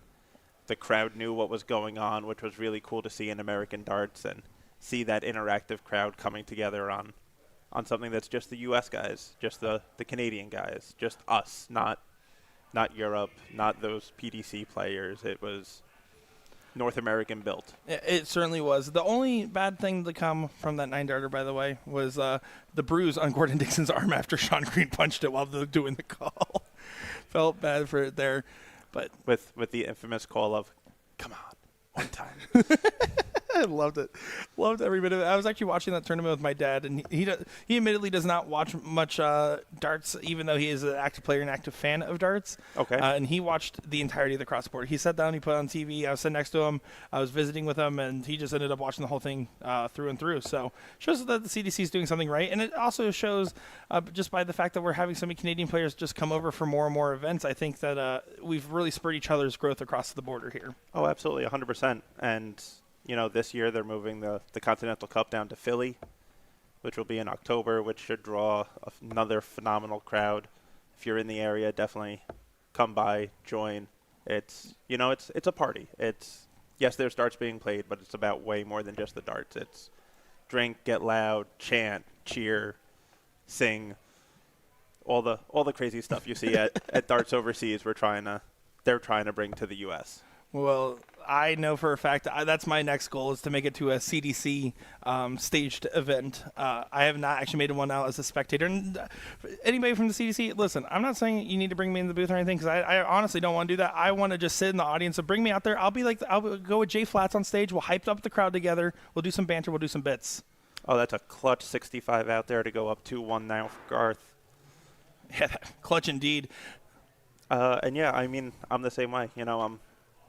I've been working with the CDC now for years as part of their staff, whether it be a board official or in-house music for the live events. But every single one of them, I always just ask for one rule when it comes to the cross-border or the Continental Cup, and that is I don't care what I do as long as I'm out on the floor during the matches so that I can watch the matches as well. That's awesome.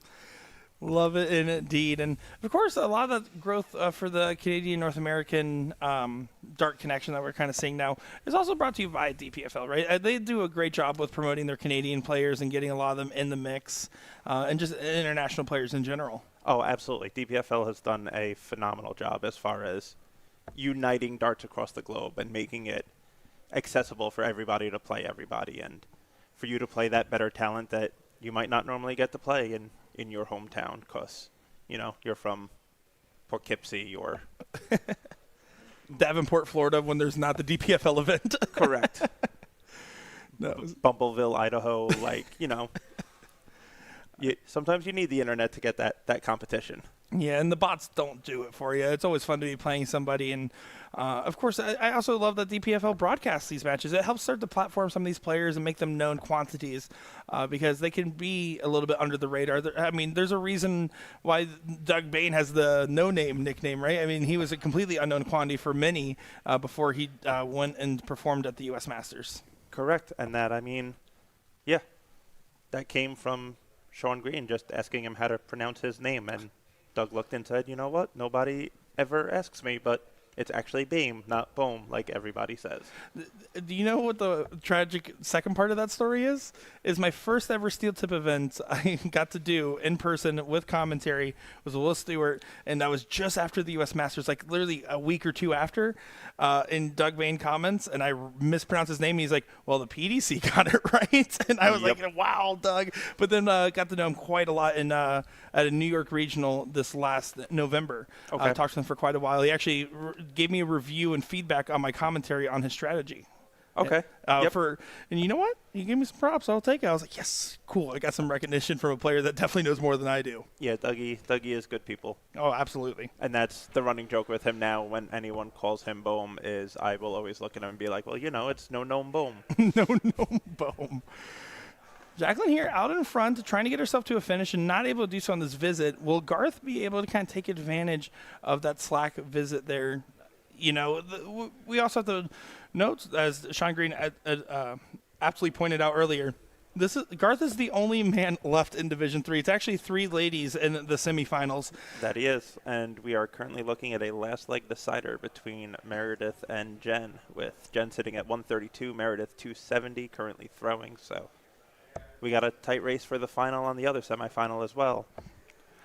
Yeah, this is going to be down to the wire here. And an all-women's final in an open event is always a tantalizing affair. Absolutely. 232. Garth going to look for at least a straight ton here. Might look bowl on the second dart if he hit a fat 20, which did not occur. Yeah, that's not going to be the ideal visit by any means. So Jacqueline's going to continue to press her advantage here. And this is actually for a break a throw. And, of course, we talk about how important breaks a throw are.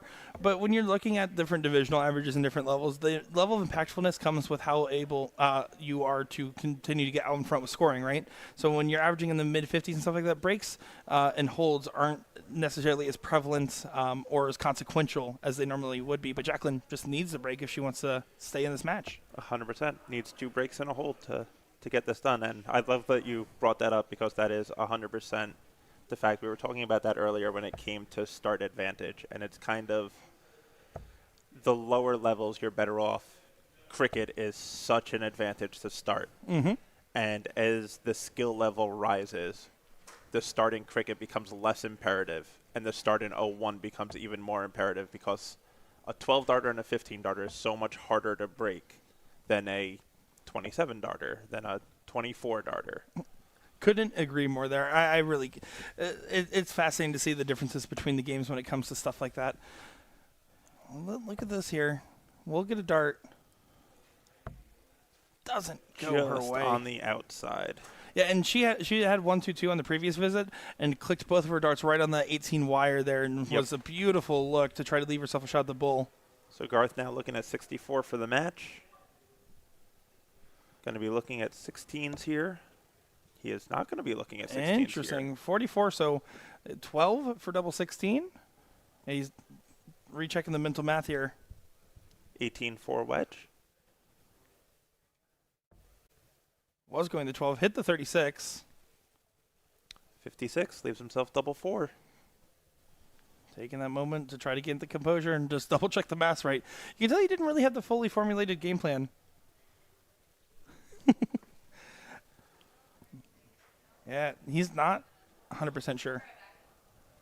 Thinking. Setting. Staring. Pondering. Questioning. Rethinking. Regripping. Throwing. And just inside. So now we'll get a look at 32 here for Jacqueline to get a leg on the board to save her run here. does go ahead and get that one there. Almost middle. And in the other semifinal, Jen Kochi takes the last leg decider for a 3-2 victory as she moves on to face the winner of this match in our Division III finals. And she shot, looks 57 match average there. Yep. Played a 61. 57 to a 61, which is not bad for a 55 and under division. No, you really can't be mad about either one of those performances there. And same thing right here. I mean, everyone I've noticed is normally you see some people still play above the average line a little bit. Some people are just tournament players, right? This time we're really seeing everyone playing right at that average limit there. For the It's most kind of part. impressive. It's not like there's a bust rule or anything in place. No, it's been pretty good with. I have not heard a lot of calls about whether it be sandbagging or this person shouldn't be in this division. There haven't been that many people complaining that I've heard, at least around the dart hall, which is definitely always a relief in anything that is handicapped because, I mean, as you know, also in the soft tip world, that does a lot more handicap stuff. That is usually highly contentious a lot of the times. That is usually a rally cry in the dart hall. Yeah, no, I absolutely love. And also, here's the thing. For the most part, I would say the majority of the hall is actually just true blue DPFL supporters. I will say, and I've voiced this already, I'm kind of disappointed that I don't have a little bit more of my local darting community here. Yep. That being said, of course, a Greater Orlando League Darter state team player did just win the previous final for Division II. But there's a handful of people I wish I would see them here. That being said, I think that DPFL does a good job of making every player just a known quantity from their streams, from their little broadcasts that they do. The community everyone seems to be at least mildly aware of one of another. So it's harder to even sneak into other levels if you wanted to. Absolutely. And the one nice thing about the dart community is they try to police themselves before things become an issue. They certainly do indeed. And that was a great 121 there from Garth. Try to pull himself out in front here. He wants to just go ahead and get this done here, but Jacqueline just continually, steadily rising, throwing each one of her darts with just a little bit more precision and getting slightly better results each visit now. Absolutely. Abandoning the 20s, going down on the 19s to try to use that scoring wedge. Something that you see a lot in some of the topper-notch guys. If, 20s aren't going. You're looking at a 1-point difference on the singles and a 3-point difference on the triples. It's not that big of a difference. There's nothing wrong with doing a cover shot. There's nothing wrong with switching a number. The most optimal route is not always the best option. Correct. So 227, will it get brought to a checkout here for Garth? Or will we be potentially going the distance? Only time will tell with these two players here. They're really just fighting hard. I mean, it's easy to be like, oh, well, we're watching 55 player play a 55 player, and it is what it is. No, these are people that are truly feeling the competitive nature, the competitive spirit, and trying their best, and they really want this win. It's important to them, and it should be important to everybody else. What a 140 setup there to leave tops with 180 left. Massive third dart there by Jacqueline to try to force that last leg decider. Doing everything right here and forcing the hand of Garth to try to put pressure on this, and that last dart just kind of floated away. He released it a little bit earlier than I think his other darts there. Just didn't have the normal flight path we saw from him. Chasing the 10s, and there it is. We are going the distance, folks. We're going for speed. We don't have to do that same bit. No, it's okay. That bit's done this time. My name's not Sean Green. Thank God it isn't. All the love. I know we give each other a lot of stuff. I will say, because they're not here next to me, do want to give a shout out to Sean and Will for working hard and putting a lot of passion into creating a show like this. It might not seem like it because it's our job to not show it, but we get a little stressed. We get a little fiery sometimes, but that's because we all care about putting on a great show. And it wouldn't be possible without their passion, tenacity, and of course, a huge shout out to you for just stepping in and helping us out here while they go and make some content, go do some other stuff in the background. It's always appreciated, and I always enjoy doing it. I tell Will whenever I'm at an event if he needs anything. I'm always floating around. I never have really a solid purpose at any dart tournament that I'm at other than You're just floating around and mingling. Hey, that is a purpose if you ask me. That's fair. If without a mingler, what is a dart hall? Exactly. You can see Jacqueline there not going to be happy with the 45 visit because Garth so far out in front. He has the darts in this tie-breaking leg, and, I will say it again. Not a fan of no diddle in the last leg decider here, especially when you start to get out of the best of threes. Yes, it's. I feel best of 3 format should be a diddle every leg. I'm never a fan of diddle first leg, diddle last leg, because I feel like then it just devalues the first diddle and it makes it meaningless, and then just flip a coin and go and diddle the last leg if you want. Agreed. Looks like they're having a little bit of laugh with the Chakra. The Chakra's like, how much? Oh, 129? Oh, all right. That is why there is that wonderful plus sign and time sign on Dart Connect for you. You know, it's funny. I know that's the case, but whenever I'm up there, it's like my mind forgets how to use it. I'm like, oh, I'm afraid to press on the wrong button, so I'm just trying to all do it mentally. Let me tell you, with this much hair dye, there's not much good mental math going on in there. Jacqueline there continuing to check away. 129, her last visit, does find the treble 20 there. Not a bad visit. Now pressuring Garth in a leg where he was out in front at the beginning. Absolutely.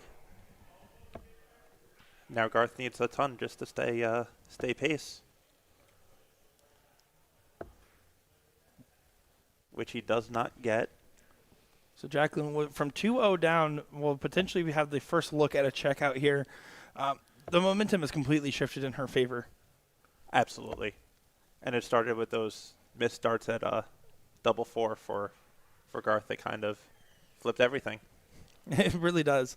And it also helps that she just has continued to try to rise her scoring a little bit, right? I mean, she was nearing that 50 even average, now up to a 56.8, and potentially could rise even more if she checks out this 160. First one is good. Ooh, little high there. She's going to still attack the trip. Leaves herself a steady 60 after a ton. Great setup with Garth sitting on 161.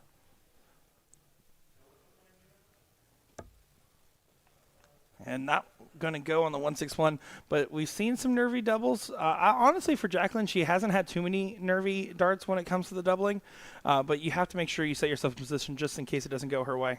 Absolutely. As she almost busted on that first dart.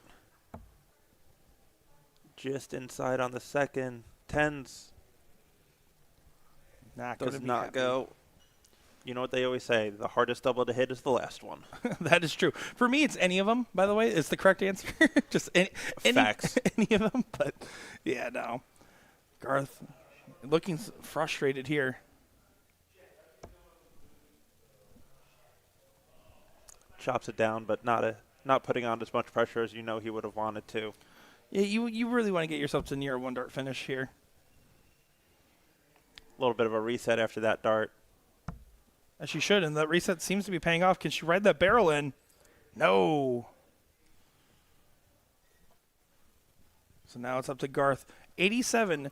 Good opportunity for him here. Trip 17 for double 18. Absolutely. Trip 15 for double top. Not going to go, so he has to just set up now. Does leave himself at 50. Interesting third dart there. I don't know if that was a miscount and he thought he was sitting on 60 or... I think it was just a normal habit there for him. Just going to look to go right off that barrel and in. Drags it a little bit low, unfortunately. Leaves herself on 5. You can just look at Garth. He is so stone-faced right now at the moment. Double 16 for the win in the match to get to the finals. No, it doesn't go. He drags it down. He kind of has a little bit of a laugh about it. I feel like Garth has had a smile on his face through this entire match, no matter what's been happening. Yeah, which is he's always having great fun to see. He's having a good time. Can't fault that.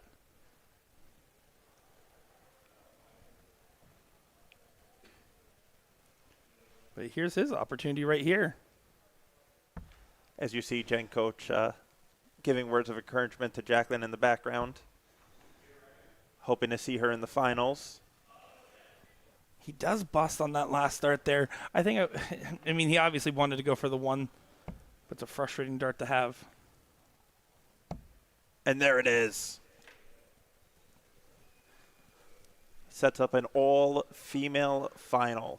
in the Division 3. I love to see that. And unfortunately for Garth, I got to respect. He was just having a good time. He was just playing darts, and that's what the game's about there. There was nothing bad in his mind going through other than, man, I kind of want to win, but honestly, I'm just having a good time. Absolutely. Play for the love of the game. That is the first and foremost important thing. Yeah, that is what it is about indeed. But Division 3 finals coming up next here. Jacqueline will be taking on Jen in that one, and I'm looking forward to seeing how that will transpire. So give us a moment, and we will be back. I'm Nick Dichiria, joined by David Garfinkel and Will Stewart and Sean Green somewhere in the Dart Hall. We'll be back in just a moment. Right.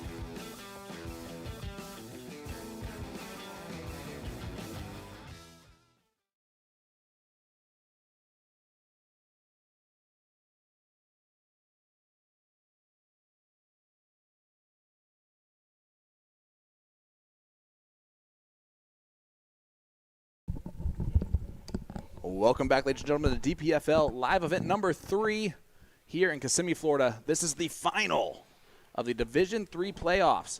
And wouldn't you know it, we have a couple of ladies duking it out here in the final that was not a ladies' event. This is the second time we've had a ladies' opportunity to win a final in a open event. Well, Hi, I'm Sean Green, joined by David Garfinkel on the call. Dave, hi. hi, Sean. Well, you know why? Because it's ladies' night, and it feels just right. Yeah. So, it looks like we're going to get started here. Jacqueline Abergel is, I'm going to get Jacqueline correct, I'm sure, taking on Jen Kochi here in this final. Yep, Jen Kochi goes by Coach. Coach averaged 57 in the semifinal, 55 in the quarter, and then in the top 16, just for you, a 53.68. Naturally. Yep, just because you hate when I do the decimal points. In Jacqueline's case, a 63.5, followed by a 46, but still got the job done, and then a 53 in the semifinal. So what we're trying to tell you is that we got the gauntlet of opportunities. It's a first to 4. All right. And Jacqueline starts off ton. Not Yeah. a bad way to start off a final. No, it is not.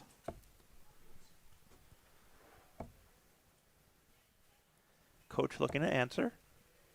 Coach 81 wearing this great autism awareness jersey for DJD. Absolutely. Tell me a little about Coach.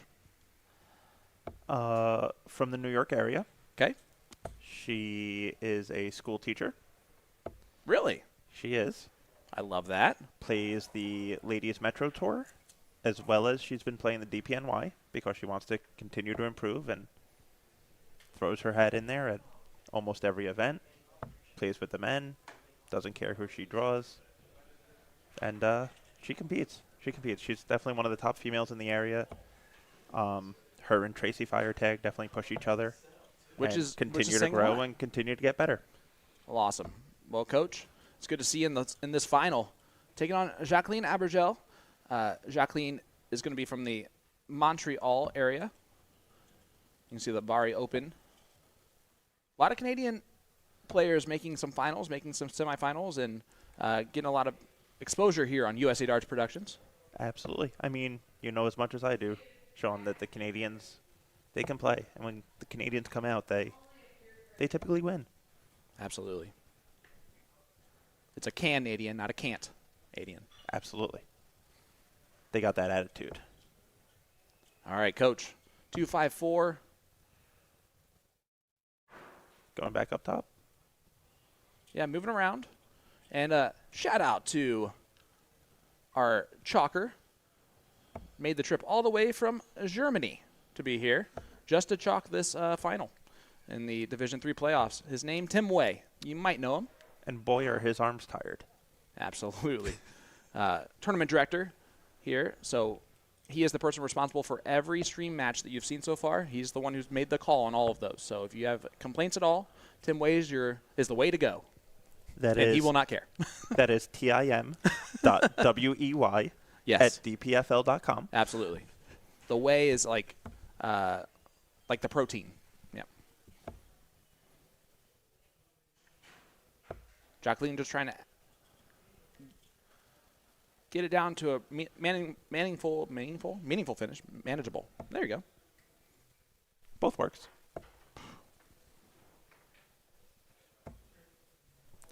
I thought Coach was going to look down at the 19s with that last one at 115. Oh, no. And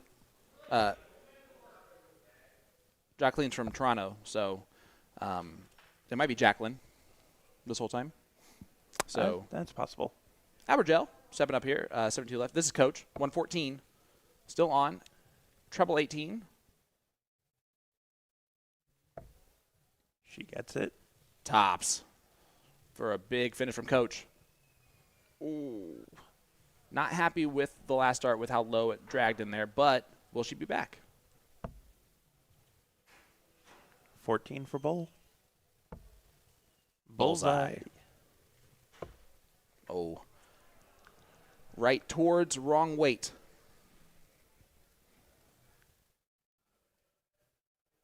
For a 1-0 lead.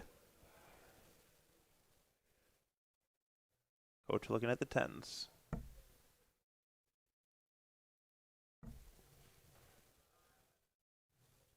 Give herself a little pep talk. and would have loved to have attacked the double 10 a little bit harder there. Absolutely. And the double 15 goes. Abergel up 1-0 in this race to 4.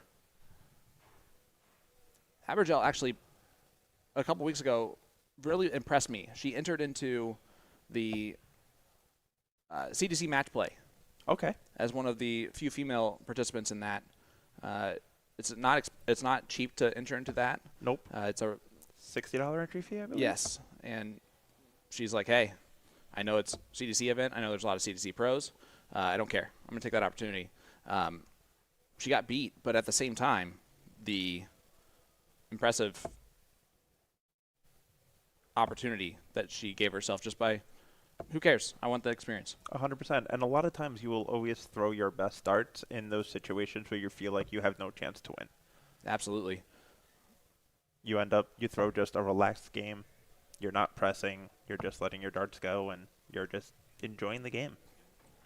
And I want everybody to know that is listening to this commentary that I will make sure that this is the last time I ever second guess how I pronounce Abergel's name.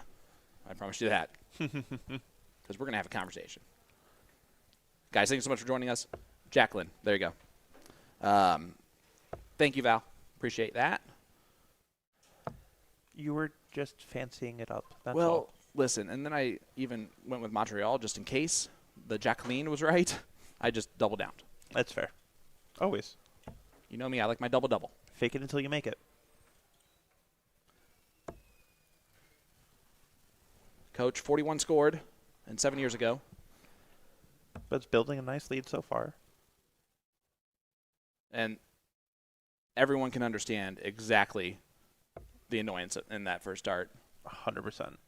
because I can guarantee you, that has not happened all day long, maybe in the last couple months, maybe in the last year or so. And it's a live stream on stage here for the final of Division III. And, well, new experiences lead to some really weird things happening. Absolutely, and you're always going to have those nerves running through you, and she Adjust accordingly, perfectly. with the bounce back. 81 scored. Jen on 180. Gonna hope not to bust this. Gonna still hope not to bust this. Big 140 to leave tops. Coach is in the driver's seat to win her first leg and hold her throw. You can see Jacqueline is just starting to just a little settle down a little bit. She had a little smile on her face there. I loved it. Aaron Quinn in the chat saying, let's go, Coach. Gigi Campbell cheering on from Danny Max. Well, there we go. Tops for Coach. And goes inside. She will be back. That is Gwen Campbell, one of the people that runs that Ladies Metro Tour Awesome. that Jen Coach plays on. Perfect. All right, Coach, double 10. To get a leg on the board. And settle those nerves. Get a double in there. And the beloved Jen Kochi makes it 1-1 in the scoreline against the Ontario native who fires right into the treble 20 on dart 1. And this is so interesting in the game, right? She'll miss the board completely the very next throw, perfectly where she wants that first dart. Yep. It's just, it really is, are the nerves there in that throw or not? Yeah. And when not, you're seeing exactly what she can do. It's the putting yourself in these situations and getting comfortable Yep. with throwing in these situations to deal with the nerves. And it's the one thing you can't practice at home.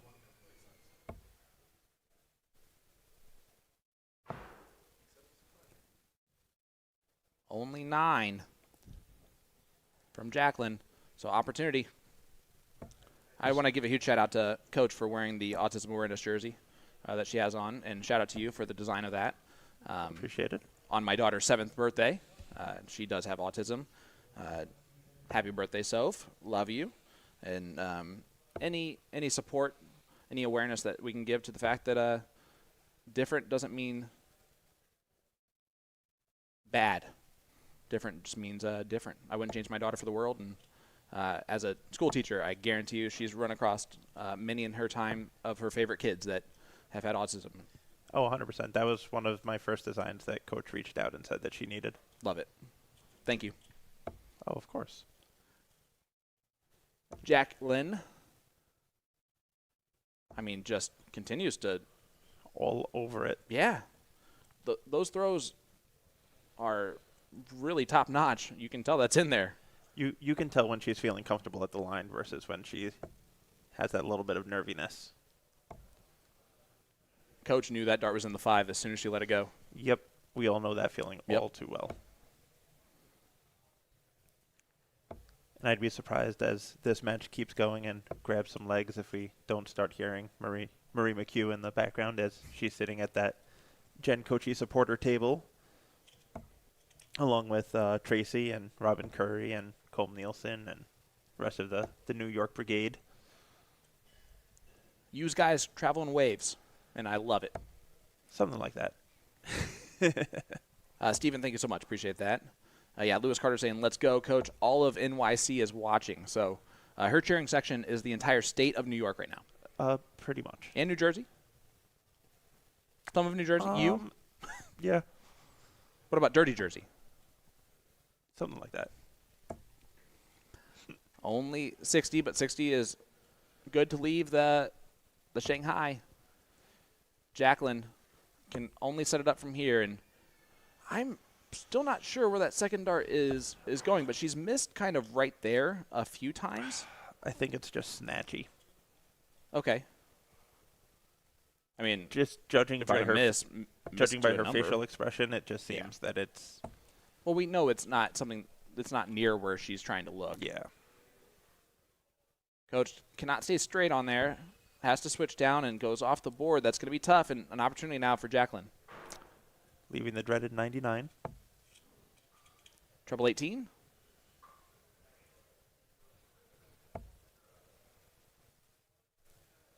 Back to 19s. If you're going to miss by 2. That one might have been at the bowl. Very possible. Get down to 78. Get yourself to a 2-dart finish. A single to a double. Is Coach a double-double type of player? I don't think so. Nah, old school. All the way. Single 20 does set up just in case. Jacqueline does not hit the 77, but this is the type of situation where this could go very clean. 58 left. Oh, no. Misses the big number. Well, they're both teed up on tops. Let's play a game of 40. Coach, double out. You get first opportunity against the throw.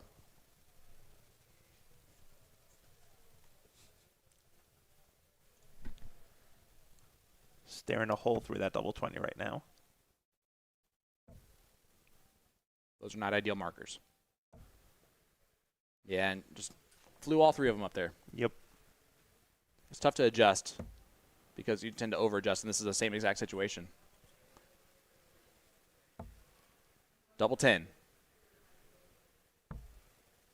Leaves double 7, which nobody likes, especially me. Nope. Although, to be fair, I have not seen a double that I have liked or preferred. Double dipped. Big dart from Coach.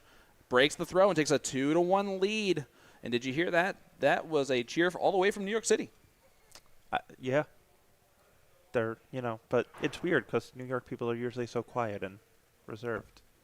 Yeah, that's been my experience. If you have to wonder what we're talking about, Marie McHugh is a good person in the dart community to just see. 100%. Yeah. Very quiet, very to herself. I've noticed you guys also don't really like to give an opinion on anything. No opinions. Super friendly. We love traffic. You know why you guys love Coach so much? Because it's basically every New Yorker's nickname. You guys are all trying to coach everybody else. Yeah. Sean, what you should have actually said What? I plead the fifth. That has All something right. to do about gun control or something, right? Oh, yeah. Something like that. Yeah, something like that. Keegan Brown taught me that yesterday. Coach, 356. Again, New York area. Obviously, a lot of fans, including Andrea Taylor. Says a little bit of Oklahoma cheering for Coach all day.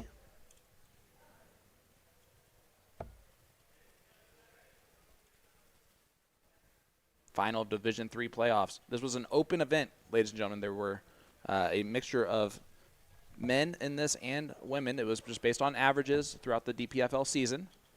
And we find 2 of our ladies in the final, and actually 3 of the 4 players in our semifinals were ladies as well. And we're not putting that out because it's surprising. We're putting it out because it's awesome. Yep. And at least 4 out of the 8 top 4. Yep. Top 8. Yeah, exactly. And it proves a lot of our points that we like to make and the fact of why we love this game so much. Yeah. And an average is an average, and it doesn't matter male or female. It's Height, that is. weight, your do's and don'ts, none of it. Nope.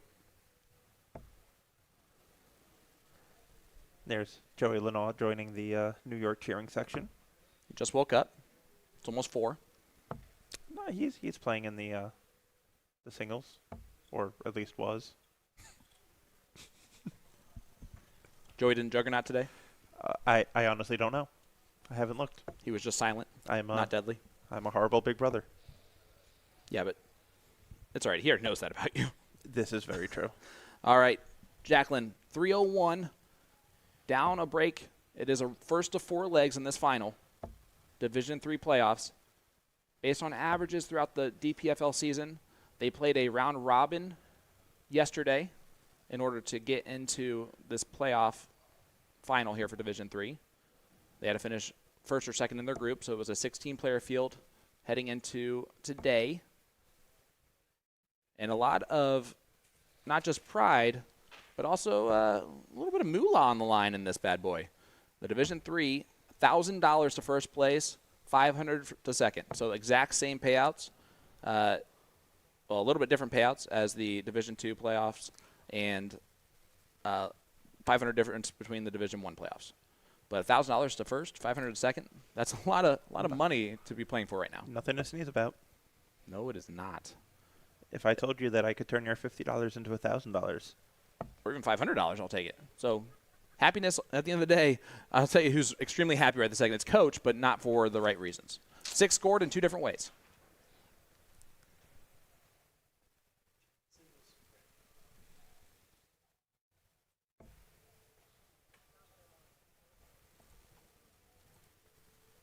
so Joey is still alive in the singles bracket. Made it through his first round match.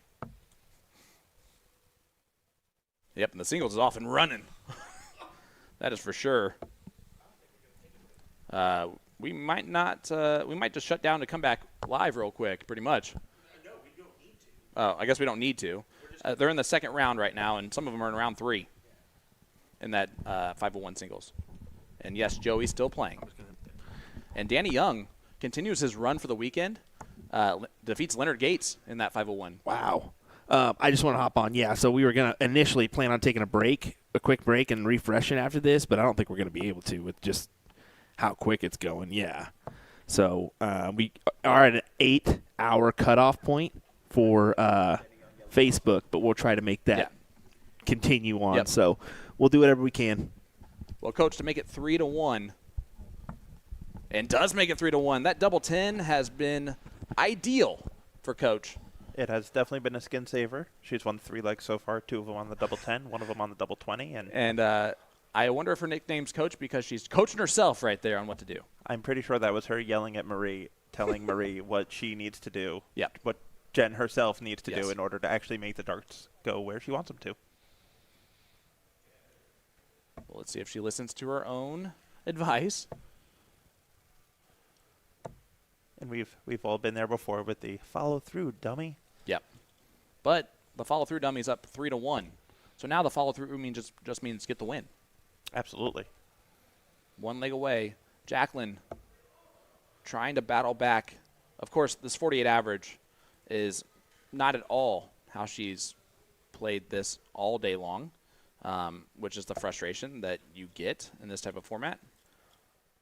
Heading into this match, Oh, big recovery from that trip one. Jacqueline was Readjust. averaging 51, so she's down on it about 3% or 3 points, and then Kochi's right above where she has been all day, 55. So a couple points above. And that's where you Absolutely. get a 3-1 scoreline. Yep.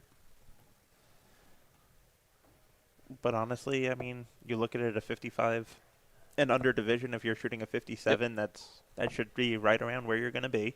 Obviously, an average is an average. It doesn't mean where you're going to sit the entire time. 100%. You'll shoot a 60. You'll shoot a 50. Hell, you'll shoot a 65 and a 45. Those are all options. Occasionally, you'll pull an Ed Levesque. You'll throw a 107. Whoa, whoa, whoa. I heard he did that again today. That's just, I mean, Mr. 107. Well, Mr. 107 got axed in the semifinal. Yeah. Pretty cleanly. He was about a Mr. 7. Yes.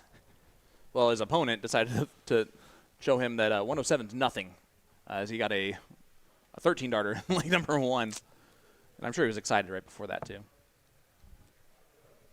You know, sometimes you got to lay down that marker.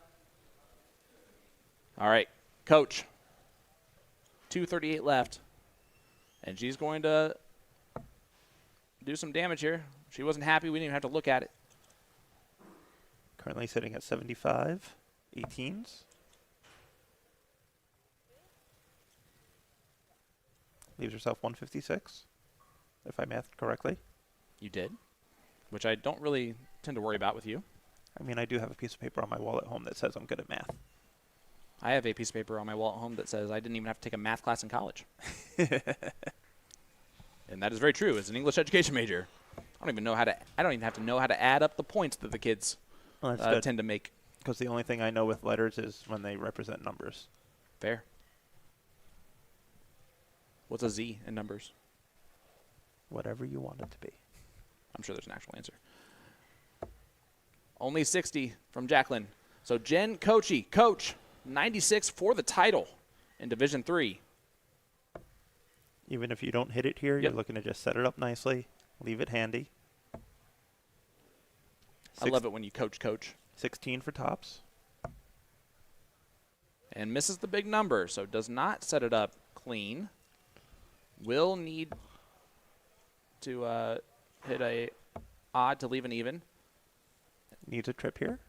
And unfortunately for Jacqueline, just, again, I think run out of gas here at the end.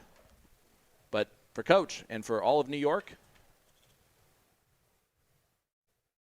get this done. 17 for 32.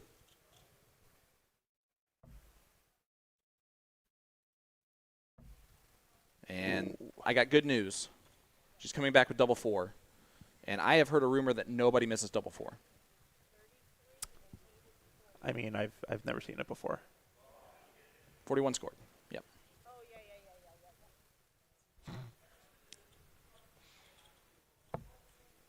I'm wondering what she thought she was leaving. No, I'm just kidding. But, of course, pressure. Even that's still a lot of pressure. 120 Absolutely. left. Couldn't have done that if I was talking, by the way, the math I just did. Double 4 for the match and the title for Coach.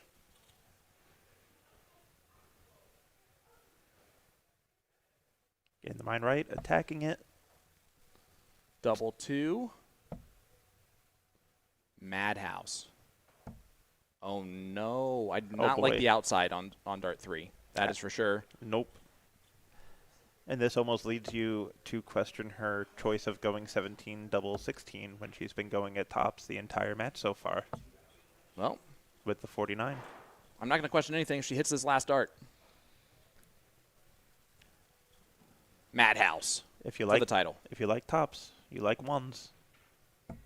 She lives in Madhouse, so this should be fine. NYC. I was going to say anytime you're friends with Marie McHugh. She's friends with Madhouse, too.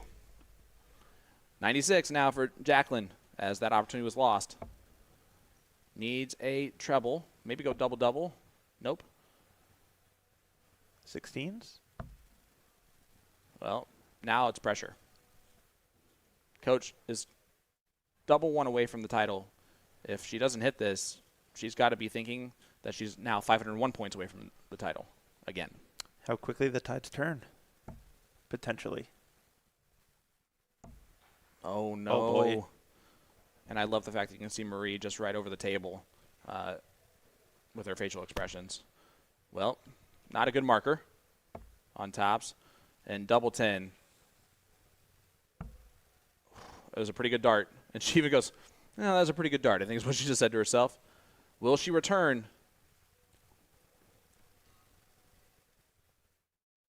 Or will this be 7th time's a charm? That was Garfield who said that. Anyone else to know? Just want to get in trouble by my New York friends. You don't care. If they don't know me at this point. Yeah. Oh my gosh, those are so good. So good. You should be able to kiss right off of that. Unable to do so. If she would have utilized the barrel there, probably would have worked out. However, drags it up.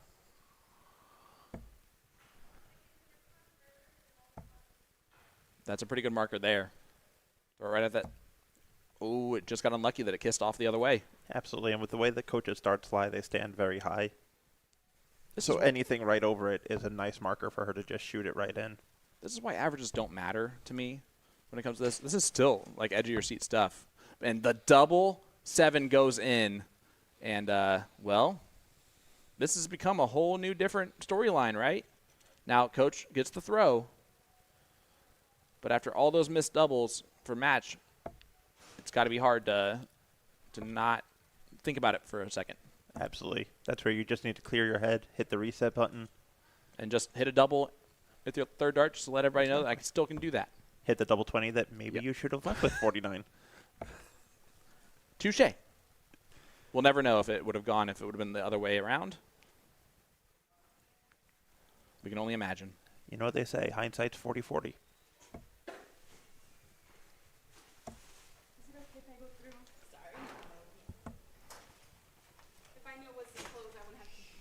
You're good.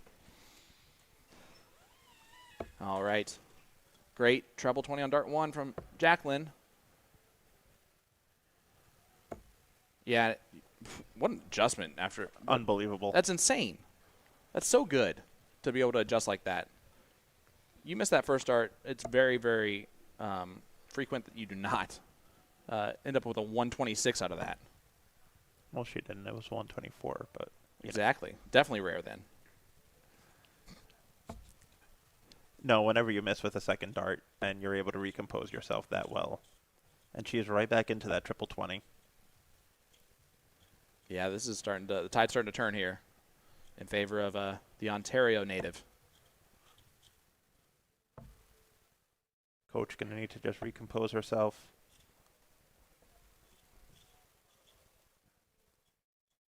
Coach getting here by beating Meredith McGee in the semifinal.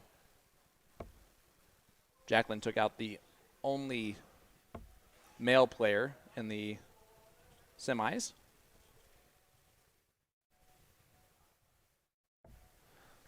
Jacqueline leaves herself on a bogey, but has time.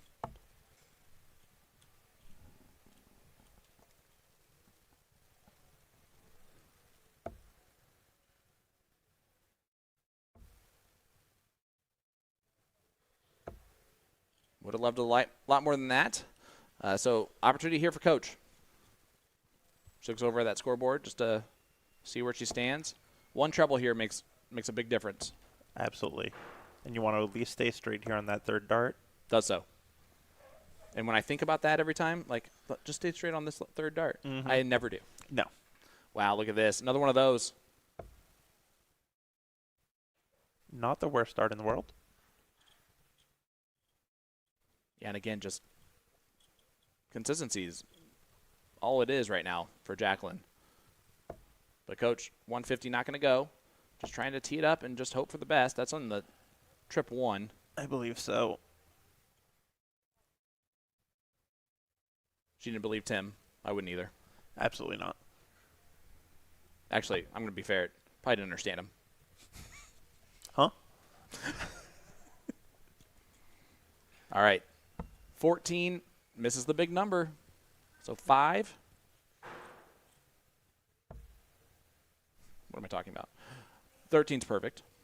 Double 16 for our last leg. Leaves double 9.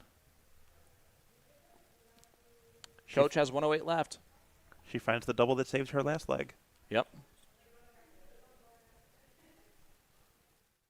All right. Coach, 88. Does she go 16s or stay on the Staying top. 20s? But you know why I said that? See if she can leave tops that time. Absolutely. Will she return, or will we go the distance? I bet that one fell on the floor. We saw their eye motion. Does not hit it. So Jen Kochi, 48 left, has already missed a couple of match darts. More should be incoming. Tops. Where Top. she should want to live. And she even nodded at it. Mm-hmm.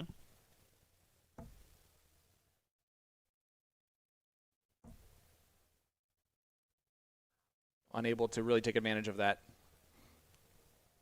So are we going to a last leg decider? A split. 6 for double 6. And not going to do it. So, Coach, once again, more match starts incoming. How do you feel about the split in that situation? I like the idea of it. I don't like it on the 6, if that makes sense. Oh, I'm sure it was a 10-6 wedge. Fair. It's going to be double 10. She has lived in double 10 all day long. She's hit this numerous times in this match. Yep. Just needs to do it one more time.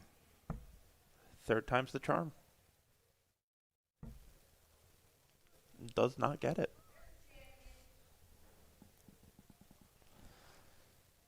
Jacqueline looking for the double 3s.